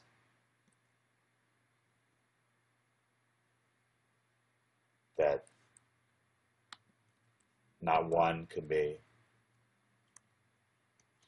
none, not one, neither, I guess, would work, of my new roommates. Because roommates could be flatmates, roomies, sweet mates. It's fine.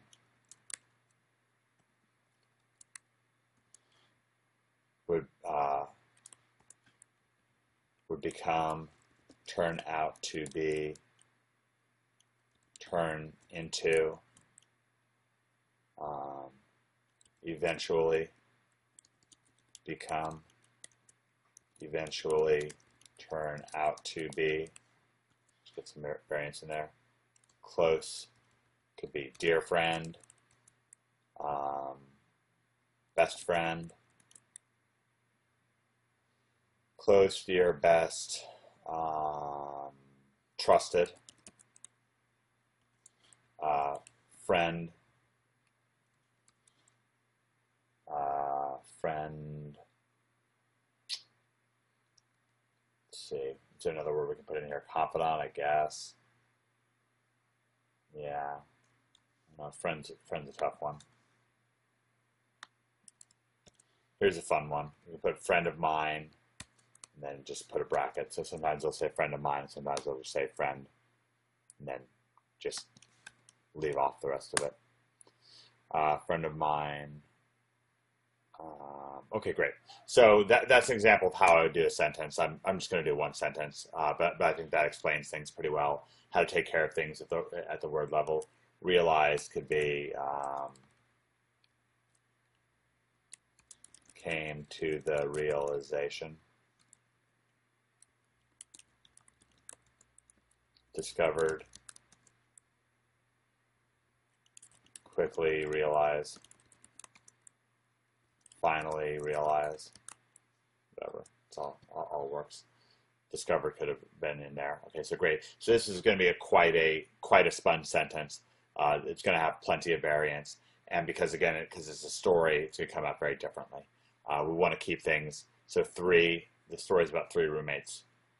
So the names, it's going to be a little tricky. Like for the purposes of this, I'd probably drop the names because there'd be no way to keep the names consistent.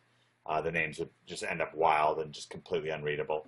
So I would just call it first roommate, second roommate, first roommate, second roommate, third roommate, and then you can spell that slightly differently or whatever. But I'd keep that consistent. And but otherwise, yeah, this is how I would spin it. And again, you're really going to get such uniqueness out of having your spun articles include stories or be stories. And that's really great because almost everyone else who's writing is going to be doing these book report style, finding a roommate is the most important decision that somebody starting out getting a place can make. There's so many mistakes that you can make with finding a roommate. Whatever, it's boring, it sucks. This much more interesting. You're going to wind up with a really readable story this way, and that's going to be great. Okay, I'll include this lesson. I'll include this spin with your lesson, so you can click on the link below and see how I did this. Okay, I hope you enjoyed this. I enjoyed making it for you. All right, I'm going to make what I think is a really exciting update to your pretty extensive at this point one article to rule them all training. Now, this actually came from a question that came in from an OMGer, and I think he actually got in a bit of trouble with the folks over at eZine Articles for submitting a spun article. Now, they shouldn't have been able to realize that it was a spun article. I have put up plenty of spun articles on eZine Articles. I've never had a problem. But this brings up a good opportunity, a good teachable moment. And so what I did was I actually pulled up a really old article here and did a spin of it on JetSpinner for you. And what I'm going to do is talk about kind of how I do this, working with and getting a little bit further down the rabbit hole with one article rule them all. It's such a valuable concept.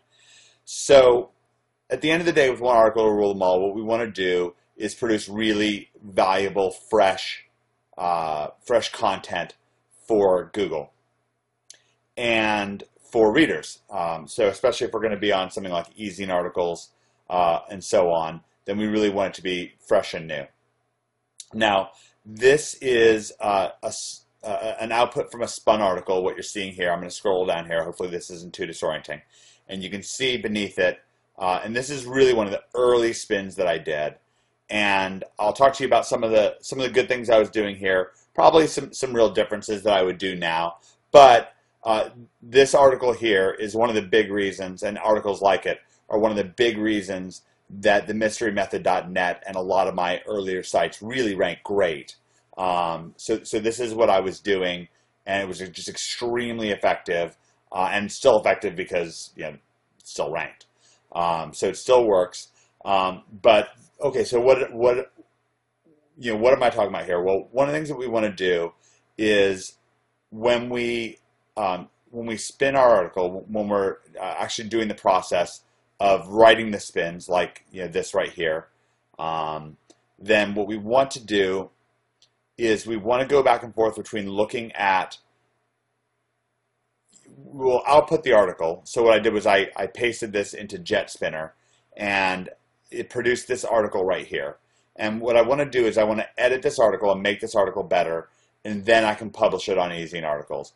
And then as I do that, I want to go back and forth between the actual spun article and the finished product, and use the finished product, we'll call this the output here. So this is the output. This is what somebody would actually read, and I want to use the output to also help me improve and hone my spun article. So this is the spun article here. The spun article will then go into a spinner, and it will give us our output.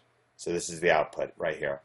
And in doing that, we're gonna kind of improve in two ways. We're both going to have a much better output if we want to put something on an ezine articles or Squidoo or something like that. It's really got to come out fresh, and then we can also, in doing that, find some ways to improve our spun article as well. And there'll probably be some mistakes, and this is really old. This is like 3 years old.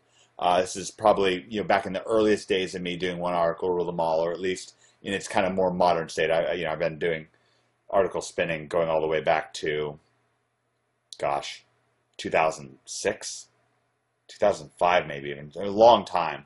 But this is when I was really starting to get deeper into the current version of it, where it's really high quality. Okay, so so first of all, let's say what I was going to do is take this and put this spun article up on ezine articles. So and I put this in a really big font, so hopefully it's very easy for you to see. So first of all, I want a really terrific headline. Now, one of the strengths I'll tell you with this article right away is that it's really content rich. It really tries to teach a lesson.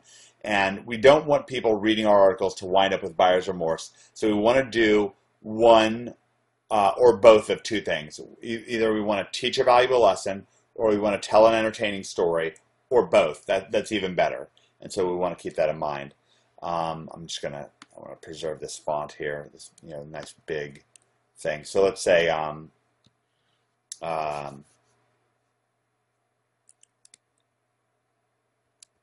how to avoid absolute disaster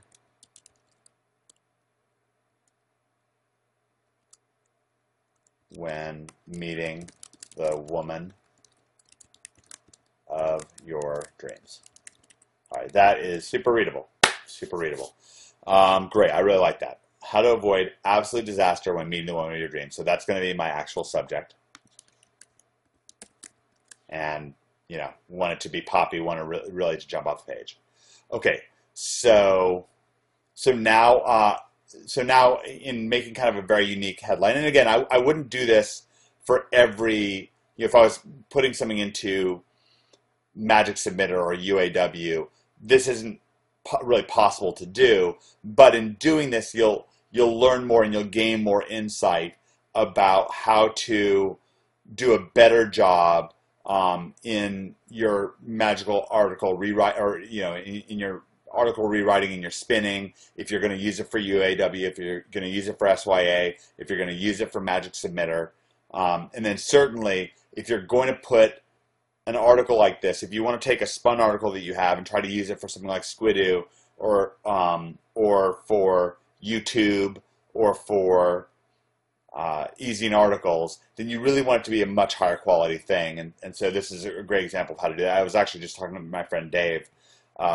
Dave Miz, who's doing some stuff for his videos, and he wanted to know if he should use a spun article for YouTube. And I said, you can, but you really need to edit it and make sure it's really great. So that's the lesson to learn. And now I'm going to get in and do some of the step-by-step with it. So now you understand the lesson part. What I'm going to do is create a second video and actually go through some of the step-by-step with things.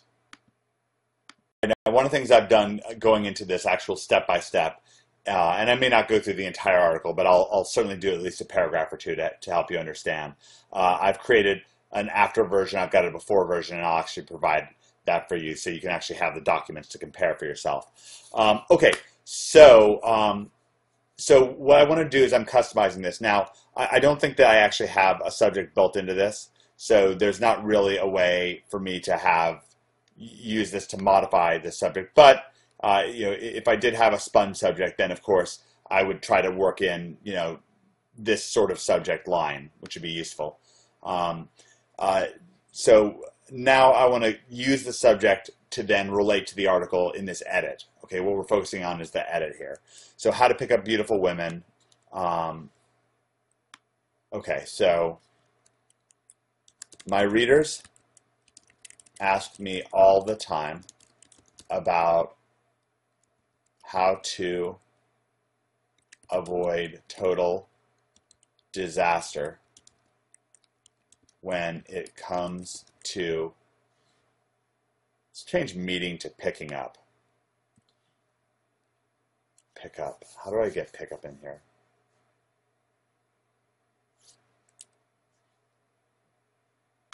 Say I was going for the keyword pickup. Okay, so I might put pickup advice, how to avoid absolute disaster when meeting the woman of your dreams. So total disaster when it comes to pickup, especially when your heart is on the line. Okay, so how could I reflect this in a little bit of that in the subject line? So first of all, how to could be how to. What are some ways to? What are some of the ways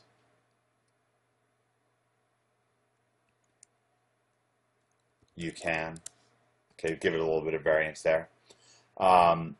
Pick up. All right, so here I'm really going for hardcore after the word pick up, but I could change that to meet, date, seduce. You want to get really kind of hardcore. Beautiful, good-looking, gorgeous, stunning, attractive, insane. I don't know about insane. Insanely good-looking.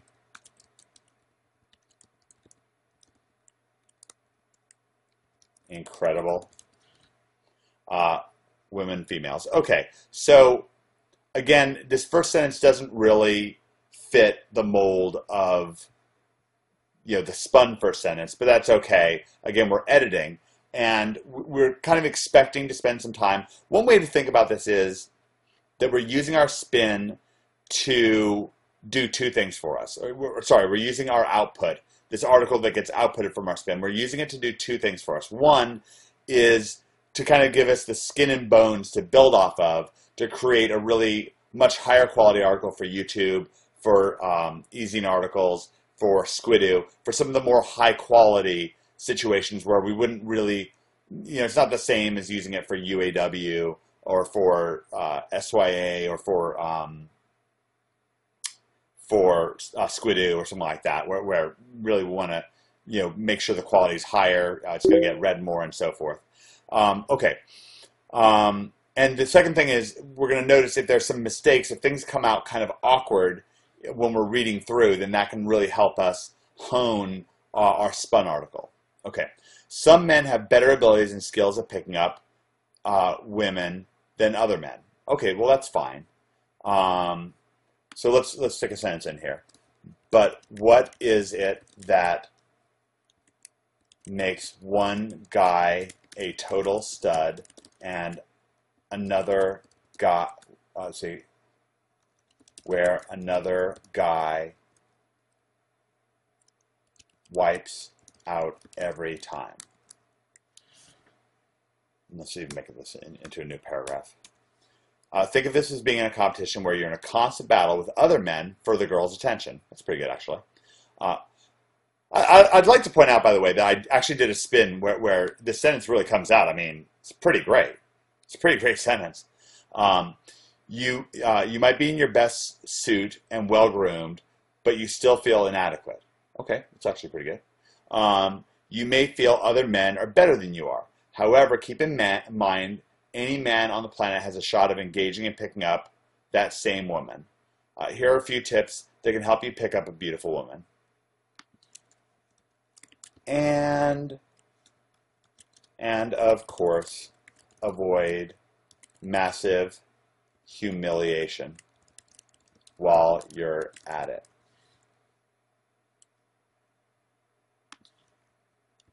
Maybe the woman of your dreams.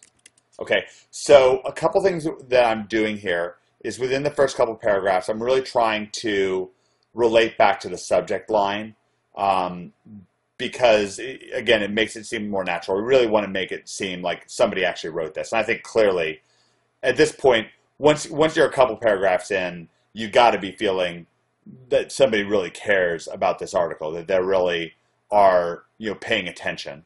All right, so let's have a look at let's review the sentences in the spun article.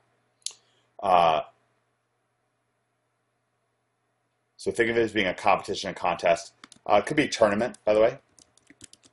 It's kind of fun. Where you're in a constant, endless. Now, battle could be struggle. Battle, struggle. See, this is somewhere where I wouldn't want to use the word like strife because it's a bit much. Constant battle, comes struggle. How about wrestling match? It's a pretty good one. Kind of expands things a little bit more. Along with. Now, see, I'll tell you this right now. I think along with is a bit of a reach. I don't know if I like that. Let's change along with to against. And then let's try pitted against.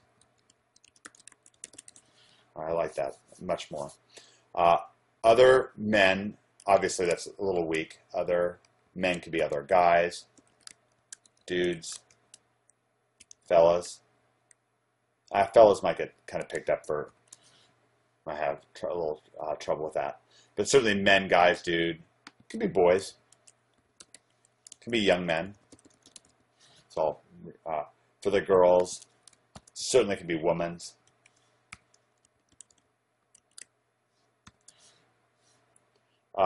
Focus, attention. Eye could be good. You might be in your best. Okay, suit. Suit can certainly be like outfit.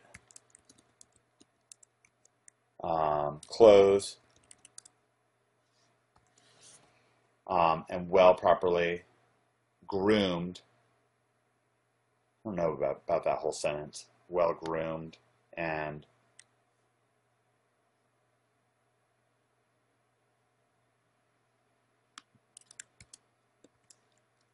say nicely. I don't know about word groomed. I don't know about this whole sentence. Groomed.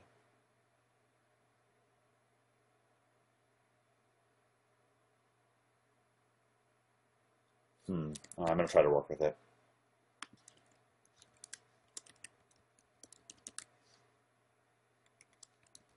Together. It's a little bit better now. Well appointed, well put together. But you can still, but you can, might, may, can understandably, might, likely, kind of change it up a little bit, still feel,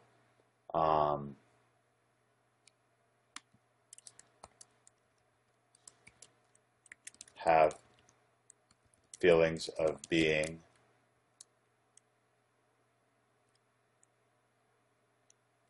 almost feel. Change it up at least a little bit there. That's the kind of thing that's not going to provide a huge amount of variance, but it's a little bit. It's at least something. Inadequate, insufficient, incompetent, hopeless, clueless.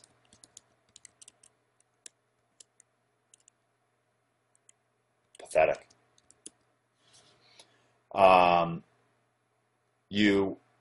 Let's see. So that's good there. Let's go back up to the top. And again, I kind of like to go back and forth while I'm doing this because I think it's kind of valuable. Okay. Examine the situation. This is an important step that most men usually forget. Walk around a bit and approach women who are sitting either alone or with other women. Okay. Remember, this step depends on your personality. If you're a social type of man, this can be easy. Just remember that this is the first time you're meeting this woman. I don't know if that really makes much sense. See, this concerns me. This sentence is the sort of thing that makes me want to really evaluate how the article is written. Because if it comes out like this, it's not over the edge, but it's really it has no content. It has no value to it, and that's something that we want to get rid of. So if things can come out, and maybe it's very unlikely that it's going to come out that way, but I really want to not have that happen. Okay.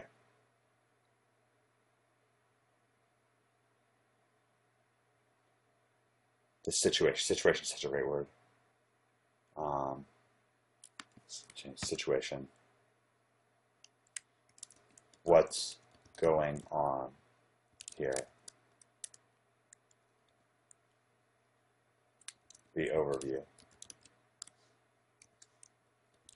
The 10,000-foot view of things.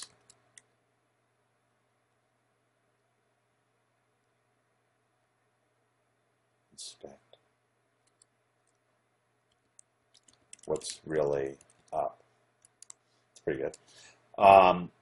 Okay, so it's this sentence I really want to look into. This last sentence is really suspect to me. I don't like it. If you're a social kind of man, so first of all, social, it's actually just this very last sentence I don't like. So I'm going to work on this last sentence. Social, outgoing,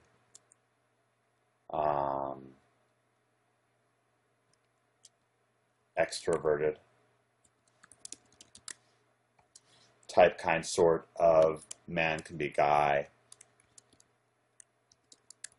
boy, dude, young man.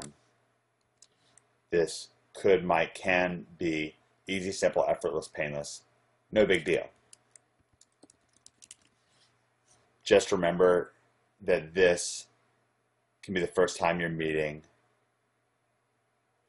Let's change this. Let's change this.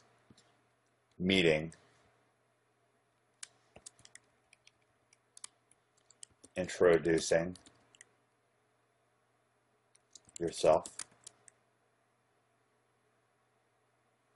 Talking to.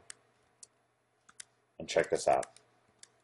The woman of your dreams.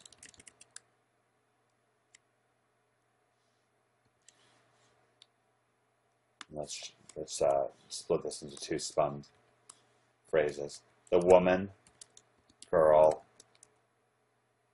gal, young. That should be outside. The woman, girl, gal,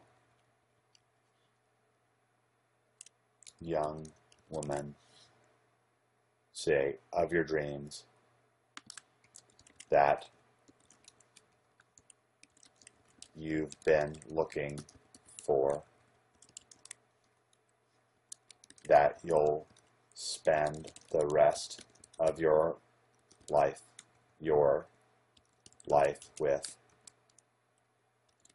that will change your life forever, who will turn your world upside down. I love it. I love it. It's so much better. Now it has content. Now it actually has a lesson. I think it is good to remind somebody that they're playing for big stakes.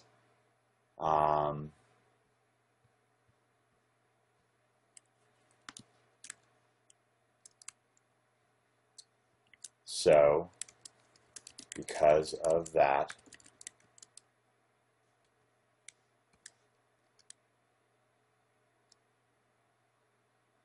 it's worth it to take it seriously. To take it seriously. To focus, to get it right, to get it down, to do a really good job, be on your A game. It's really good. It's worth it. Worth it can be smart, strategic, valuable. It's can be it's or it is, of course. Any conjunction should be broken down.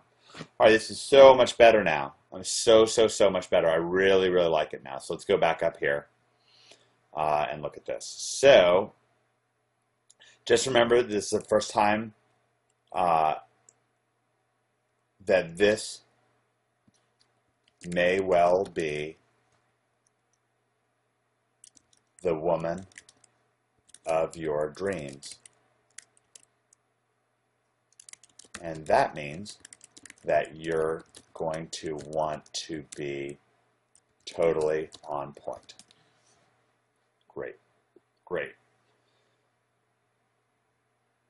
Great. This is great. I'm really happy with this. So much better than it was before. Now, is this the same quality as, the best article that I could write? No, but I mean, it's going on Easy in Articles, or it's going in YouTube. I mean, it's going somewhere where it might be read, and it's still got good value. But this is certainly faster than writing an article from scratch, and so it has a lot of value both ways. And it's helped me really improve my spun article. So I'm really glad to have shown you this. I think that this, even if you never wind up doing this sort of thing where you spin an article, get the output, and then plan on sticking it on YouTube or Easy in Articles or Squidoo or something like that, this should still give you some really good insight into how better to use spin for SYA, UAW, and just really generally how SEO works. I mean, we're constantly wanting to be thinking about really having our content be the highest level possible. We want to be efficient with it. I mean, even a great director making a great movie still has to work within some sort of a budget. I mean, I guess maybe James Cameron doesn't, but whatever. It's a resource management situation. You're timing, you're using your time and investing your time and trying to, best use your time and invest your time to create the best output. And this is a great way of doing it. It's a great way of matching the medium to the output. So if we're saying, hey, this is going on a sales letter for a big launch or a big release that I'm coming out with, then obviously you're not going to use a spun letter for that.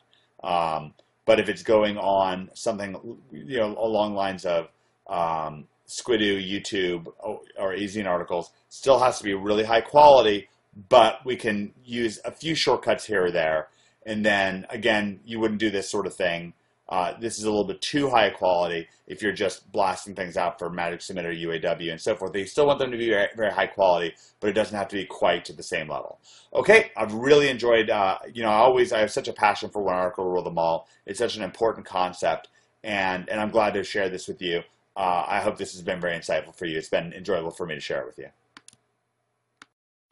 All right, we're now getting into actually acquiring images to put on our websites. And there's a number of places that we can get images from. Certainly, we can just search Google for pretty girl.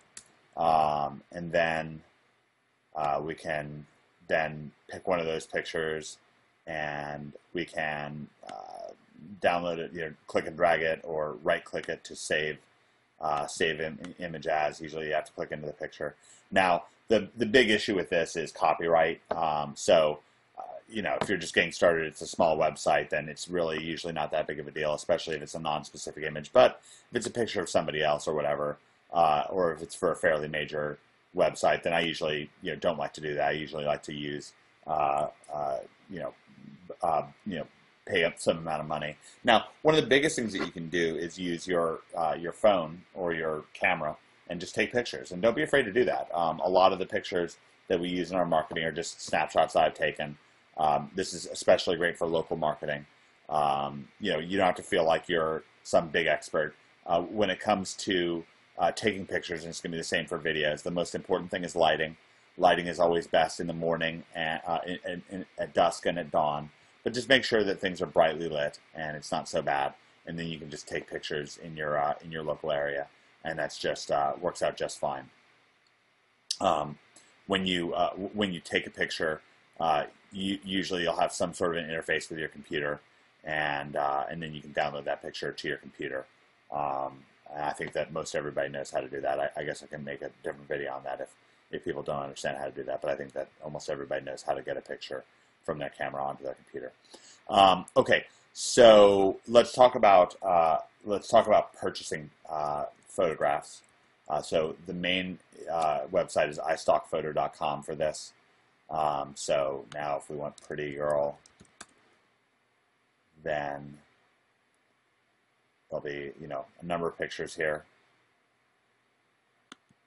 And you can tune your search. You can add to it. So pretty girl, we could add, let's say, if we want to add a word, let's say laptop, right? Pretty girl with a laptop.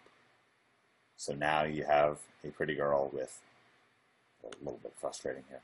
They have those things that we add on. Okay, so there we have now pretty girls with laptops. Okay, now these photographs can run in and be pretty expensive. This one right here is $7. They also have a kind of a credit system where I guess it would be you can buy credits that are, I don't know, you can buy credits basically from them. That credits are around $2. They can be a little bit less if you buy a bunch of extras or whatever. But anyways, you can just buy this for $7. I usually buy the smallest size, and usually that's plenty. I don't think the photos get much cheaper. They don't get to be too cheap. Yeah, I mean $7 is a pretty relatively standard price. Maybe you can find some for $3. I'm not really sure. Just kind of click on some of these. Yeah, I think a lot of them are around $7. Now, I'll give you a site that I use a lot though, Deposit Photos, and on this site, they're cheaper. So now if we go pretty girl, then they still have lots and lots of images, and even quite risque ones, as you see. Apologize for the faint of heart there. But anyways, so here's a pretty girl. She is clearly pretty and is $1.50.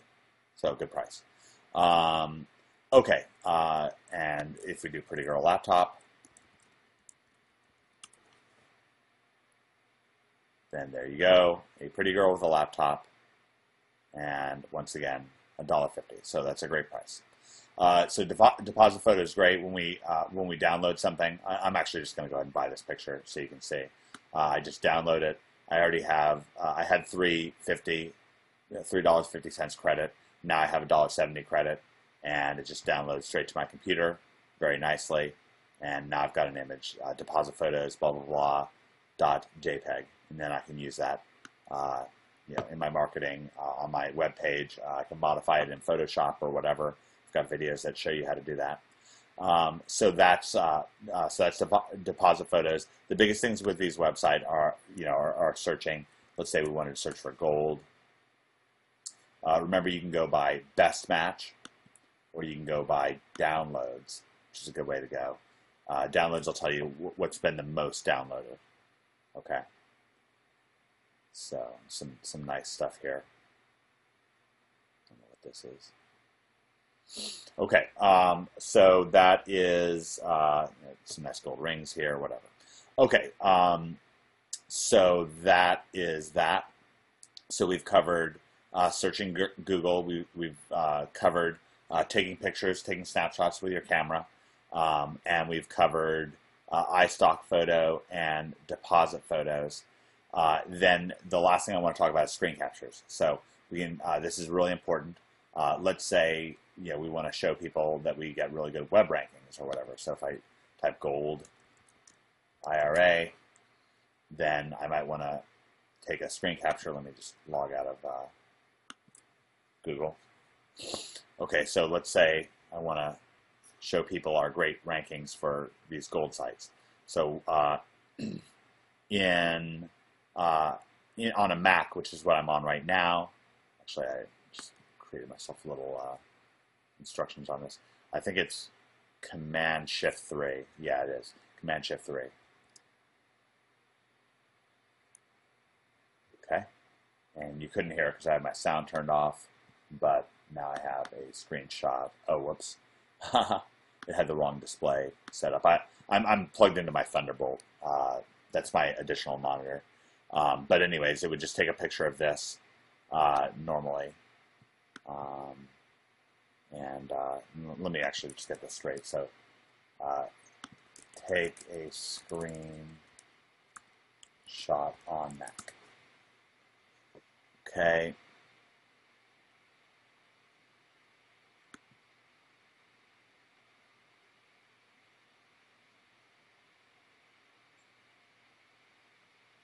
So Command-Shift-3, which is what I did. And then you can also do Command-Shift-4 to select an area. So let's try that. Command-Shift-4. Whoops. Okay, so we'll go back to Gold. All right. Command-Shift-4. And that brings up a little thing here. And I can select the area. Just select our rankings. And then boom. Then it shows up on my desktop right here. So saving it right now. There it is. We have a screen capture. So that's how we do it in Mac. I'm going to make a separate video to show you how to do it in PC. In PC, I recommend that you get a program to help you. And there's several free programs that you can use. So that's great. We can use screen captures to show various interesting things that are on our computer or that we see or that we come across. And then we can include those in our graphics. So, for instance, if I wanted to show people that we get really good search rankings, then I could take that shot, and I will show you how to modify it inside of GIMP, which is free, or inside of of course, Photoshop or Snagit, which are paid programs. But GIMP is free. Okay, that's it. That's how to acquire images. It's really just that simple. All right, this is a video I've created to show you how to create screen captures in Windows. I normally use a Mac, but we try to be complete, and I also wanted to give you a free thing that you can do that makes things pretty simple. So I found this software. It's called Screen Hunter, and let's see. I'll open up a window here and show you how this works. So if I go to Google.com and if I search for free screen capture software,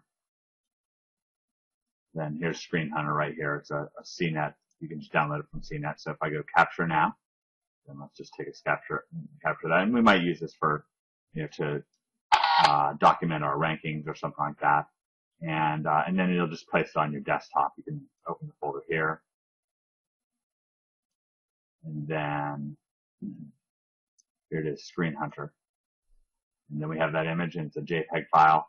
And then we can use GIMP or Photoshop to fix up. And you can use different softwares. I'm not saying that Screen Hunter is the greatest thing ever. It seems fine. It's free. You can. There are other options out there. Feel free, but not showing you one that works perfectly fine. And there's probably more things that you can do with this thing. But for now, that's the main thing that we need you to be able to do, is to take a nice screen capture and for it to save right away. Okay, that's it. I will stop this recording and put it in your members area.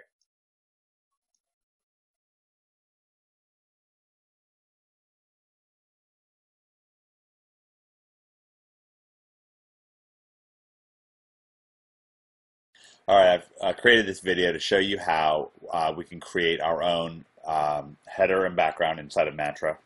So if I go to isgodthere.com, this is a background that I just created. It's 250 pixels high by 1240 pixels long, and then there's a background that's set to it. And I'm going to use the program called GIMP because it's free. We always try to show you how to use free stuff first. Even if you have money to invest, it's really great to use free stuff first. It helps things be profitable right away, helps keep the costs down, and it's really motivating that way. Okay, so I'm inside of the mysterymethod.net's back office, and I'll show you what it looks like. I'm in Appearance Themes. I'm going to go to Layout Settings, and I'm changing my header image height to 225. You can make it smaller if you want to, but that's the image height that I'm selecting. And the header width, as you see, will be 1240. So I like 225. That's a good number. It gives you plenty of room. And we can download GIMP for free by typing download just GIMP, and I downloaded it there. And GIMP is sort of like a Photoshop replacement. So I'm going to create a new file. The width is going to be 1240.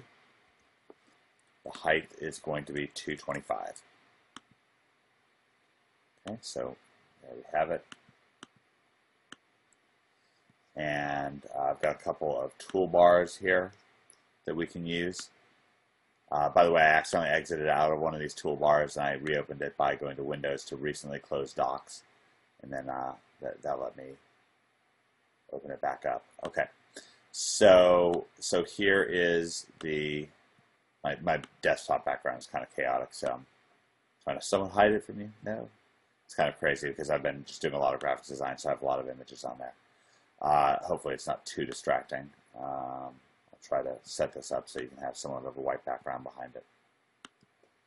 Okay, so this is what I'm working on. This area right here is the size of a background. So what I want to do is import an image. So open as layers, and I'm going to go to my desktop, and in my folder that's called Mantra, I've got a number of images that I got off of iStock Photo, just like I showed you. iStock Photo and Deposit Photo and so forth. I'm going to select this doctor image that I bought for just $1.50. Okay, so I'm going to go over to the layers right here, okay? And you can see I can select either the background layer or the foreground layer. First I'll select the background layer, and let's just change the color of the background layer. So I'm going to choose the paint bucket here, and I'm going to change the color to maybe a nice blue, somewhere kind of in the middle here, and oh, that's black. I'm going to change it to, oops, not red, there, nice light blue, and then I click on it and bam, it's blue. Great. Alright, so now I'm going to change the picture here. So what I want to do is right click on it, and we are going to scale this layer. Okay, so this is the layer, and the height and width are locked together, so there's no problem. We're just going to change the height to about 220. so it's well within the confines of things. Okay, and now we've got a good looking image here. It does look good. And now, if I want to move it, this might be a bit of an adventure.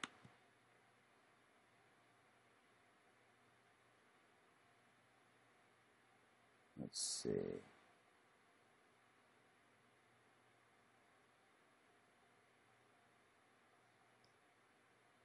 Not actually 100% sure on how to move this.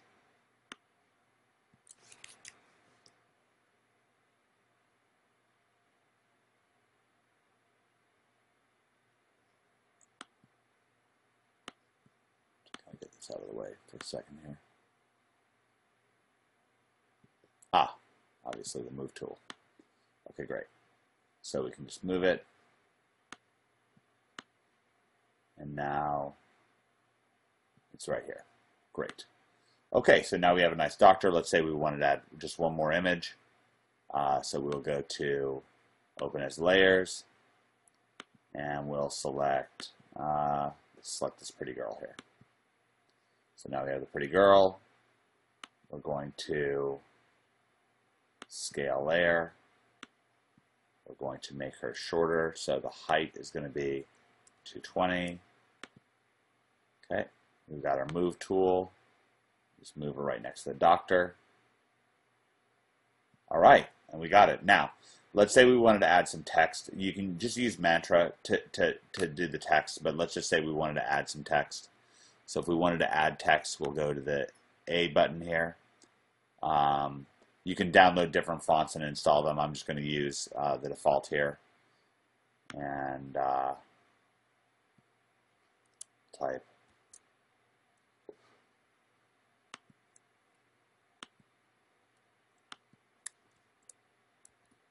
Let's see. Oh, we got to change the color. Right now it's the same color as the background. That's obviously not going to be helpful.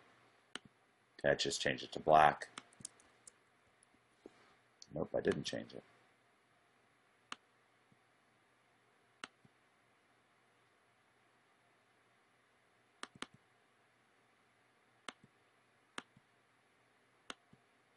Okay, so now it's black. Nope. Keeps changing back. I'll do this one more time. Change to black. Click OK. All right, just keeps changing back. I don't know why.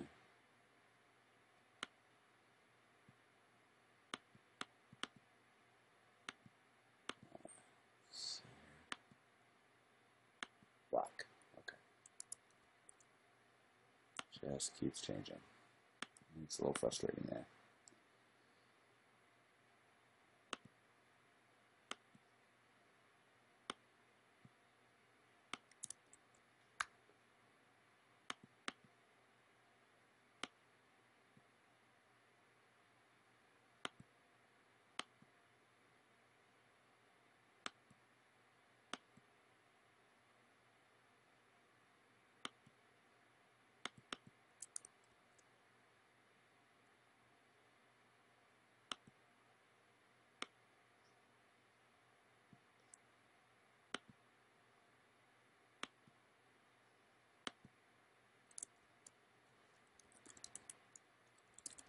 All right, let me just make this background layer invisible so it doesn't drive me so nuts, and I'll figure out how to get this taken care of. All right, I'm just gonna make this whole layer invisible right here. Delete that. Okay, so let's go back to this layer here. So if I make this layer visible, that's fine. Okay, so let's see, we need to change the height of this to be much bigger. Let's make it 45, and we'll make it bold, and then we will,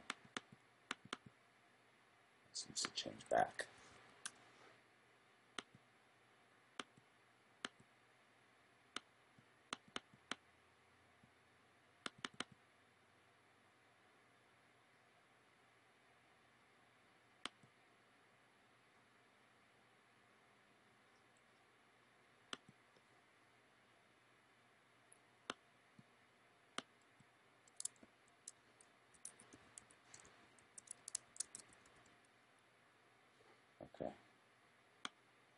So it's doctor's health. Made it 45, made it bold. So now I'm sure I'll be able to change the color to black. Okay, so now it's black. Now, if we put the foreground there, it's fine. Okay, so that's fine. And you can download different fonts if you want, or whatever. But again, this is just perfectly fine. So doctor's health, and now we have a nice image. It says doctor's health. Looks good. Okay, so this is our. Now we want to save it as. Save image as doctor's health. And I'm going to change the image type.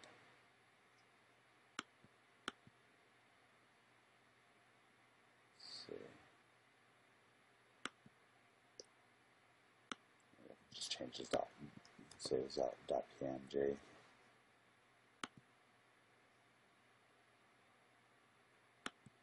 So we have to export it to other file formats. So export to. Let's see. Doctor's health. And we're going to put it on the desktop and export it. So I'm exporting it as doctor's health.png. And that's going to create this file right here. That's done.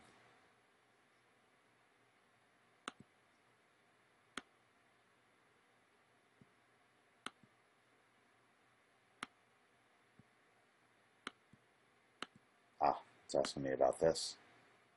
Little thing popped up, and I'm just going to say export it.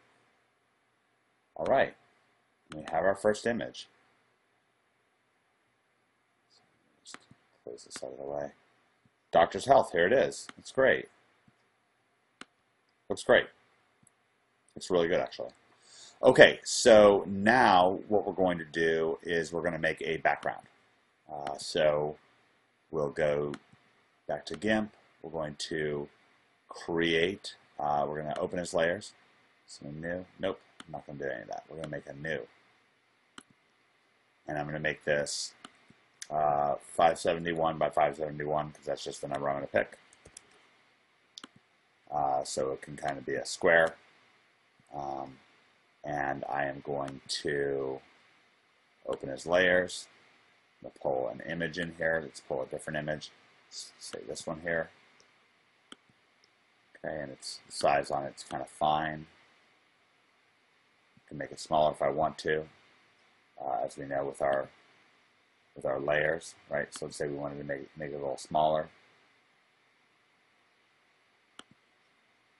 Scale layer right now it's 346. Let's make it 250. Okay, so now it's good. There it is. Let's say we wanted to change the background color. So let's find a different color. Let's say red this time.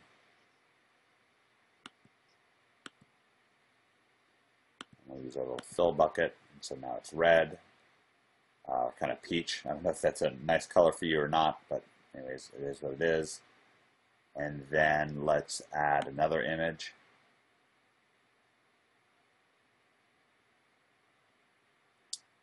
See, open as layers. I'm going to go to my desktop this time. Actually, I pulled in some images that just look like kind of nice grapevines and stuff like that. It's kind of cool, actually. So let's scale that down a little bit. Let's see. Scale layer. Let's make the height of it 200. Okay. Now we'll move it. I just grabbed this. I just searched for vine vine.png. Oh, whoops. Actually, inadvertently moved the background. Okay, so here's our grapevine. Looks good. So I think I wanted it a little bit bigger. So we've got a scale layer. Let's make it 275. Much better. Okay. So move that right here. Fill that a little off. And actually, I think I'm going to change that anyways. I want this, now that we're kind of in a green theme, let's go a little bit greener here. And let's get our fill bucket. Oh, it's great now. Maybe one more image. This will create an interesting tile effect and I'll save this for you just so you have both of these. Open as layers. Go back to our mantra folder. Let's see. One of the things I did was put in all these social signals in the default ones. So if we wanted to do that, I would just import them one at a time. Like this. And scale layer. Make it really a lot smaller, like 120. Maybe 100 actually. And then I would move it. Use the little move tool here. By the way, you can change where the layers are. So like right now, this Twitter is underneath the deposit photo picture. If I just drag it up, click and drag it, now it's above. Okay. So let's say we wanted to do it this way. And we wanted to bring in other stuff like that. We want people to RSS us.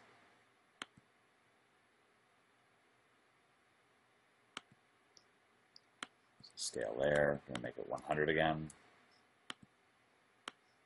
Move it right here, so let's move RSS to right here.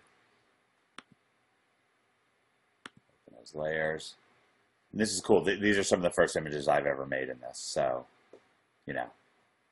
Of course, I've used other programs, but I'm not so much of an expert.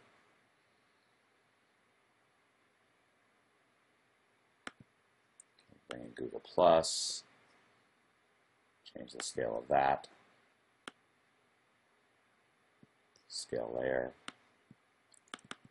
to 100. Put Google Plus right there. Let's move that Twitter layer because you know that we're going to want Facebook, upper left hand. Okay, and let us bring in one more layer. We'll find the Facebook one. There it is. Scale the layer. And, you know, people respect what you inspect. If we put this out there, they're going to know that we want us to, you know, we want them to, you know, click the Facebook like. So, okay, this is it. We've got our new background. Doctors, health, background. Now, this is if I want to save it in GIMP's format. And now I'm going to export it as a PNG. And of course, I still want it to go to my desktop. So I'll export. It's going to bring in this little dialog. I'm going to say, yep, I really do want you to export it. And boom, we have our background. There it is. Looks great.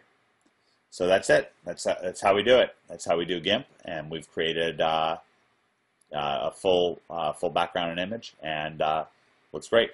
All right, thanks a bunch for enjoying this with me. All right, now I'm going to talk about one final way of acquiring images, which is outsourcing them. So we can go to Elance, or we could even post something. Let's say we wanted to get pictures of a model. I've certainly done this. Hired a model to get you know, to do some work for us. You can certainly use you know, Craigslist and stuff like that, hire models and have them come in and take pictures of them. You can also hire a model and hire photographers, and that's just fine. I'm going to also talk about how we can get how we can get you know get images designed. So let's say we wanted to hire. What we would do is we'd post a job, and the name of my job could be cool comic style graphics design. Okay, with logo. Okay, so if I was designing, okay, it's kind of annoying. I don't really like them to pop in things. So if I'm designing a graphic design thing, then I will always do, let's see, it's going to be design and multimedia. Subcategory is going to be cartoon and comics. Okay, that's just plenty right there. I'm going to do a fixed price. My budget's going to always be less than $500. For the most part, I've paid around $200, $250 for a good piece of artwork from a great artist. Artist to design a light-hearted comic style graphics design with a logo.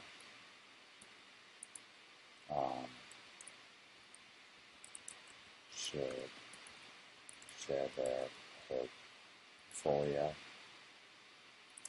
I'm looking for someone who's present, professional, and works on a timely basis. Okay, so then I would post that this way. Now it would really kind of mess with people for me to post a phony job. I don't really like to do that, but that's all I would do. I would continue post, and then it will give me back.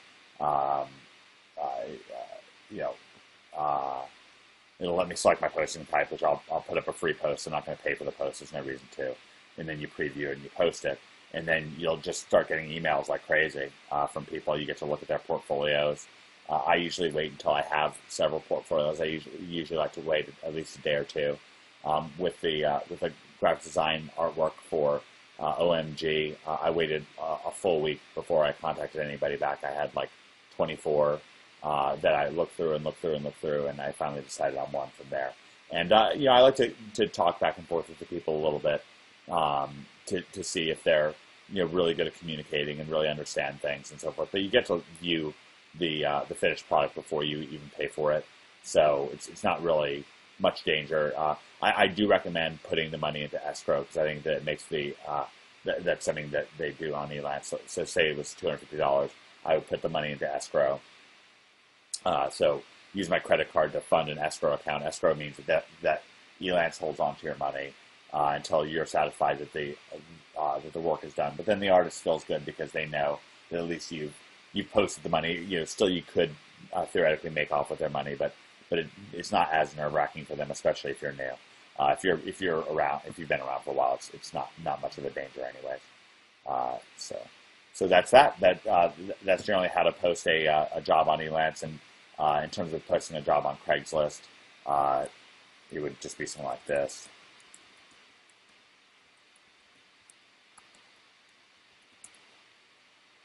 Unfortunately, this is going to keep jumping up and down. So I'm just going to quit out here. Okay, so let's say I'm in Charlottesville and I want to go for talent, post. I want to hire someone, talent,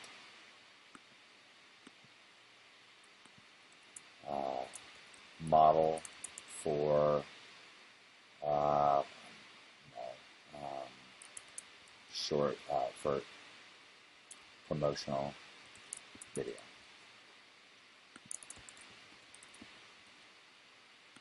I'll put my email address in here.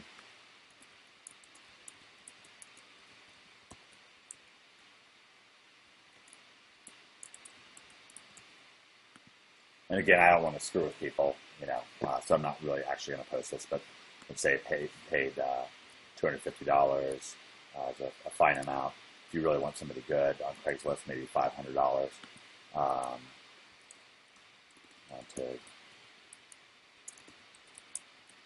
pretty fit actress for video promotion for online marketing website. This is not porn or anything like that. I have a website I can show you, and I'm making a promotional video for it. It will be about a 15-minute video. You'll need to learn the script or be able to read from a teleprompter. Well, something like that. Okay. Send pictures and a brief summary of your experience. Something like that. Okay. And I've done this. It's worked out great for me. I've done it. There's also some other places that you can do it that are a little bit larger scale, but I think Craigslist will work for almost anybody here. And people really pay attention to this stuff. You can post in cities near you and so on. And the same thing would go if you wanted to hire a photographer or some sort of a local artist. Although if you're going to do an artist, then I would just do it from Elance. Okay, that's it. Hey, this is Mike Long. Welcome to OMG Machines Nitro. This is your speedy and painless graphics design makeover method to multiply your money getting. I want to dive right in. I'm going to get into these details on the PowerPoint in a few minutes. They're kind of the idea structure behind things. But I want to get right to implementing a graphics design and something that really helps multiply our money getting. So I'll get a little bit more into how we created this kind of sophisticated, really cool looking OMG Machines sales letter. But first I want to get into something much more basic. So if I go to the mysterymethod.net, then you've got a nice clean looking graphics design layout, and this really improved the graphics design and the performance of this website. So if I go to, I typed in Wayback Machine in Google, and I'm clicking on the Internet Archive, and I'm going to show you what this website used to look like. www.themysterymethod.net. So if I go back to, say, January 7th of 2011, then you can see that this site looks really different. This is a theme called Comment Central. You may have seen this in some of the OMG training videos or some other places if you've looked. Now, if I log into the back office, and by the way, if I'm moving a little quickly here, it's because I want to get right into the meat of things. You can feel free to pause and back up. Right now I'm logged into the WP admin of the WordPress admin of the mysterymethod.net. And if I go here to Appearance on the left-hand navigation side and I click on Themes, then you can see I have this theme called Socrates plugged in. Now, you don't need to have Socrates for this video. The one tool that I am going to ask you to try out inside of this video is something called Snagit. And you can download Snagit through the link right below. It's made by TechSmith, the makers of this same video recording software that I'm using, Camtasia. So this is the old theme that I was using, Comment Central, and what I did was I went to Install Themes and I uploaded this Socrates theme in a zip file, and that's how I got the basic Socrates theme. And inside of Socrates, once I do that, by the way, there's also a link below for Socrates, and if you a little sneaky way for you to get a Socrates blog is to sign up for OMG SEO hosting. And what we do is we set up your control panel, your WordPress site. We install the recommended plugins that Greg thinks that you definitely should have on your site, and of course we give you Socrates as well. But anyways, I'm going to go to Socrates and I'm going to go to the header. That's the key part. In the header, you see I've got this nice looking header. Now Socrates has 150 pixel by 960 pixel headers, and I'll show you exactly what that means. And if I wanted to change the header here, then what I would need to do is I would need to give it a different header that looked just like that. So what I'm going to do is, and you can also use, Socrates has a bit of a layout structure here that you can use. The images aren't firing up right away, but you can use, yeah, they're firing up now, that you can use to kind of design a header that's okay, but I want to show you how to make something that's a lot cooler. So I'm going to open up Snagit here, and I'm going to make a new window. The width is 960 pixels by 150 pixels. So I'm in Snagit right here, and I've created a blank canvas right here. And now what I'm going to do is I'm going to design a new website. So a new website header. So let's say that we had a website for, I don't know, Miami dance clubs. So if I go to google.com and I type in dance clubs, let's look for images. Well, we have a bunch of cool looking images here that we can choose from, and that we can then use for our own nefarious purposes. So I'm going to pick something that I think looks pretty neat, pretty exciting. Here's one. This looks pretty cool. So I'm going to snag this one here, and you can also click save image as, but I'm just going to drag it onto my desktop. Actually, I'll do a save image as. And it's Club 1. Okay, and let's grab another couple images here. This looks fun. A couple girls having fun. Copy image, save image as, girls dancing.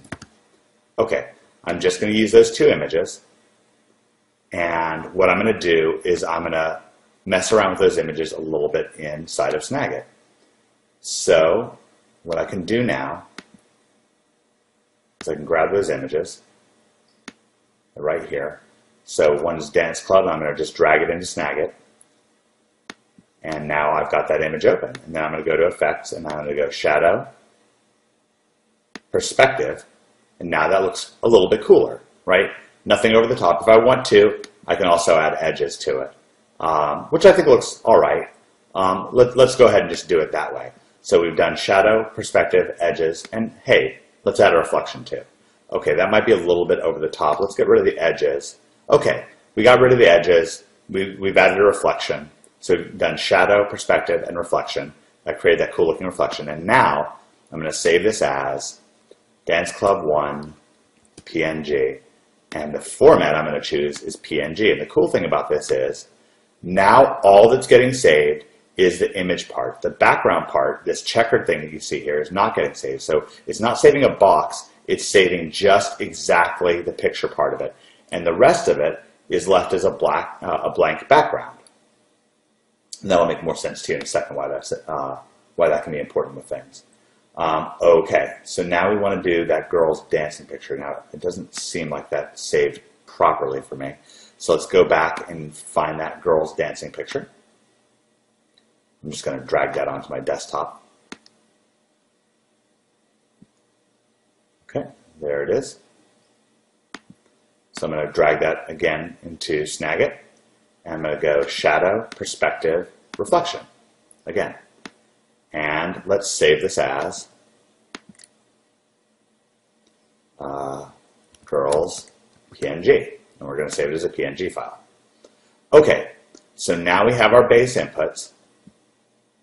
And now what we're going to do inside of Snagit is we're going to drag these new images into Snagit.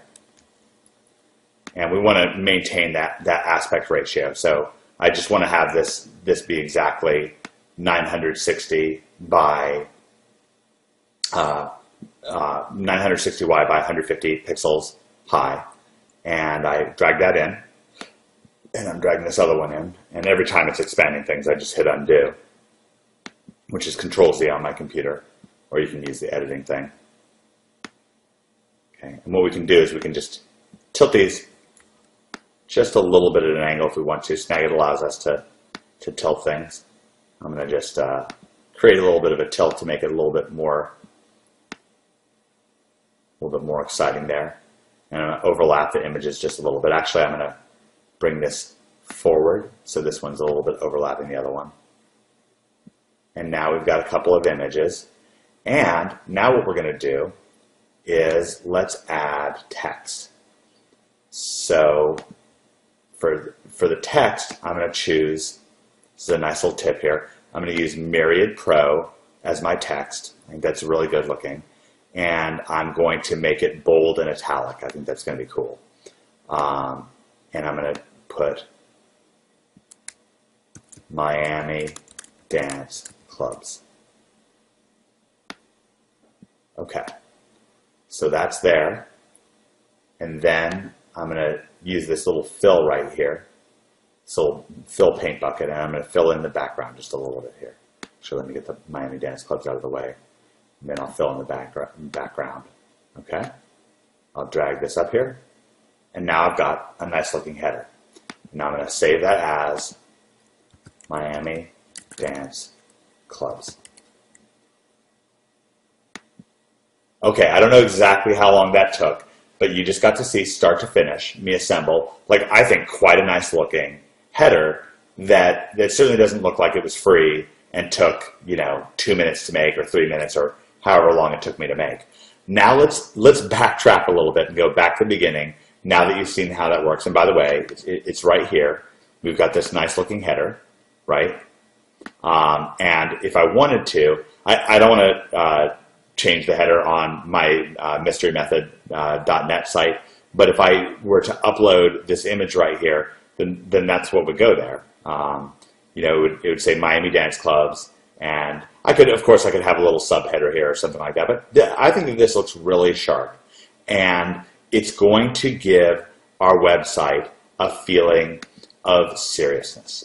So let's get into my little PowerPoint slide now that you've seen kind of the basics there. Now that I've given you the quick and easy rundown for how we do this stuff, the way that this all comes together, and I really have a passion for graphics design, and there are probably graphics designers out there that know a lot more than I do. I don't really consider myself to be a graphics designer, but I care about it. I think that it's an important part of internet marketing. I've heard people say it's not important. I totally disagree with them. And I think it's something that can really give us a speedy and painless way of multiplying our money getting. So I've got 1, 2, 3, 4 points here. Everything with graphics design begins with a vision. And our vision is to convey something clearly. And let's do a quick test here. Does this look clear? Is it clear what's going on here? I think it's clear that this is about Miami Dance Clubs. It's just Miami Dance Clubs, very, very clearly written. If somebody comes to a website and this is the header of that website, then people are going to think, aha, this is about Miami Dance Clubs. There's girls dancing, there's a nice looking club there, must be about Miami Dance Clubs. Number 2, and I have this bolded and with stars, this is the most important thing. In all of our business and all of our money getting, I think the number 1 key is being serious about it, is really being serious, is really placing the success of our moves, the success of our money getting moves at the very top of the chain for ourselves, not impressing people, not impressing my mom or my friends or hoping that some newspaper writes a story about me or something like that, but really just being serious about my money getting. And let's take a look. Does this, I think, for what it's worth, this looks serious. Now, can we get more serious? Absolutely. But this is the quick and easy version. This is getting you right to the finish line right away, quickly, so you can make your moves and then move forward. I did something similar with Baton Rouge Architects. If we go to, from your OMG Machines ebook, Baton Rouge Architects.net, you'll see a similar looking skin. Now, these images look a little bit different. I used what are called Photoshop actions. I could have done that in GIMP as well. I used an action, which is a little program inside of Photoshop, to process these pictures just a little bit differently, but not all that different than what you just saw. But you see the same basic idea, Baton Rouge Architects. This is about finding the right Baton Rouge architects, and it's the same kind of idea. It looks professional. It looks like we're serious. Okay, so with the number one thing we want is we want vision, our vision to have clarity. We want it to be serious. We want it to be passionate, and we want to be, if we can, a little bit cute. We want to have a little bit of a fun edge to things, a little bit of a lively edge. So many of the top videos that you'll see on YouTube, for example, will just be of a kitten doing something crazy, like jumping to the top of a door and then jumping on top of like one of those rotating fans or something like that. Having a little bit of cuteness, having a little bit of liveliness can really bring things together, and you'll see that more as we take a look through, especially through OMG machines. So this is the idea behind things. Okay, is that we want to have a vision that's of clarity, most importantly of seriousness. We want to be passionate and we want to be cute. And overall, what I almost want to say with clarity, like clarity of culture. See, we want to have a culture that says that we're serious, that we're passionate, and maybe we're a little bit cute with things. Like we like to have like a little bit of extra fun with things. But this culture thing is really important. As soon as somebody arrives at our website, we want to instantly convey to them, there's the idea, a picture is worth 1,000 words. Well, that's really the organizing principle behind everything that I do with graphics design, is to try to, as quickly as possible, transfer a complex and important idea into someone's mind just through a single picture that just tells a story. So, for instance, with Miami dance clubs, I think you know what's going on. We understand that people going to this site are going to want to find dance clubs that are going to be popular, that are going to have girls there, whether they're girls or guys, by the way, searching. They want to know that there's going to be girls there having fun. If there are girls there having fun, that implies that the place is safe, that it's fun, and of course that there'll be guys there, and everyone will be having a good time. And so we want to, again, picture's worth 1,000 words. That's what our vision's about. Now, what you saw when I went through that quick lesson was I found some inputs, I processed those inputs, and then I put them into a certain layout that has to do with, especially with the spacing, is really important when it comes to our layout. So I'll highlight that as well. And there's also CTAs, has to do with having a call to action, something direct that really tells people to sit up and take action and tells them what we want them to do. So in terms of inputs, there's a number of places that we can get inputs, that we can get basic inputs. And you saw from Google Images is the first great example. All I did was I looked up a search term, I went to Google Images, I clicked over there, I grabbed a couple of pictures, and those were my inputs. Now, can we use other inputs? Absolutely. So let me give you an example. Now, there's iStock Photo, which I use a fair amount, but iStock Photo, frankly, is a little bit expensive. And so I'm going to give you a different option I think is even better, which is depositphotos.com. I use this site much more than I use iStock Photo. And for the most part, you're going to be looking for 50 cents to $1 to get a nice looking image. So if we had a site about, I don't know, like this picture says healthy woman. Well, I think that this woman does look healthy. So if I click in on this, it's, for $1 I could have this picture. You know what? I'm going to get it. I'm going to get it for my Area 51 lifestyle business, and I'll use this. So, boom, download. This is a 5:9 picture, and I think that that's going to be great. That I can use that for a number of things for my Area 51 lifestyle relationship advice business. Maybe if I had something having to do with spas or something like that, I could use it, and there it is. I click it, I download it, and now I have that image available in my library. It's important to try to keep separate folders for our images that we download. But now I've got that. That's it. So that gives me an input, and then if I wanted to, now this doesn't quite work for Miami dance clubs, but if it was for relationship advice or for bedding or for lingerie, for a spa or something like that, then this image could work, and I would process it a similar way. So there's Google, and by the way, on this deposit photos, the real key is to just use this search engine. So for instance, last night I was working on OMG Nitro, and I put checkered flag, and there's a number of images here. And what I did was I searched by actually most popular, because I figure I'm curious what other graphic designers think about. And ultimately, you see that this is the most popular picture. And as we go over to OMG Machines Nitro, what do we see? we see this picture, and then I added the subheader in what font? In Myriad Pro. Looks exactly like I just told you. I did add this little highlight to it, which I did in, which I did using Photoshop, but there's nothing overly special about that. I could have done that in, Snagit as well if I wanted to make that and show you how I would make a highlighted text file. So if I just said, oops, that's not what I meant to do at all. Delete that.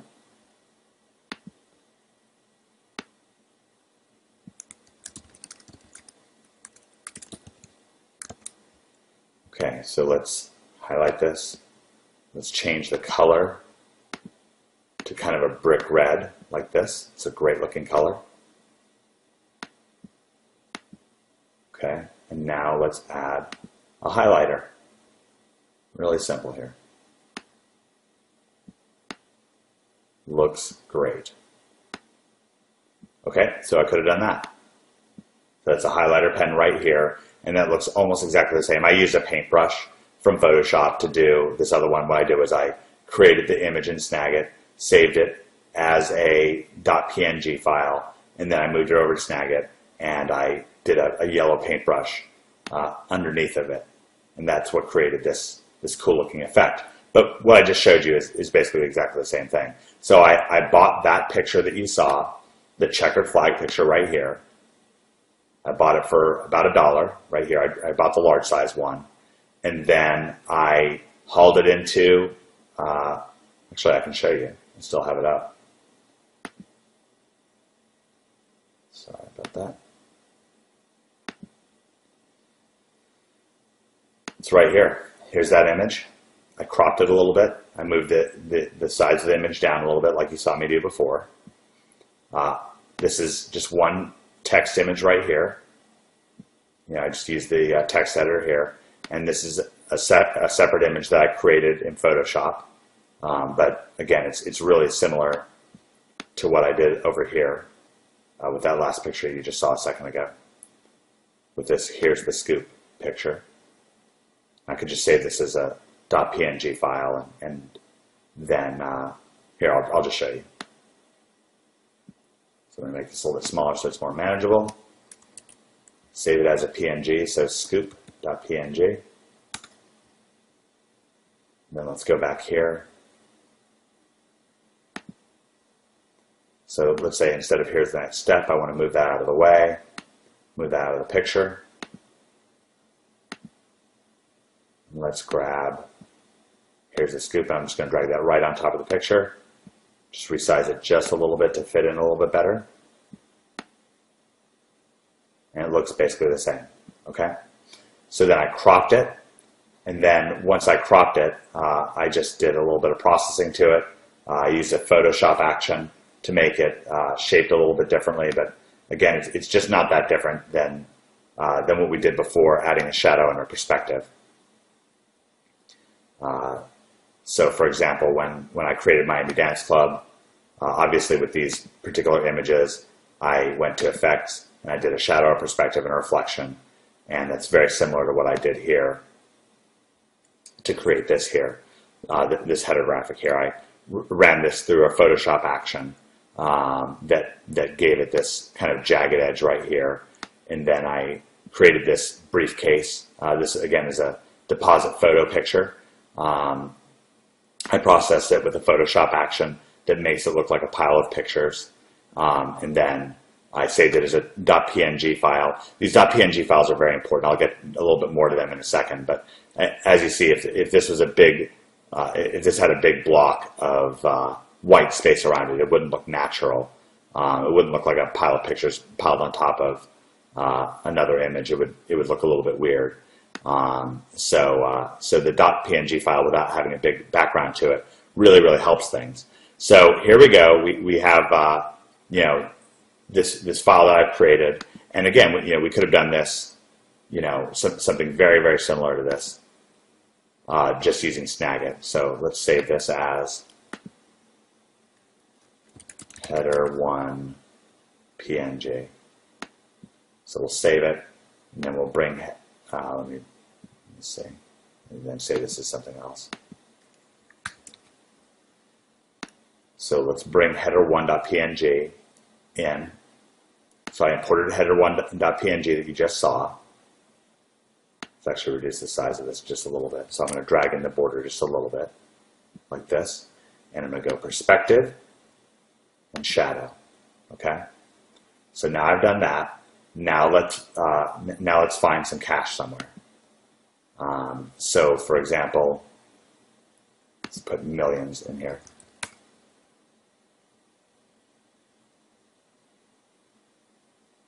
Okay, so this is that briefcase that you just saw.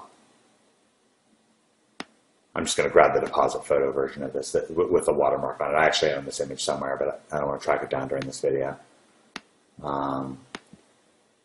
So now I'm going to drag this picture in. I'm going to give it a shadow and a perspective. Let's actually rough up the edges a little bit to make it look a little bit different. Save as million. And so now I'm just going to drag that into the picture. Now we're going to make things go a little bit deeper.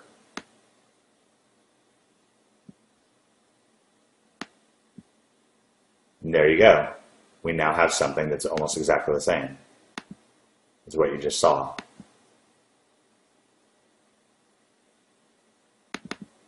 So here's that header now. Okay? And that's almost exactly the same thing that you just saw inside of the OMG Nitro page. So it looks really, really great. Okay, so let's go back to our PowerPoint here. So you saw a little bit more about inputs. Now, another input is from you. You can find something on a website that you like. Now, this is another great thing about Snagit. Let's say we found a picture and we just wanted part of that picture. Like, let's say that we wanted to take just Greg's head here. Then I can take a picture here, a little snapshot, and I can have that picture. And let's save that as Greg1. So I took a screen capture of that. Let's exit out of that. And let's say we wanted to add Greg's good-looking face to this. Oh, whoops. I meant to bring it there. I meant to bring it here. So we could also get inputs this way. You know, let's say we wanted to have that in there as well. So that could be a great part of the picture. I decided not to do that, but I actually think that looks perfectly reasonable. That could be a perfectly great way to do things. We can also just take pictures with our iPhone. Recently, I was at the post office, or not the post office, the bank, and I needed some cash for some reason, $10,000. And so I just quickly fanned out the $10,000, and I took a snapshot of it with my iPhone, and then I have that in my library. Or, you know, if you see a cool scene at a coffee shop, you can just snap a picture, and then you've got it. If you have a client, you can go and you can take pictures of, like, let's say you had a dance club of your own. You could go to the dance club with your iPhone or with a camera, take pictures of it, and that's another great way of getting in. The final way of getting inputs is to hire an artist. Now, sometimes photographs really do the trick. A lot of times they will do the trick, but sometimes we want something special, a little extra edge. So if I go to the OMG machine sales letter, you'll see a number of these images here. This image here of Greg. By the way, these are screen captures from PayPal. See this image here with me and Greg handing over a computer. This image of this book. All these images here. OMG no holds barred. What all these are is I hired a graphic designer on elance.com.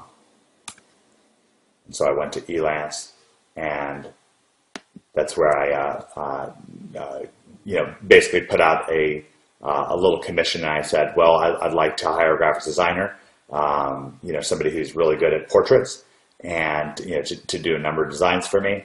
I got about 30 bids in. I looked through the portfolios of all of those graphics designers. I arrived at this particular graphics designer. I thought he was great, and I used him to make all of these images. And so that's another great thing that we can do, is we can make custom images, especially if we're getting $1,000 or more from a client. It can be worth it. These images were about $250 a piece to make, and I think that they really add a very, very nice dimension to things. And again, the processing that you're seeing, you might say, well, how did you make it look like a book? Well, this is just a Photoshop action. This right here is just a stack of $10,000 bills that I got off of iStock Photo, and then an image, a .png image that I laid over top of it. So another example here is how I made the Nitro subheader. So let's see. So here's the Nitro subheader, and if I just drag this off of it, you can see that all it is this image right here, and this is actually two images stacked on top of each other. It's this checkered flag with the with this background here, which I got off of iStock Photo, or off of Deposit Photos, and then I found this stack of bills here. I think I also found it off of Deposit Photos. Maybe I even got it off Google, and then I just added this graphic right here. And this all, like, it all went pretty fast for me, and even if you want to use a graphics designer to implement your sales pages and so forth, having this information that you're getting from this video is really going to zoom you ahead. I've seen so many times, I've seen even top level internet marketers be totally beholden to a graphics designer because what they were doing, what that graphics designer was doing, seemed like total voodoo to them. It just seemed like something that somebody else does, something that some creative, brilliant type does. But it's not all that creative. It's not all that brilliant. It's actually pretty darn simple, if you ask me. Well, at least, regardless of whether it's simple or not, it's just little building blocks. This is one building block, the text right here. The stack of dollars here is another building block. It's already now become actually part of the image, so I can't drag it around. But you can easily understand if it was, well, here, I'll just do it. Let's again, so often it's just easier for me to just show you than, so let's say cash PNG. So I type in cash PNG. Let's go to Google Images, and I wonder if I can find that. Here, this looks good. Actually, I really like this. Okay, so this comes up. All right, so this is actually a good example of what I don't want. So I'm going to drag this in so you can see it. This is what I don't want. This is an image that has white area around it. Okay, so it's not going to be nearly as useful to me as if it had no white area, because now if I drag this on top of an image, it's going to have this weird looking white background. It's not going to look 3D. One of the most important things to show that we're serious on a web page is to make it look 3D, to bring it to life. So this is not what I want at all. The reason I typed cache PNG is I want these PNG files that don't have, oh wait, this is exactly what it was, stack of cache. This is exactly what I used. Oh no, it's not. Looks so similar.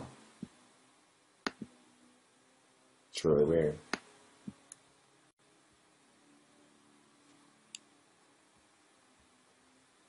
Huh, okay. Must be the same image, but then they turned it into a JPEG. I don't know how that happened. Anyways, I found that somewhere. Let's see. What about this one? Ah, this is one. Okay, great. I like this one, actually.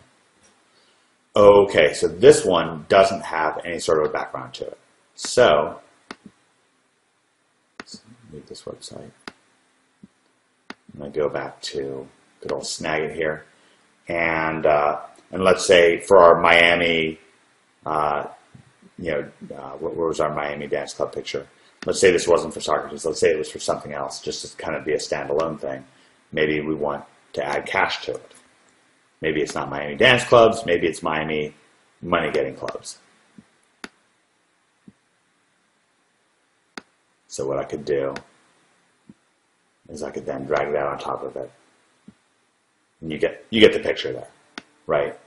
Miami Dance Clubs. And now it has much more of a 3D effect. It's got money piled on top of it, and it looks really neat.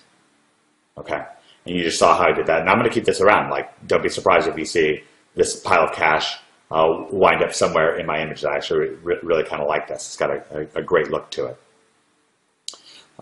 So inputs are Google, deposit, you, and we can use an artist. Now processing, you've seen me use a drop shadow, you've seen me use text.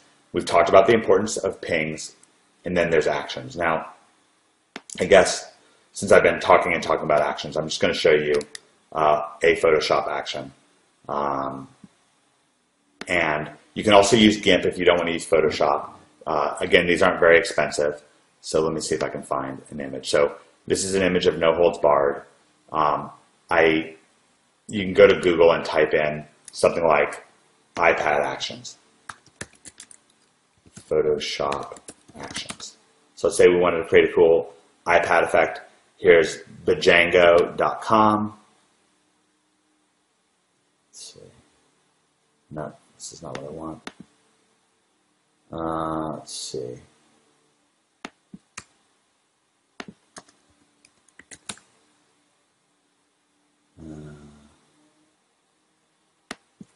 Tablet. Okay, this is where I found this one. panosfx.com. And this is a German company. I just bought this last night. One of the things about having a little bit of an edge with graphic design, a little bit of an ability with graphic design, is it allows us to acquire all of these technologies and these new images and pictures and illustrations and Photoshop actions that are out there and add them to our repertoire, and they just become another tool in our toolbox. So for example, here's the Photoshop, here's the tablet action that they have that makes things look like a cool iPad or something like that. And so I'll show you how that works out. So I've got this image of No Holds Barred. I have my actions open here. So I have Photoshop open. You can use GIMP instead. GIMP is free. You just type in download GIMP. And I'm going to view, it would be Windows, view actions, which I already have right here, or actions. So I could do a number of things with this. So for one thing, I could make this look like a picture. So I have 50 photo effects, and I could pick effect number 14 and hit play, and it's going to turn it into a picture looking thing. Okay. If I want it to be a .png file, I just remove the background right here. I went down to the bottom right hand corner. By the way, I'm not really all that adept with Photoshop. All I really use Photoshop for, 95% of what I use Photoshop for, is just to import a picture, use an action on it, and then go back to snag it and do my processing and snag it. So I remove the background, save as, OMG poster. Oh, whoops, I saved that as a Photoshop file. Save as, NHB picture.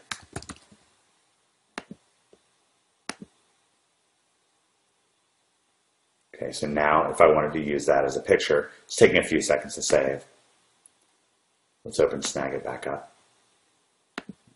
Let's go back to our Miami Dance Clubs thing. We'll move this to the side a little bit. Again, this is, getting a little bit silly. Obviously, it's not really Miami Dance Club anymore. Let's say this is Miami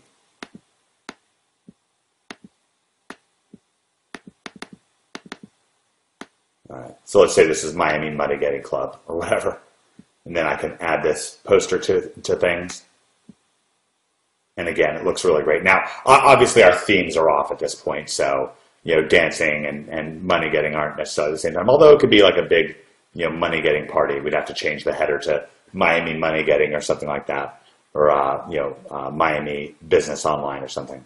So that's what a Photoshop action is. It just takes an image and it does stuff like adding a little shadowing here and there, make it look like it's bent or so forth. Another action that I have that I can use on this. Let's see. Well, I can make it look like an iPad, like I made this image look like an iPad. And that's just that example I showed you just a second ago. It's a little bit more complicated, but basically, I downloaded that. I think it was like $10. I bought the thing that makes things look like an iPad, and then I have these tablet white, whatever. I'll go ahead and just do it. So let's say portrait 3x4. So it's going to run a bunch of actions and processing in the background. And boom, I've got an iPad. Lets you do stuff like add the time in.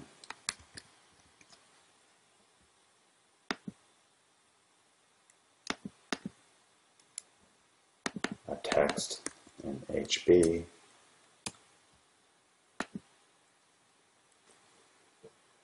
And that's it. It adds it in. I'm just clicking OK on everything here. And this will even make it look like it's coming from a different perspective.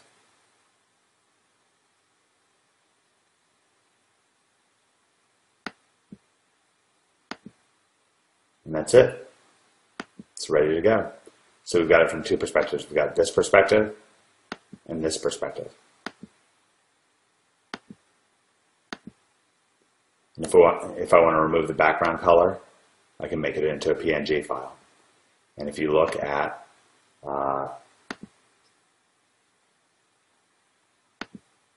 the OMG machines sales letter as I'm working on it, I've got the Nitro image in an iPad, in a glassy looking iPad, and I've got OMG again in an iPad. And I think that looks great. Again, it looks like we're serious. It looks like we care about what we're doing. It has definitely a 3D effect to it, so it really comes to life. Hopefully this isn't too much like a magician revealing his tricks, but I want you to know this stuff because there's so much in internet marketing that's just a matter of knowing where to click, where to pick, and processing things a little bit, and then you're good to go. Let me show you the 50, what's it called, 50, I want to show you those pictures, where I got those pictures from. That's a really useful action. 50 photo effects is what it's called. 50 photo effects. Okay. 50 photo effects. It's from graphicriver.net. I think it cost me $6. I use it all the time. So when you look at Baton Rouge Architects, all I did was use photo effects from that 50 photo effects right here. And here it is. I bought it. It was $5. What a great deal. You can make it look like this, like this, like this. See all these images right here. Makes them look really, really great and really 3D. Okay. So with layouts, we've got headers. We've already gone through headers. Spacing. We don't want things to be too jammed on top of each other. Mostly, I just showed you a bunch of examples of how we space things, out. CTAs is calls to action. So let's have a look here at the calls to action that we're using. So for OMG machines, you see we've got this instant access button. And what is that? It's a button with a pile of cash. It's just a PNG. I want you to start being able to chunk this down with your eyes and start saying like, oh wait, all that is a box with some text written on top of it. What font is that, right? You already know that font. Myriad Pro, and then a pile of cash, right? And then some logos underneath it. And then that's a great looking call to action. And we can, we could type in instant access into Google Images, and we'll probably get a bunch of good looking order buttons. These are all good looking order buttons here, right? Great looking stuff here. So we could take one of these things, maybe add some Visa logos underneath it. Now you probably pretty much already would know how to do that. Now that I've sort of explained things, but yeah, we want our calls to action to be distinct and clear. And let's see, let's go back to PowerPoint.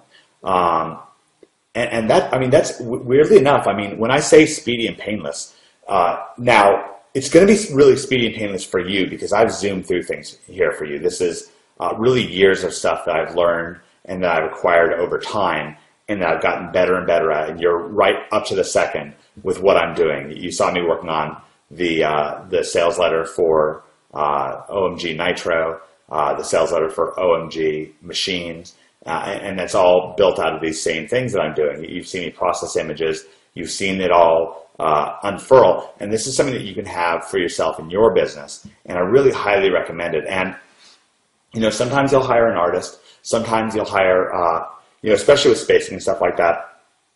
I'll use a graphics designer from time to time. A graphics designer is a little bit different than an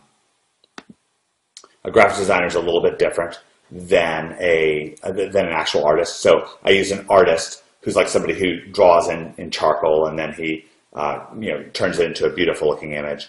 I actually use a separate graphics designer to make this great looking sales letter, the way it does this cool scrolling and stuff like that. And by the way, what are these?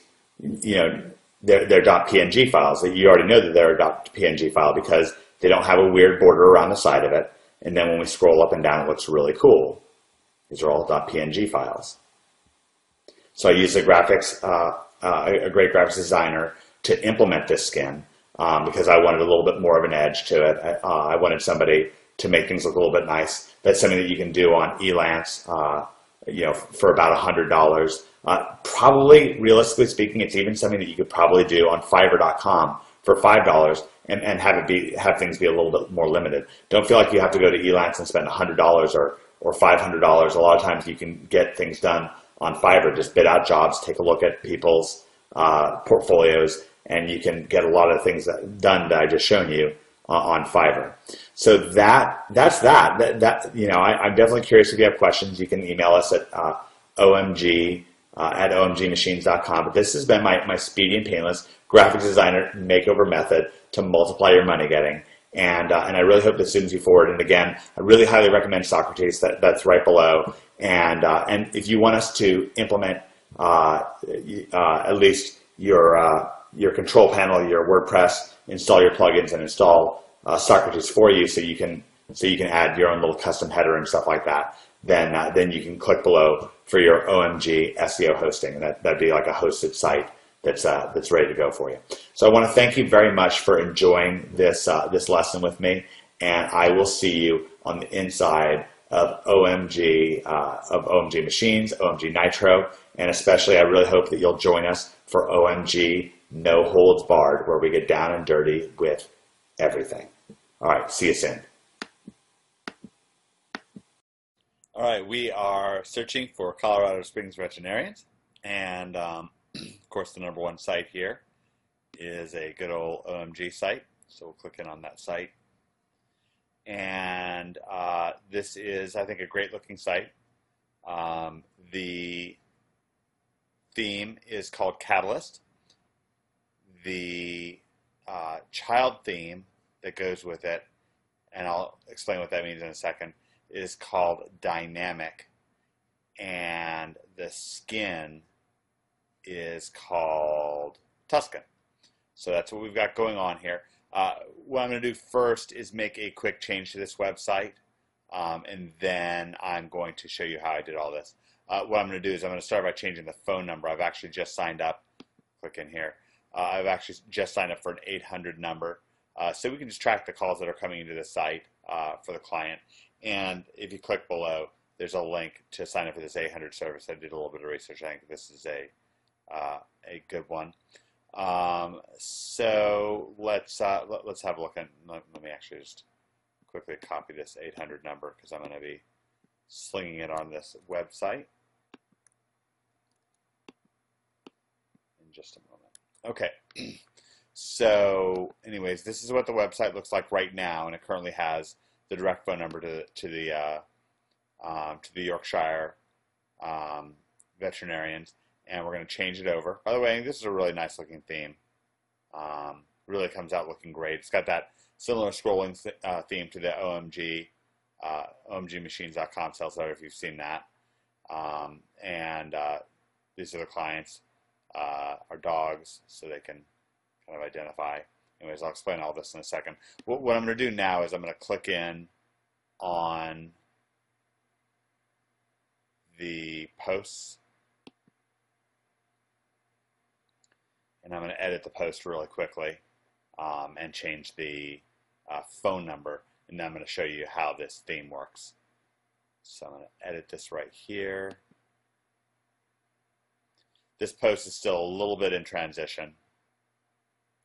but it's well on its way. I think it's certainly good enough to show you at this point. So what we want to do is change all the phone numbers here.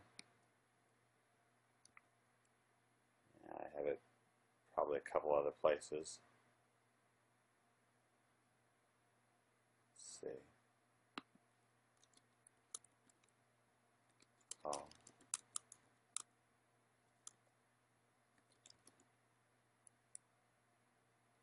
Okay, put the phone number there, put the phone number there.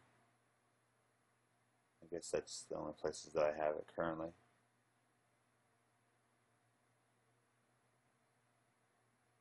Probably should have it maybe one more time.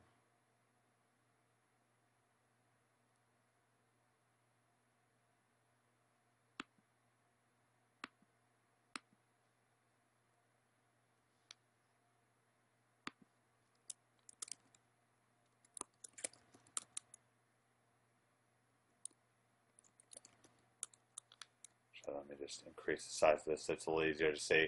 So all I really did was I changed the phone number from the previous phone number to the 800 number. That way we'll be able to track it whenever a phone call comes in. I'll be able to log in and see that a phone call has come in. And now I'm going to go into my Amazon account. I've uploaded a new picture with a new phone number. So I'm going to change the picture here. Right here. And that is that. I'm going to update the post. It's going to take a couple seconds here because I'm uploading some videos for Commission Conspiracy. And then I'll click back over to the website. We'll see the updated page.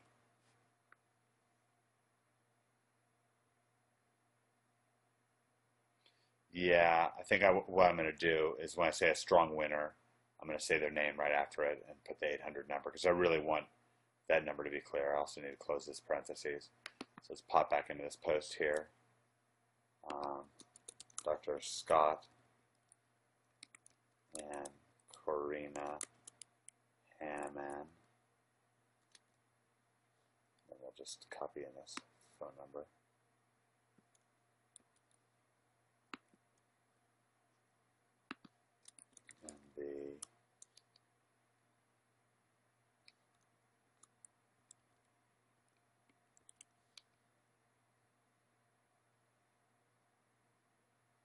Pretty sure it's Yorkshire Animal Hospital. Let's check really quick to make certain. A little bit embarrassing otherwise. No, Yorkshire Veterinary Clinic.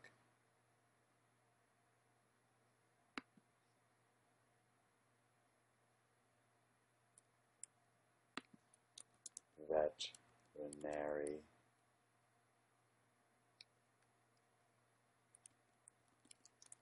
Clinic. Okay. And we need to close this parentheses down here that I started. And update again.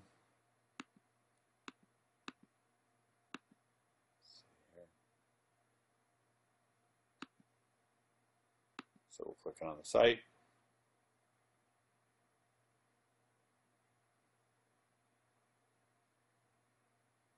Great.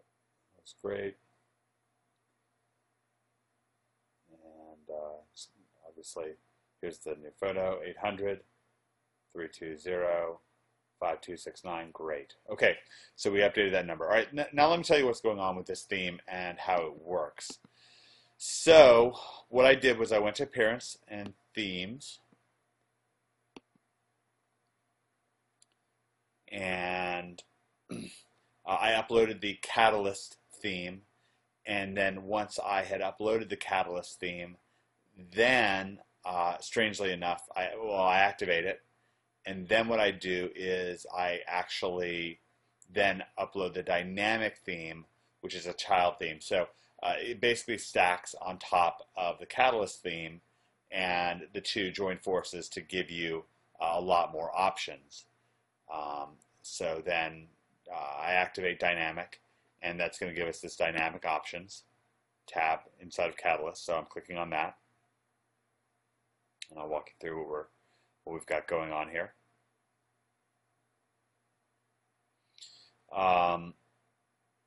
So then I go to import, and this is where we're going to install the Tuscan skin, and a skin is something that then stacks on top of the catalyst and dynamic themes and gives us this really terrific looking situation right here. It's got the great background. This is Colorado Springs, gorgeous skyline here, and here we go. This is the rest of it. Okay.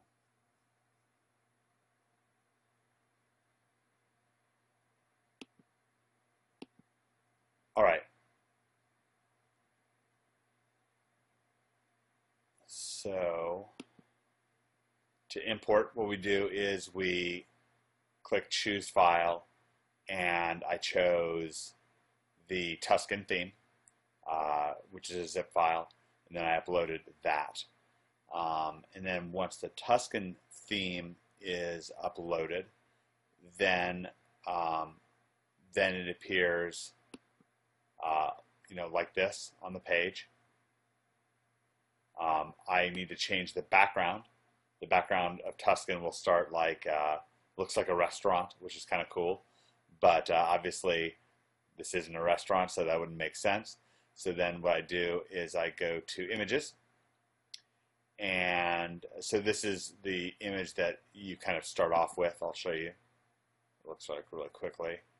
Looks like a beautiful restaurant, but again, that's not what we want. So what I did was I uploaded instead the Colorado Springs, one of these files. I'm not particularly sure which one I did. I'll be able to tell you in a second. Let's go over to the body. All right, so anyways, I selected the file that I wanted, and I uploaded it. And then let's go to the body, and I'll figure out which one I have selected right now.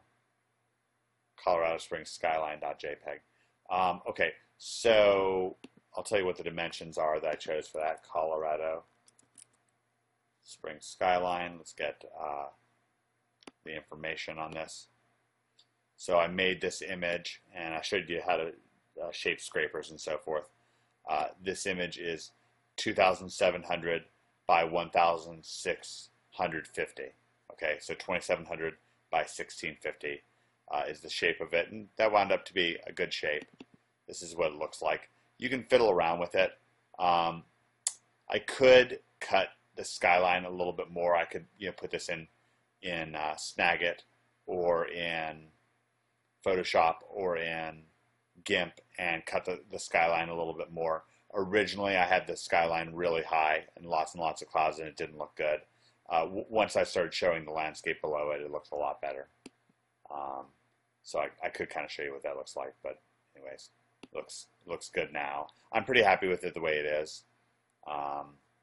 Maybe if I tweak it, could be a little bit better. All right. Then what I did was I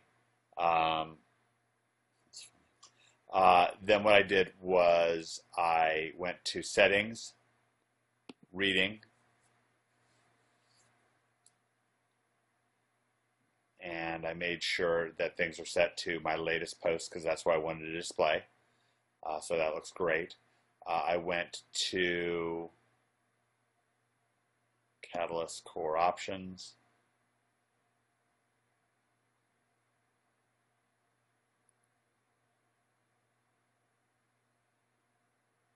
And then I went to, let's see, Header SEO. Nope, sorry. It was in Dynamic Options.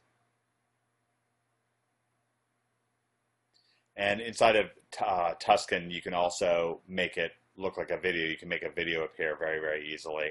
And that's inside of the Tuscan manual, exactly how to do that.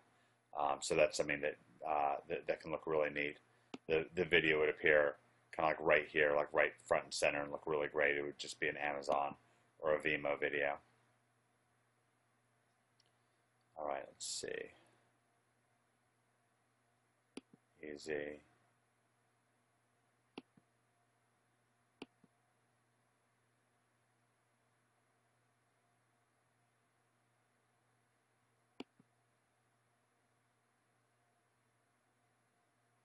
Just kind of trying to quickly remember where I had this set.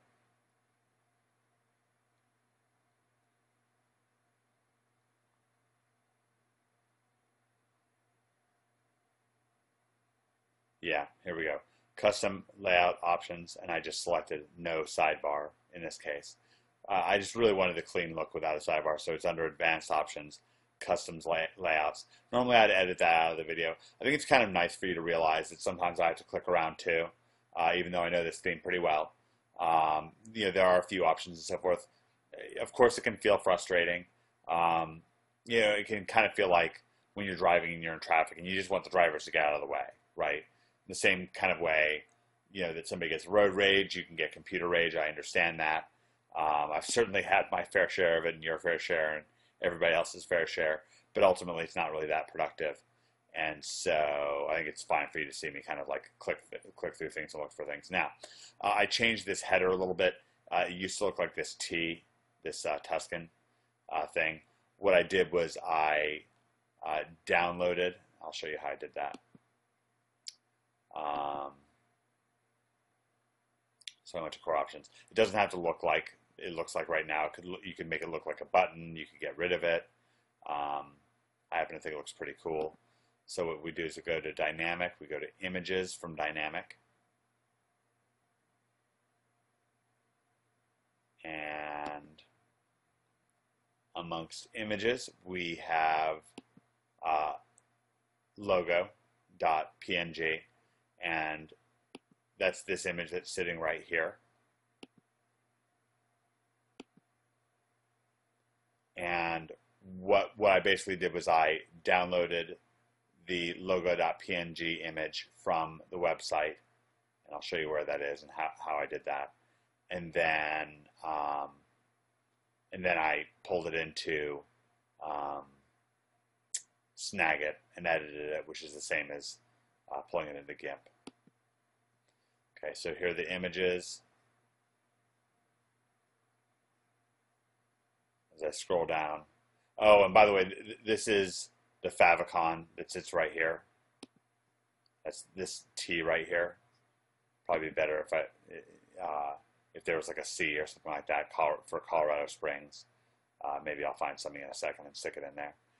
So here's Colorado Springs logo.png. This is the location of it. What we could just do is right-click on it, open it in a new tab, and save image as. And then once it's saved, you can open it up, edit it. It used to say something else. All I did was, well, I'll do it with this image here, which I normally wouldn't do, but I'll kind of show you how things work. All right, so let's save this as.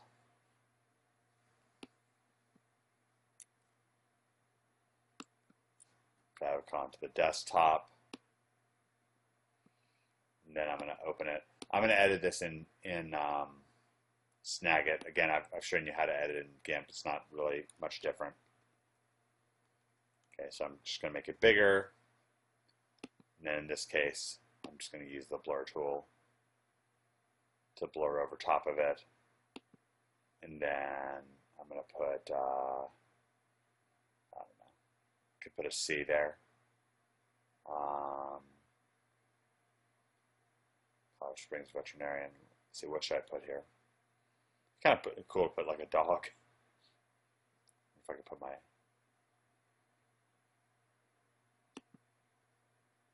how that's going to look.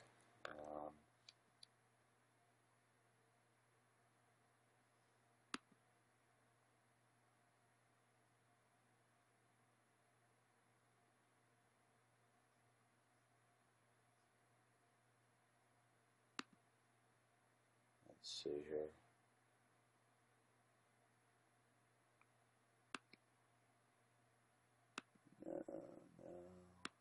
I have a few dogs I picked out here. I'm going to put in ones I like. Let's put in these guys. See how this looks. Could be kind of fun. Oops. Getting a little bit bigger than I expected.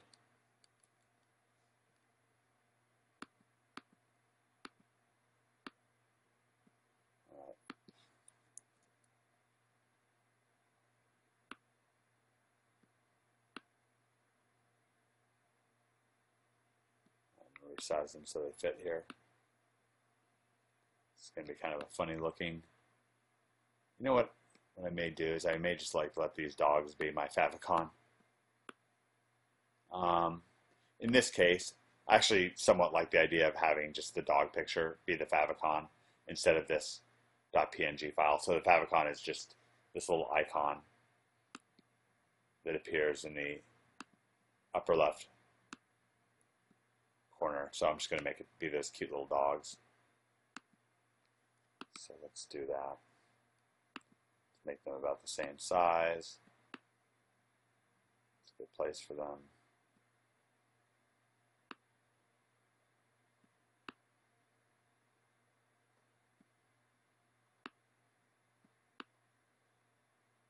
All right. So Roxy and Rambo are now the new favicon. Resize the box so it's just right around them.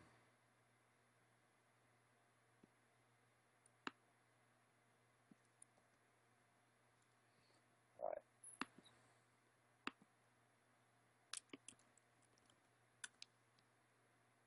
Replace it. All right. So now what I'm going to do is I am going to delete this image.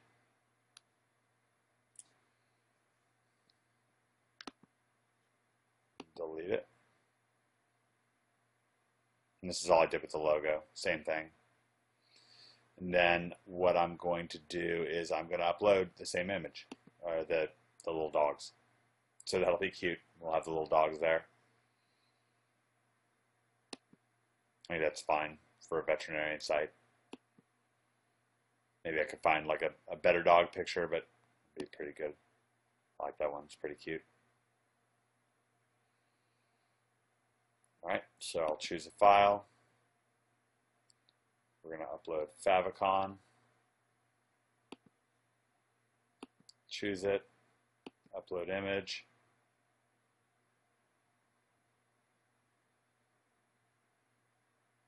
And blam, it's uploaded. Okay, so now when we go to Colorado Springs Veterinarian, instead of this T in the upper right hand corner, when we refresh it, it should have Roxy and Rambo. Doesn't quite yet.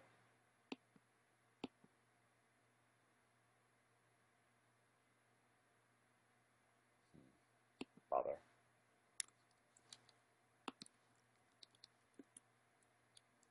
Let's try this again.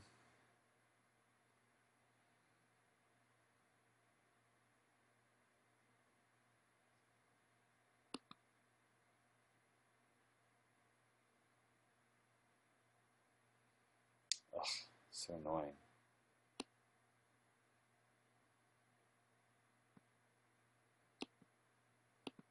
Alright, let's see. Why is it doing that? Oh, it's still here. That's probably why it's still doing it. I thought I replaced the name.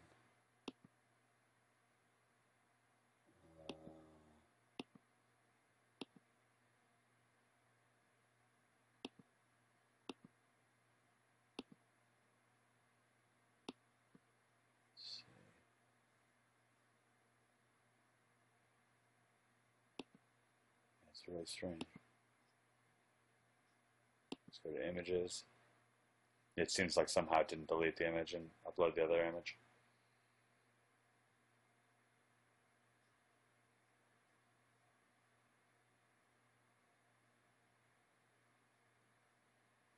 Oh, it did. Alright, so favicons here now. The other image is just gone, so it should display properly now.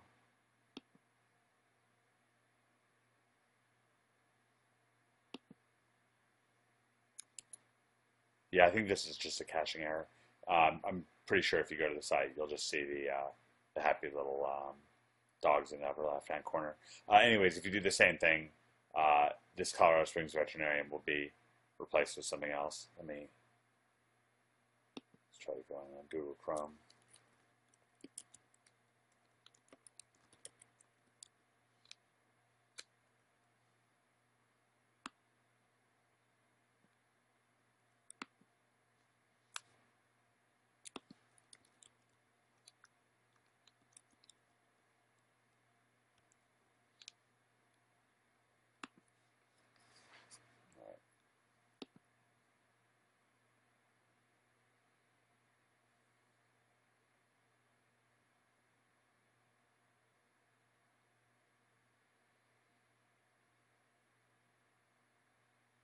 I guess it didn't like my favicon.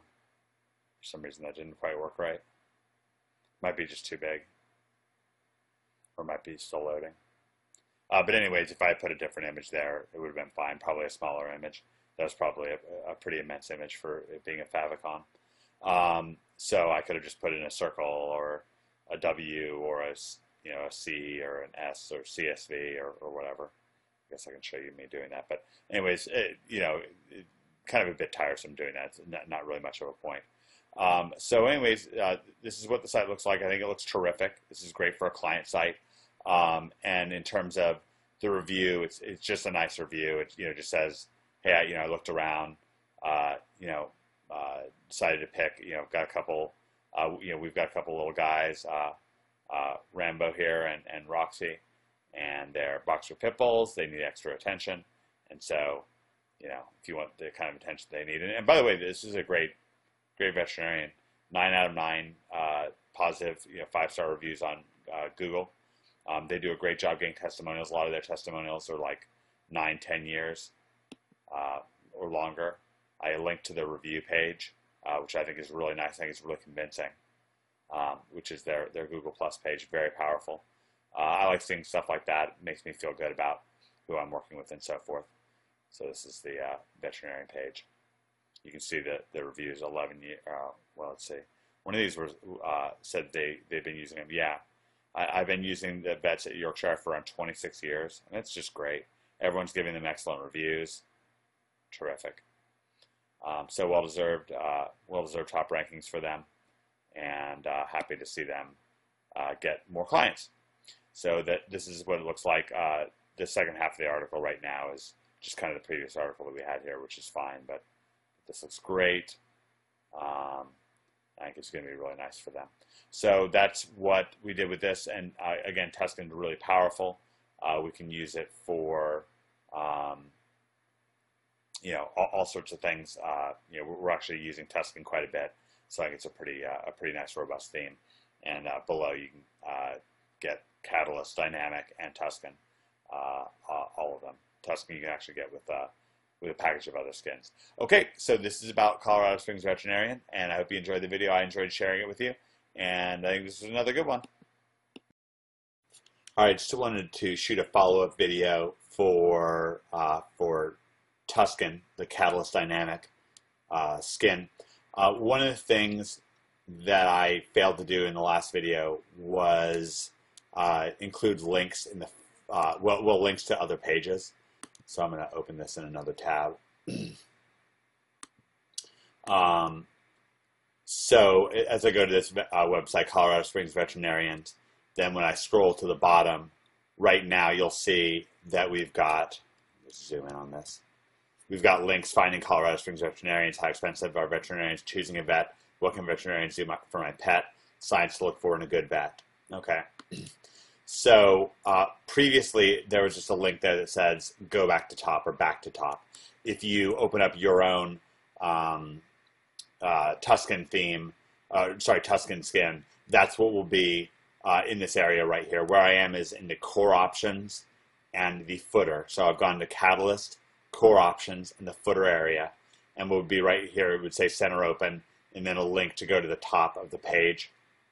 And what I wanted to have instead, you can keep the link back to the top of the page, but I wanted to have links to my other pages. So they have a sample text here that you can copy and paste up here.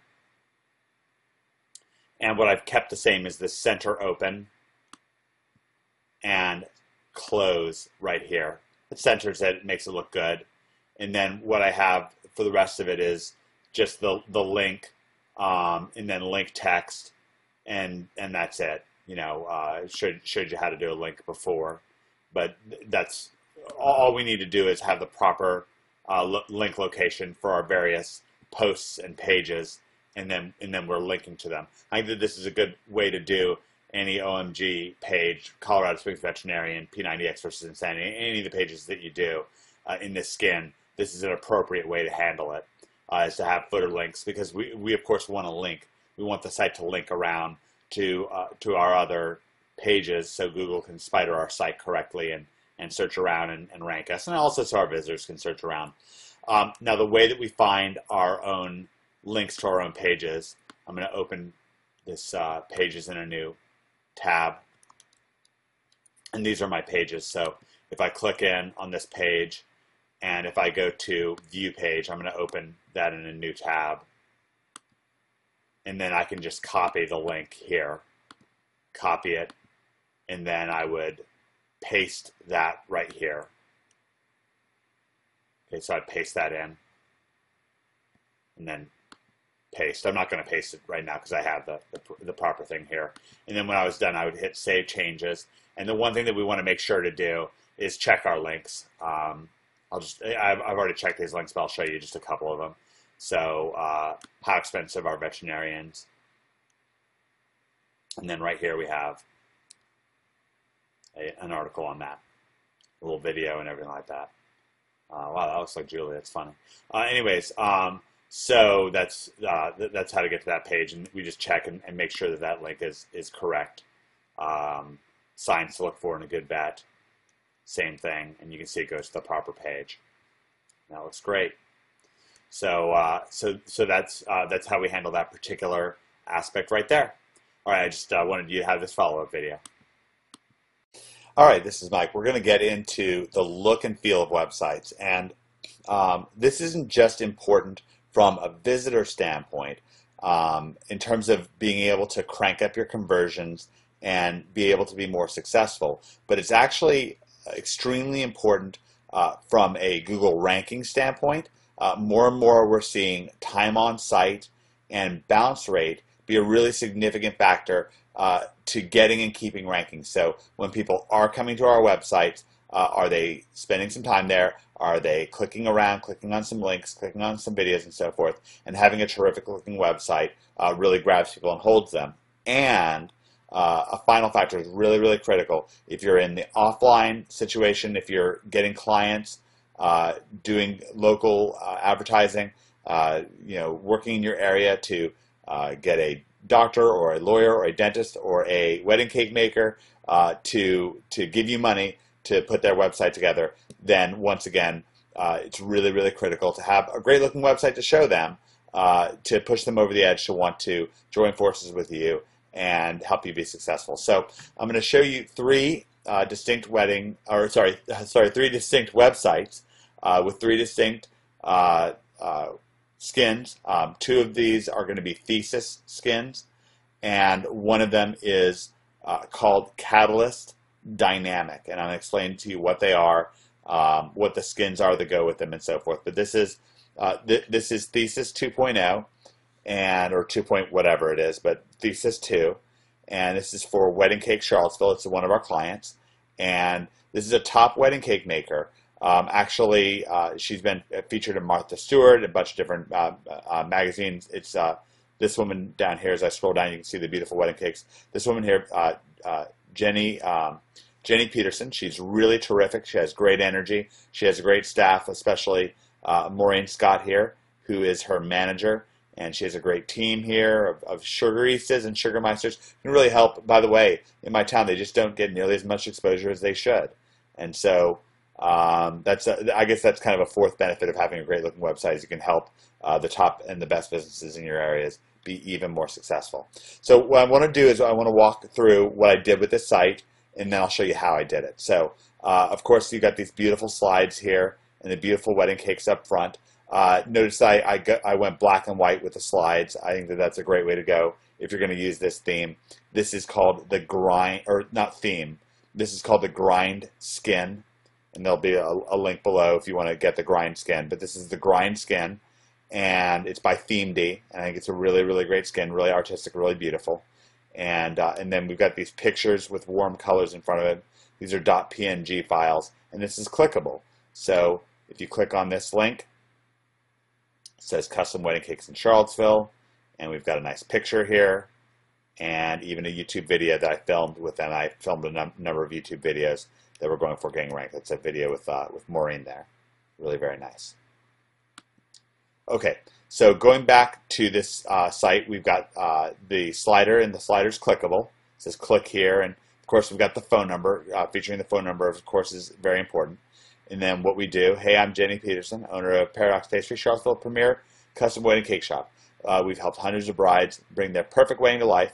I trained at one of Paris's premier culinary schools, and my highly trained staff of sugaristas and sugarmeisters and I are your disposal to create the memories of a lifetime. The perfect wedding cake comes from a recipe of artistry, chemistry, mixed in with lots of passion, and above all, love.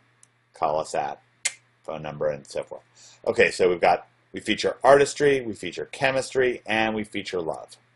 And I'll get into more behind the scenes of the Paradox case study, but I really dug into this to help you really understand how you can dig into your client's work and have especially a lot of success.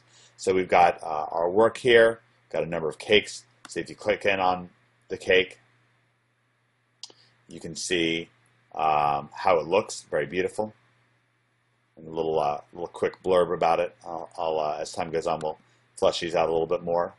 And by the way, these websites, they look great and they're very effective with visitors. Over time, we may tweak and test things as we go along. So if you arrive at the website and there's something a little bit different there, then you also have the additional value of knowing what it looked like before and then what our current test that we're working on looks like. So it's a nice little additional bonus value for you there. Okay, so I'll click on this cool looking website. Sarah liked this website. Sarah, who's outsources for us time to time. So it's another, and this is called your portfolio. I'll show you how to set up a portfolio, and that looks great. Portfolio is really good to have for a site where it's very visual, where they have a portfolio of things. So in this case, a portfolio of wedding cakes. Certainly, this would work for any sort of an artist, somebody who had, who sold watches or, was particularly into e-commerce, clothing. Any sort of sellable items. If it's a service, then I don't think the portfolio is necessarily going to work as well. If they had a bunch of testimonials, then we could place testimonials here, and that would be great. If we had headshots of the testimonial people, and then they could click on that, that would be cool. And then we've got who we are. Got this great picture of Jenny, and we've got Maureen Scott, the head sugarista, the sugaristas and sugarmeisters, and of course you. And this is great. I just pulled this from a stock wedding site, but I think that looks really great. So okay, so now we've got an overview of the site. Now what I'm going to do is log into WordPress and click in the site and show you how I did this.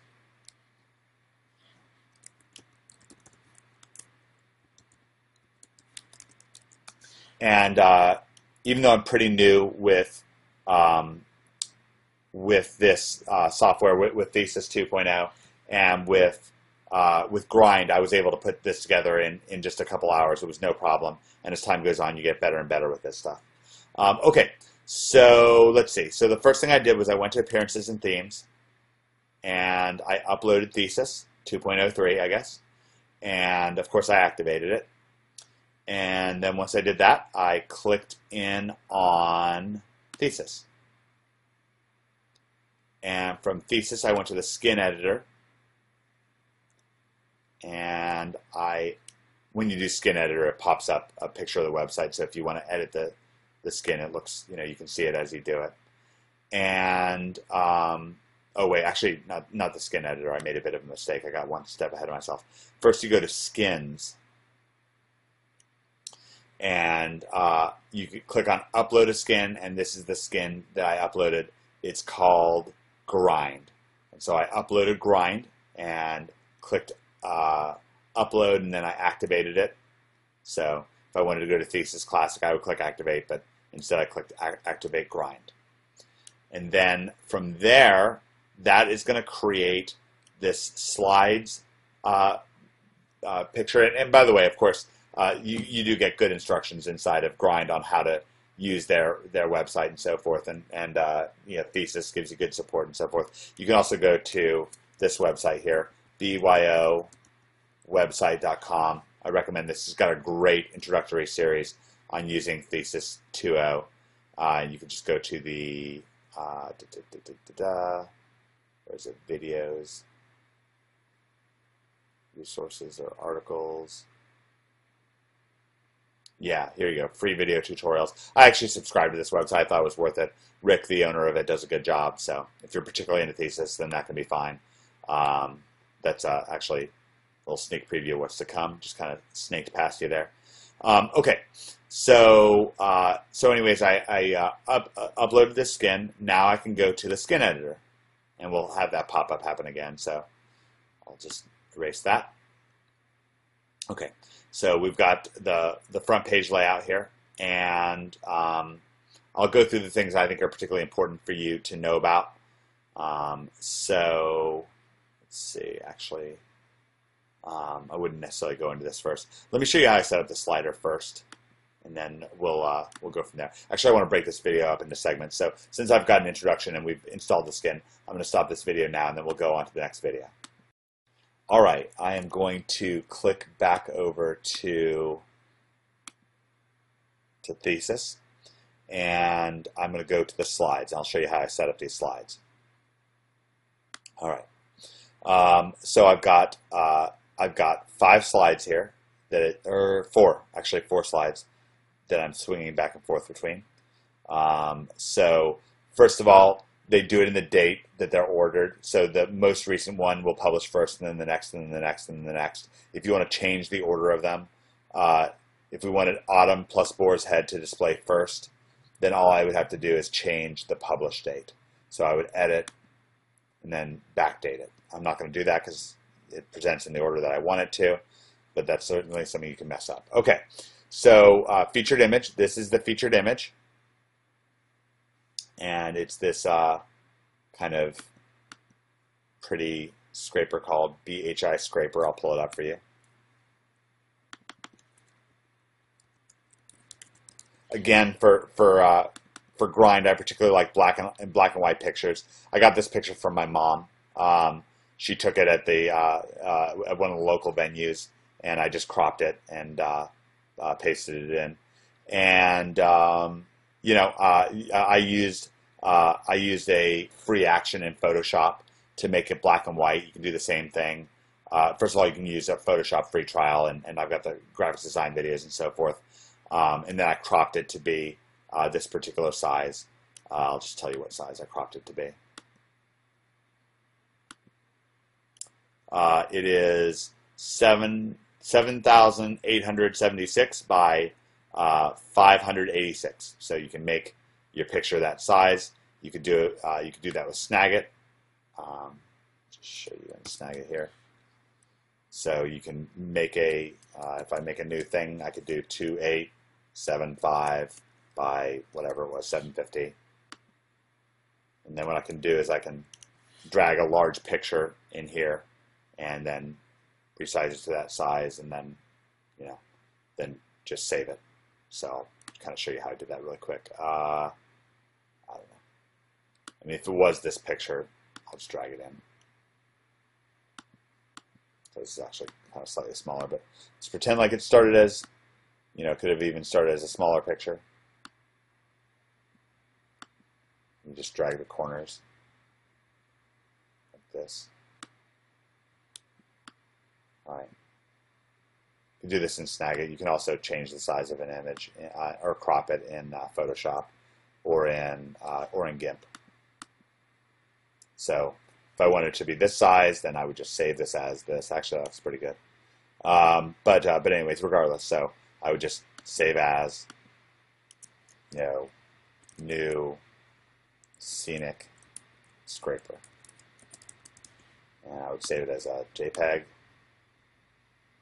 Yeah, change the quality to whatever I wanted to make it kind of a little bit smaller, and then that's that.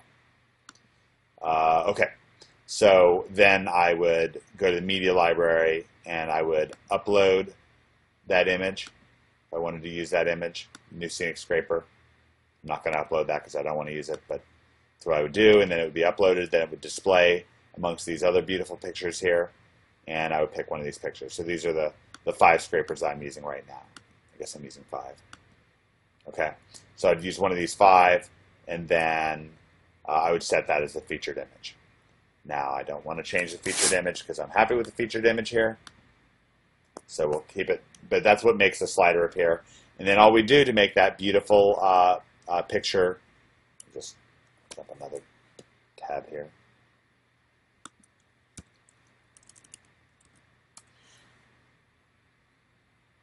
then all we do to make this beautiful picture appear up front is add a .png file right here. And in this case, I use this one here. And you want to make it a .png, and again, you're going to want to watch the graphics design video so you understand the difference between a .png. But as you see with a .png, as I kind of move it around, you can see that it doesn't have a background. It just only has the image and the shadows of the image and so forth. And that's great because then it just sits on top of the background picture and it looks terrific. And by just doing some checking around, I realized that really warm colors look great against that background. Okay, so nice warm colors, that's why I selected for nice warm colors against the black and white background. Looks great. And then we make the link clickable. So right now we're sending them to /custom wedding cakes Charlottesville, VA. Okay, and I showed you how to make a link. This is how we do it.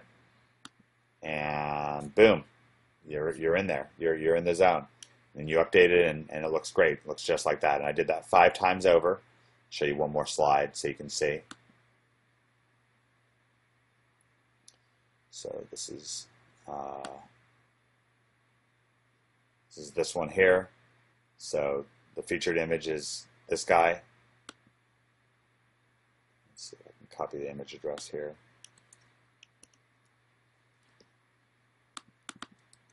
So this is the featured image. Come up very good, but it's kind of somewhat pixelated. I guess that's the thumbnail of it, but I guess I can probably just do it like this.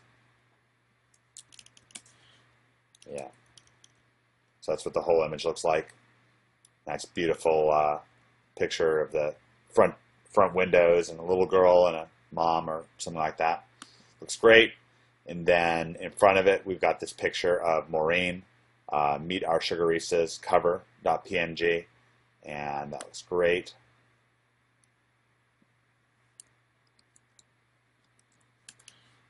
Again, it's a good looking .png file. I like that. It has a lot of energy to it, a lot of warmth to it. And of course I put the phone number in a nice warm color, makes it very easy, makes it show up great. And they just went wild. Jenny and Maureen both just went wild when they saw this. Okay, so that's how you set up the slides. To set up the portfolio, then I have all these portfolio pictures here. I'm just going to show you one or two. So here is, let's see, roses. So, add a new one, and we set a featured image once again. Same exact thing. We upload the file and set that featured image. And in this case, we're going to want the featured image to be the same image, which is this image of this wedding cake. We set up the featured images of this pretty looking cake that you see right here, and this is the image that sits inside of the featured image area. Again, the same pretty looking, I think this is actually an anniversary cake. Very, very gorgeous looking. Okay. And, then I said something like, roses mean love. This cake shows off the beauty of ivory with a soft color of pink roses. Magical. Very nice. And I happen to go ahead and link to, doesn't really matter. Okay, so you basically put the image right here, and then it'll display nicely, and that looks great. Okay, so you just add the image link right there, and then boom, it's good to go. And so what that looks like, here's the roses cake. That's what it looks like. Roses mean love. This cake shows off the beauty of ivory, soft color pink roses, magical. It is magical. It's beautiful. Okay. Alrighty. So that's how you set up a portfolio. I'll just show you one more. Here's Nick and Thea's wedding cake. Again, we pick a featured image from the uploaded area. That goes right there, and then we put an image link to that image right here, and then type in some text. That's it. Boom. Displays nicely, beautifully. So we'll back up. Here's Nick and Thea's wedding cake right there. Beautiful. Okay, so now we have done the slides and the portfolio. Again, I'm going to just stop this video just to kind of chunk things out a little bit. All right, I go over to settings here and go to reading, and I'm going to set this to a static page. In this case, I just selected Wedding Cake Charlottesville as being the front page, which is fine. Now I'm going to go over to, I'm not going to do this a third time, I did it before for you. I can go to Thesis and click Skin Editor. That's going to make it pop up the page. I don't want to do that. So I'm just going to actually go to the Skin Editor. Let's see. So let's do that. So here's the Thesis Skin Editor. This is what pops up. Now, this is where we're going to do a lot of our editing of the front page. So let's go and kind of chunk this down. So the wedding cakes in Charlottesville, artistry, chemistry, and love. Where does that happen? That is going to happen in your general settings. Wedding cakes in Charlottesville, artistry, chemistry, and love. Right there. Bing, bing. Done. So that's how that happens. Okay. Then we will go to kind of move down the page here. You already saw how to set up the slider. What we do. Okay, how do we edit what we do? Well, we go to the Thesis Skin Editor. And let's see. Oh, one thing, I added a nav menu. That's good to know. Okay. So, should the nav menu may actually come with it.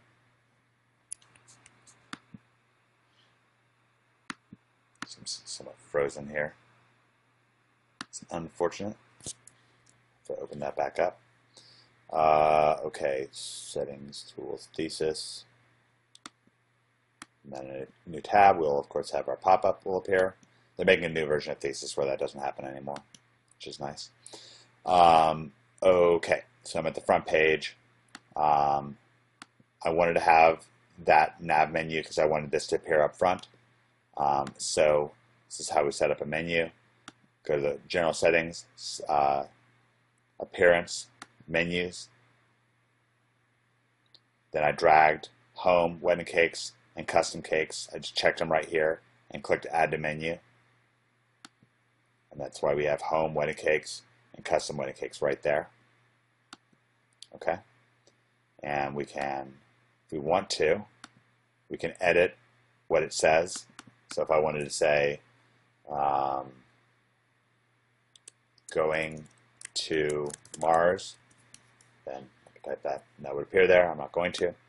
But anyway, so that's how that works. You can change what the display name of the wedding, of the label is, which is nice. And then to add that label, what I did was, so first I opened this, then I opened this, then I opened this, and there would have been a space right here. Then there's a little box here that says nav menu. It's one of these here. And I just hold the shift key and I just drag just like this. Okay, just drag it and drop it right in here where it says nav menu. I'm not going to do that right now because I don't want a buffer thing, whatever that was that I was moving around. Okay, so that's how we do that. And now we're done with the header. Okay, content area. So the content area, as you see, opens and closes like this. The slider area has the themed slider. You've already seen us use that. So next we have section, which has this little wrap thing. And it starts with this row. And the row is where we have what we do. Okay, right here, what we do. So we just type what we do right here. And then just simple, normal HTML paragraph. Hey, I'm Jenny Peterson, owner of blah, blah, blah, blah. Made it this strong. Could have put a hyperlink in there if I wanted to. I didn't want to, but could have. And boom. What we do is done. Looks great. Okay, if we make a change and we want to save it, click Save Template. I'm not going to do that because if I made any changes, I certainly don't want to save them. Okay. Open up the 3-column wrap. That refers to 1 column, 2 column, 3 column. Artistry, chemistry, and love. Okay. I'll open the first section. Okay. I picked icon 1 for this.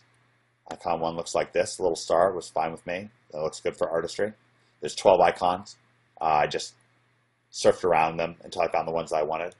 And then a brief letter that I typed here. Of course, I just put the phone number every dang place I can think of that's appropriate.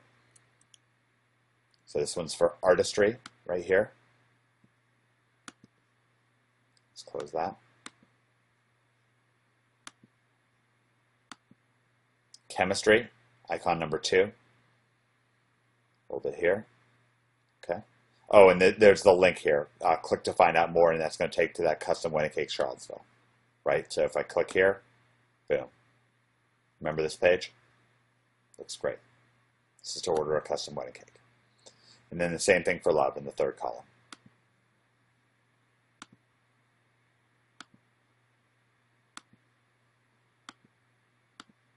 Sorry. Little blue box here. Love, icon number 8. We're passionate, blah, blah, blah. Click through here to find out more. Great. Just a simple hyperlink. Alrighty, then we have our portfolio area. You already saw how we set that up. Nothing to do here. I'll just say ThemeD Grind Portfolio. That looks great. And then this final section 2 here. We've got the row and we've got the 4-column wrap. Now, the row, I just put who we are and I deleted everything else because I didn't want anything else. I didn't feel like I needed anything else. You can put more there if you want to, right? So after it says, after you see our work from a portfolio, who we are, I could say more about who we are, but I thought let's just get to it. And then we've just got a 4-column wrap here, and this works very similar to what you saw before. Pop that open. Got 4 little areas, 1 for each. The first section, I put Jenny's picture here. I put a width of 300. Put owner as the label, and I just said, hey, I'm Jenny Peterson. I graduated from Le Cordon Bleu in Paris. I'm very proud to have moved my 7-year Virginia Certified Home Bakery into the premise of Paradox Pastry, where we've helped hundreds of brides and grooms celebrate one of the happiest days of their lives. Call, boom, boom, boom to make an appointment. And I did that 4 times over, and that wound us up with this website. I deleted the footer widgets. It says I've got spaces for footer widgets here just because I'm logged into WordPress, but when I'm not, then there's nothing here, and that looks great. Looks great not to have a footer widget. So I set these 4 up. Boom. Done. Great looking website. All right, I hope you enjoyed ThemeD Grind on Thesis 2.0. All right, we are on insanityversusp90x.org, and this is a great site because it ranks #1 for insanity versus P90X. This theme, again, it's Thesis 2.03, and the skin this time is Agility Nude. Now, Agility Nude is a particularly neat skin. It's the link for it is below. It's a particularly cool skin because it A, it's a cool skin, and B, it comes with a lot of support. Actually, it's really the premium thesis support that's out there, the premier thesis support that's out there. So if you click in below, it's incredible. You get webinars. I actually joined it myself, and I love it. It's a great theme and great just outlandish support.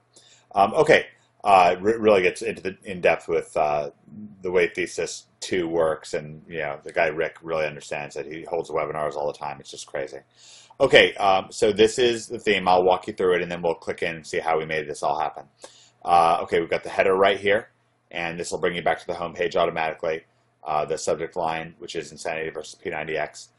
Then we've got the menu right here, which is set up basically the same way that we set up the last one that I showed you on Grind. Then we've got our nice, good-looking me and Greg right here. Then a few words about the website. Then right here, we're really going to go hard for the opt-in. And this is working pretty well. And then they can, of course, just order Insanity or order P90X right here or here. And then we've got an article below that they can click in on. It goes more in depth. right here. That's the whole article. All right. So that's the first column. The second column, Insanity versus P90X, which is right for you. Video showcase. Now a lot of this stuff are just .pngs that I created with Snagit. I used 28 Days is the font for it, and you can use, of course, Photoshop, or you can use GIMP, which is free. So this is this column I'm primarily using to try to get people over to our videos. It just adds a lot of content to things. It's a widget. I'll show you how I do it. It's just a widget text box, and you can click to order Insanity, click to order P90X. If you click on Video Showcase here, it takes you to our Video Showcase page, which is a single column page and just has a number of videos. It's a great resource, very nice. As this grows, I may chunk it out a little bit as we get more and more videos in there. I may break up the Video Showcase into different categories as well that you can click off of. But for now, one page is plenty sufficient. And then we've got the YouTube video embed of Greg's before and after from Insanity right here. Me with some weights that I got right over here. And then click through to browse our entire Video Showcase. So that's what it looks like right now. Let's click in and see what's behind the scenes, what I had to do behind the scenes to make this all happen. Really great looking site. So we'll go to the dashboard.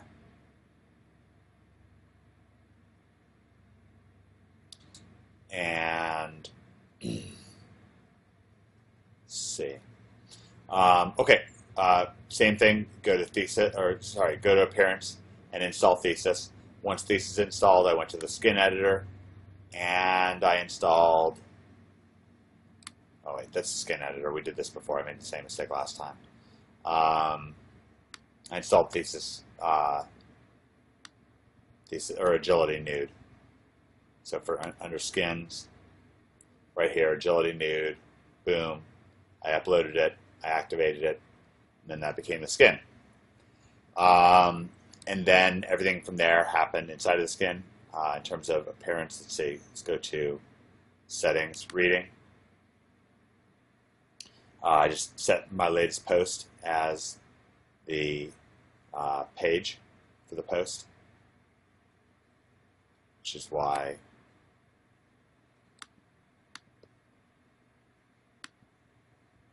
let's go to the site.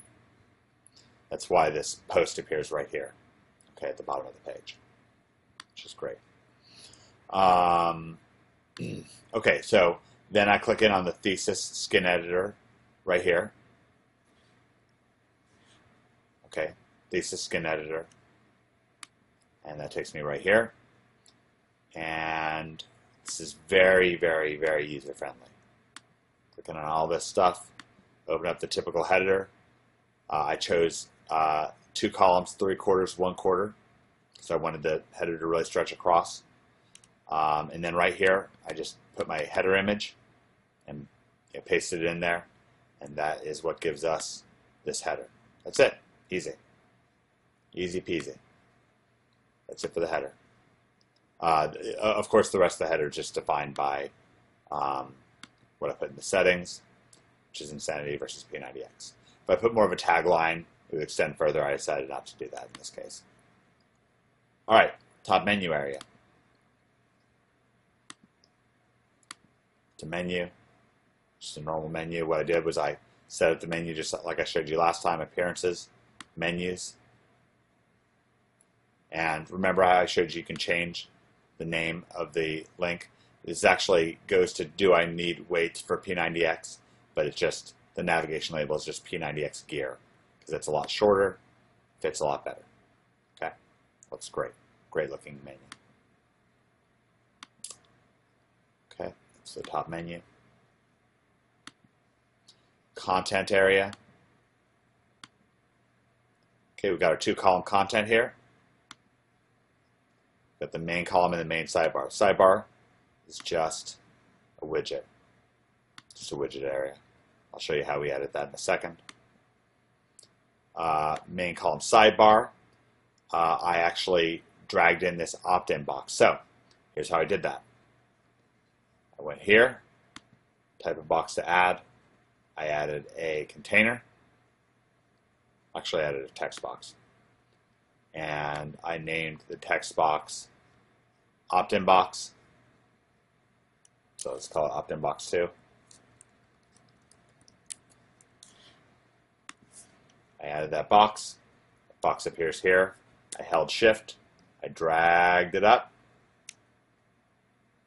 and dropped it right in here. I'm not going to do that this time because I don't want that box in there. So that's how that got in there. And then when we open it up, we just see a text box. And this is just text HTML. Simple as can be. I did an image align left. Okay. And that's how we wound up.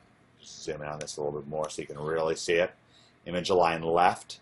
And that is what makes it so the image sits right here very nicely. Then just some text. The text that you see. Hey, Greg and Mike here, blah, blah, blah. Added some spacing here with a /BR, and the P tag, P creates a new paragraph, and that's it. You know, just a couple paragraphs with some spacing, and then I did this HR. The HR creates this line that's right here. Okay, so this is just paragraph, paragraph, paragraph with some spacing in between. See the spacing right here is just this /BR and this P tag. That's it. That's what's creating that spacing. Okay. Then I'm centering and adding an image. This is the image that I added.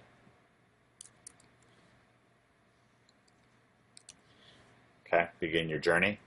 Created that in, it's just a .png, right? See that? That I created in Snagit. Could have created it in GIMP if I wanted to. Oops. And then I pasted it in my opt-in form. Okay, simple enough. That opt-in form is right here, right below it. Centers itself automatically. Then I put this image below it. Okay.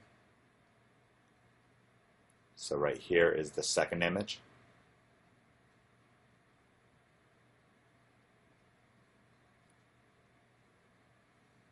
Right here. Okay, that's the second image. Bonus case study.php right here. Then I've got order links below. See that right here? Order Insanity, and then the link, or Order Insanity here, or Order P90X here. Okay, simple enough. Then I put the HR tag right there, and what that does is it makes this line break, and then boom, onto the blog post. Looks great. Streamlines down the page, very clear what we want people to do. Now, did something here. What did I do to? Did something to kill this. I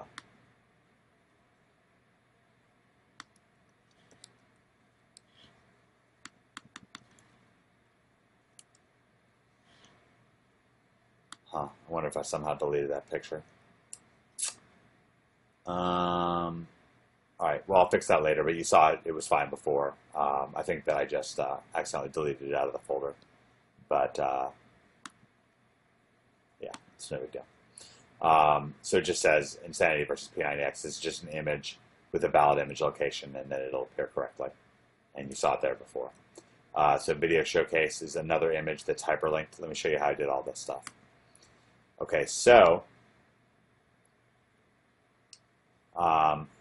like I said, it's 2 columns. The second column is just a widget box.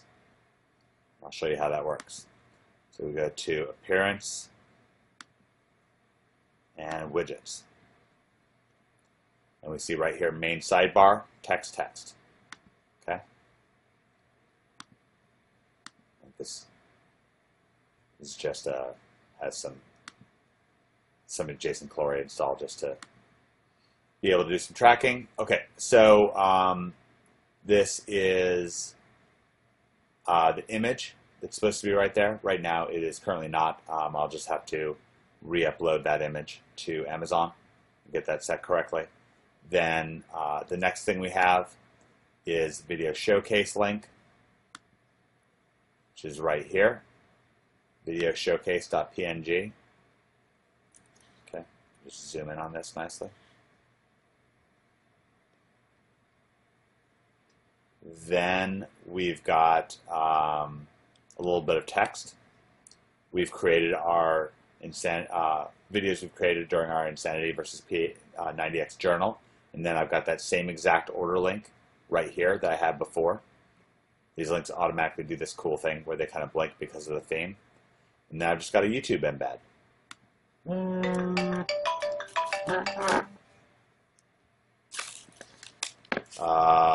Okay, so then, so this is just a YouTube embed. I just go to youtube.com, search Insanity versus P90X. And let's see, maybe Greg's video will show up here somewhere. Here it is. And then we go to share. Hey everyone, my name is Greg Morrison. This is my Facebook page here if you guys want to add me here. And I'm going to give you a P90X versus Insanity breakdown so that you can help yourself pick which program is better for you. They're both really good programs, but there is a pretty good there is pretty big differences between them when you really break it down. And a lot of people, you know, they kind of look at them as the same thing, and they're really not. I've done both of them. Here's Insanity. Right here, and this is the Insanity DVD. I finished this about a month ago. I love the Insanity program. And then here's P90X. I didn't make it all the way through this, but I'll explain that in just a little bit. And that was about 6 months ago, but I do have both of them. They are both good, but again, I'll talk about that in more detail. And I also take Shakeology. I'll talk about this stuff in just a minute. This stuff's great, and I'll go into detail on that in just a minute. So, to kind of break up the two, P90